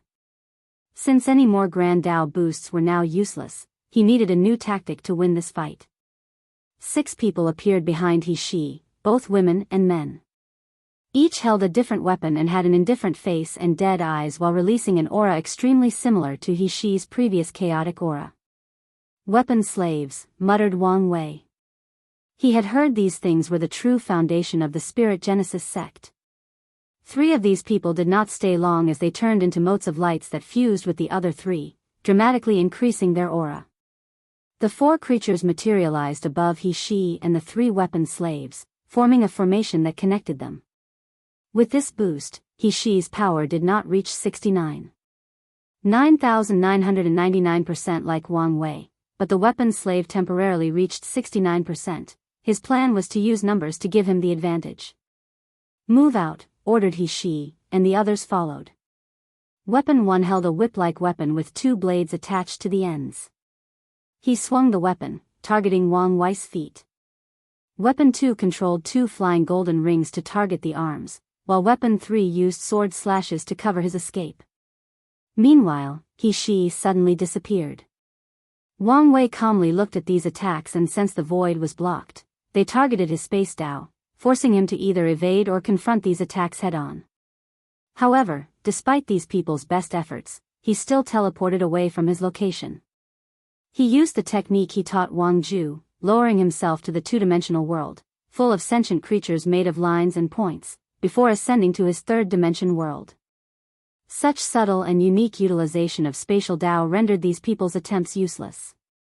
Once Wang Wei appeared, he was about to annihilate Weapon 3 from the mortal coil, but he sensed something, and his body moved out of the war. A halberd came from the void, releasing an eerie dark aura. Corruption? He wants to use the artifact to corrupt my Dao? Analyzed Wang Wei. That's not important. I could not detect his presence until the last minute. What method did he use? Is it those strange runes? Wang Wei divided his body into 3, creating 3 clones, one representing yin, the other yang, and the third the alternation between yin and yang. All 3 had his full power, and their target was the 3 weapon slaves. However, 3 He suddenly appeared, blocking his clones. That's the supreme avatar Qi used by the pseudo-eternal from the endless frozen world. Was the Commerce Hub sponsoring him? He never received any news about this, which showed these people were not as useless as he labeled them. Simultaneously, he also understood the deep foundation of the commerce to have 2 of these unique Qi. While the clones were occupied, the 3 weapons came together and used the ultimate weapon art manifestation technique. Their weapon released an aura that combined to form a yellow energy chain. Swish! Wang Wei evaded the chain, but the thing followed him, which was annoying. So, he stopped moving, and the chain passed through his body as if he did not exist. Wang Wei then turned into a golden light that rushed toward the weapons with immense ferocity. The chain tried to stop him, but it could not touch him no matter what. It was like they were in 2 different dimensions, like they were yin and yang and could never touch, or that he had escaped the shackles of being touched by this thing, that he was freed from it. Bang! He's halberd appeared out of nowhere to block or veer him from his course. Caught you, muttered Wang Wei, and He's body appeared from the void with a look of horror. His strength had returned to its 25% Grand Dao source base, and he could not stack his buff. Everything he tried, it was like he was switching the methods of buff instead of stacking them. He immediately understood what had happened. A Dao imprint attack. He disrupted my Dao imprint to prevent me from stacking Grand Dao boosts. He gritted his teeth in anger and jealousy. He did not understand why he did not think of such a brilliant method. Of course, he understood this was not an easy thing to accomplish. Finding a person's Dao imprint was innately difficult, and it was 1,000 times harder doing so while they were still alive. Regardless, He felt he could have pulled it up had he thought of it first. He watched as Wang Wei's punch headed for his head, and he knew he would not survive this attack, so he made the smart move. He used a battle technique to exchange places with Weapon 1. However, he seemed to have expected his actions, so as soon as his fist hit, he activated his Karma Dao to summon threads connected to the 3 weapon slaves. He directed his Dragon Zodiac fist to the other 2, killing them instantly. Do their weapons dissipate once they die? They are truly worthy of the name Weapon Slave, he thought. Boom! Boom! Boom! The clones went on suicide missions against He's avatars, and Wang Wei rushed toward his opponent. He knew the latter should have 3 more clones, then he would need resources and time to recondense them. He was still a talented individual with excellent battle IQ. As such, he immediately knew how to deal with Wang Wei's technique. He moved his Dao imprint, constantly changing the location in the Grand Dao source to prevent its discovery. He then used the Supreme Avatar Qi to summon the remaining 3 clones. Only with numbers will his plan have a chance to succeed and make him the final victor of this match. Blessing of free will, Wang Wei used his Freedom Dao to give these clones free will, forcing them to revolt against the main body. Shi's face contorted as he noticed this change. Luckily for him, the Supreme Avatar Qi had the word Supreme in its name for a reason, thus resisting this technique, buying him a short attosecond of time. Shi was decisive and blew up the clones before controlling the force of power from these explosions and redirecting them toward Wang Wei as an attack. Wang Wei manifested a small transparent cube that contained an entire multiverse, and the cube swallowed all the explosions, destroying the world inside. He then held the cube and crushed it, releasing the chaotic energy it contained from having a universe that had been destroyed. Additionally, the clones released the corruption aura from the Force symbol mirror, so the cube also contained this aura. Shi held a talisman in his palm, and his eyes were intensely ruthless. He sacrificed his body, soul, and body to activate the talisman, which condensed a red array above this void battlefield. A white light descended from the formation, enveloping Wang Wei before he could react.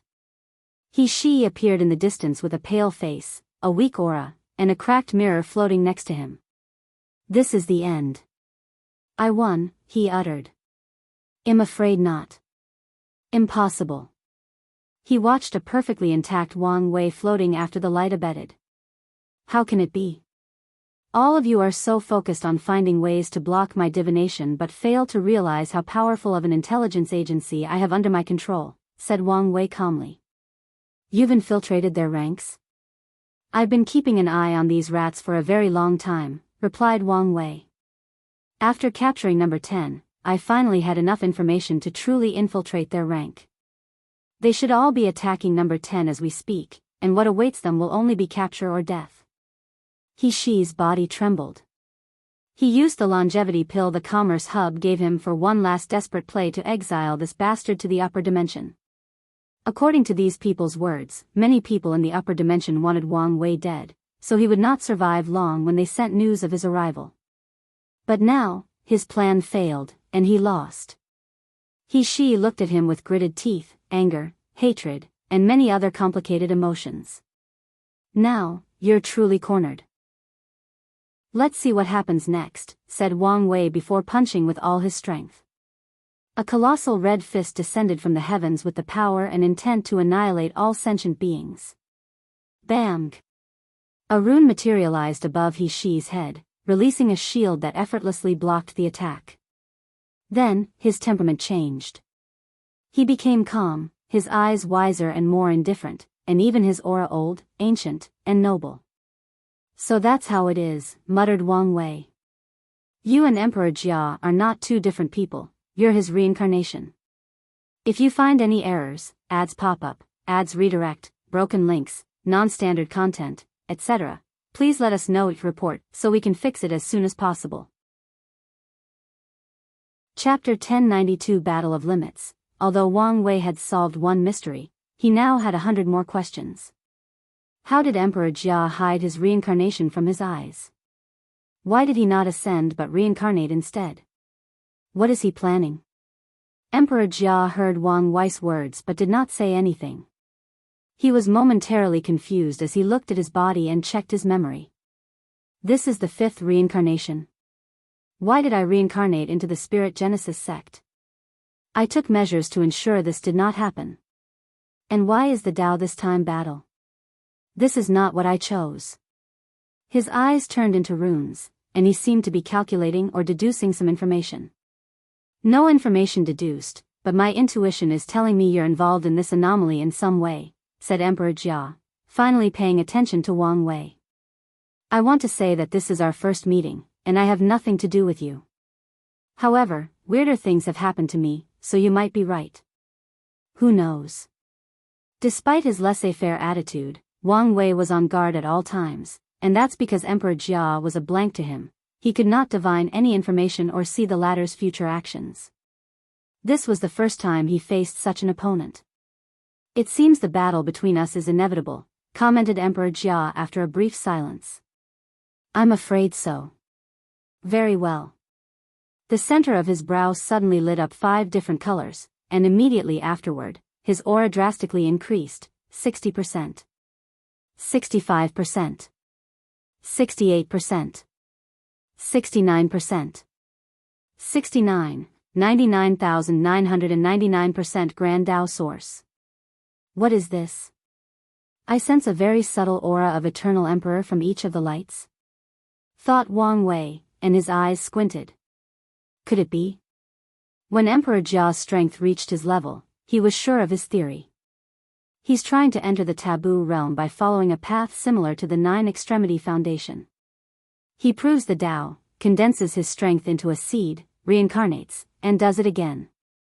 Then, once he's become an Eternal Emperor 9 times, he can fuse his power together to form a unique Tao body that can break the limitation and enter the taboo realm. Wang Wei's brow furrowed. This plan sounds doable, but there is a major flaw: true heavenly Tao. It would not allow someone to prove the Tao 9 times, let alone become an Eternal Emperor 9 times. No, it probably wouldn't let anyone participate in the Heaven Will battle a second time unless they abandoned their status as emperors. So, how did he protect his seeds from being detected or annihilated? Millions of thoughts flashed in Wang Wei's mind every second, and he soon deduced the answer: the paradox. He did not create it just to protect the Spirit Genesis sect or allow the broken Empyrean artifact to exist in the lower dimension, but to hide his reincarnation and power seed. It was definitely his primary objective, and the others were either a byproduct or necessary steps for the entire endeavor. Wang Wei felt he was close to the truth despite not having his fate Tao to help or give him the answer. However, this raises even more questions. How did Emperor Jia know how to use the paradox to cover his activities? Such a brilliant idea could only be thought of by a Tao Lord or Overlord, which he probably is, but executing it is not a question of intelligence but ability. Omicron M. Can a great emperor create a paradox to hide such a major thing from true heavenly Tao? No, even the paradox involved changing true heavenly Tao's records, and that's not something that any paragon can do. Once again, he had more answers and even more questions. The most likely explanation is that Emperor Jia was once a pinnacle paragon, maybe even a primal paragon, and spent an untold amount of time deducing this method. Then, he abandoned his strength and started over to achieve the taboo realm. If that's true, he's scarier than the human emperor, as he would have to abandon his strength as a boundless paragon to start over. Anyone who can make such a ruthless decision has terrifying willpower and mental fortitude. Adding his intelligence, he's a more than worthy foe, concluded Wang Wei, who immediately decided to end this battle as quickly as possible to capture Emperor Jia and get more answers from his soul or memory. However, before Wang Wei reacted, Emperor Jia clapped his hands to release a strange energy into the void battlefield. This is? Thought Wang Wei before smiling wryly. The latter used a technique that imitated his order-disorder Tao, and the stipulation Emperor Jia placed on the battlefield was the prohibition of foreign aid to acquire taboo realm strength. In other words, Wang Wei cannot use the illusory pills to acquire Empyrean tier strength as he did with Old Man Nether. I underestimated this bastard, thought Wang Wei, wondering how he knew about this. A rune rapidly condensed before Emperor Jia, and Wang Wei sensed He-Shi's battle Tao. As soon as the rune finished, Emperor Jia's aura became purer as a new Tao emanated from his body. He condensed He-Shi's Grand Tao source into a rune to remove its effect on him and used his original Tao, which is Rune Tao or Language Tao, analyzed Wang Wei. Emperor Jia then glanced at the 4-symbol mirror and uttered an unknown incantation, turning the artifact into an open book with runes written all over the cover and pages. The book turned to a blank page before the Battle Tao rune filled it with writing. Thunder Destruction Rune, Lightning Bolt Rain. A strange rune appeared above Emperor Jia's head, releasing billions of dark short lightning bolts. Wang Wei observed while evading, and the bolts were numerous and followed him. Thunder and Destruction Tao, and it's the pinnacle, he analyzed. There is a restriction in versatile Tao, such as Talisman, Array, Battle, or Fist, that can use other laws through resonance, knowledge/understanding. For example, if a talisman maker wishes to create a top-tier time talisman, they need a deep understanding of time Tao. Otherwise, their talisman will be weak, or they might not even succeed in the creation process. However, in this short exchange, Wang Wei could tell Emperor Jia had such a deep understanding of thunder and destruction Tao to the point it appeared as if he was a pinnacle heaven chosen who proved the Tao in these Taos. / Wang Wei pointed his 2 fingers to make a slashing motion, a powerful silver slash rushed toward Emperor Jia, slicing through all the lighting bolts of destruction. A new rune materialized, releasing the fluctuation of space Tao. The rune swallowed the attack before releasing thousands of space slashes. Time rune, thought Wang Wei before uttering, all things are fated to die as the universe plunged into death, returning to primordial chaos. The all-white void battlefield turned gray momentarily, and then all the destructive bolts and space slashes dissipated. They followed natural law and returned to chaos. The world is cyclical. After primordial chaos, a new world will be born and start the process. After uttering these words, one side of the void battlefield turned green, fighting the gray area. The two colors confronted each other briefly before canceling the other. Wang Wei took a step forward, appearing before Emperor Jia, punching him in the face. However, his hand went through the latter's head as he only attacked an afterimage. Wang Wei teleported again, and this time, he hit a solid shield that rebounded his force, which he then redirected due to his absolute control. Emperor Jia dispersed into a mode of light as his real body appeared in the distance. He summoned a new ruin that shot spears containing the power of death. Something is wrong, thought Wang Wei. The way he avoids direct confrontation at all costs is a mistake that someone with top battle experience would not make. It's fine if someone prefers distant combat, but they should never make it so obvious. Is his battle experience really bad?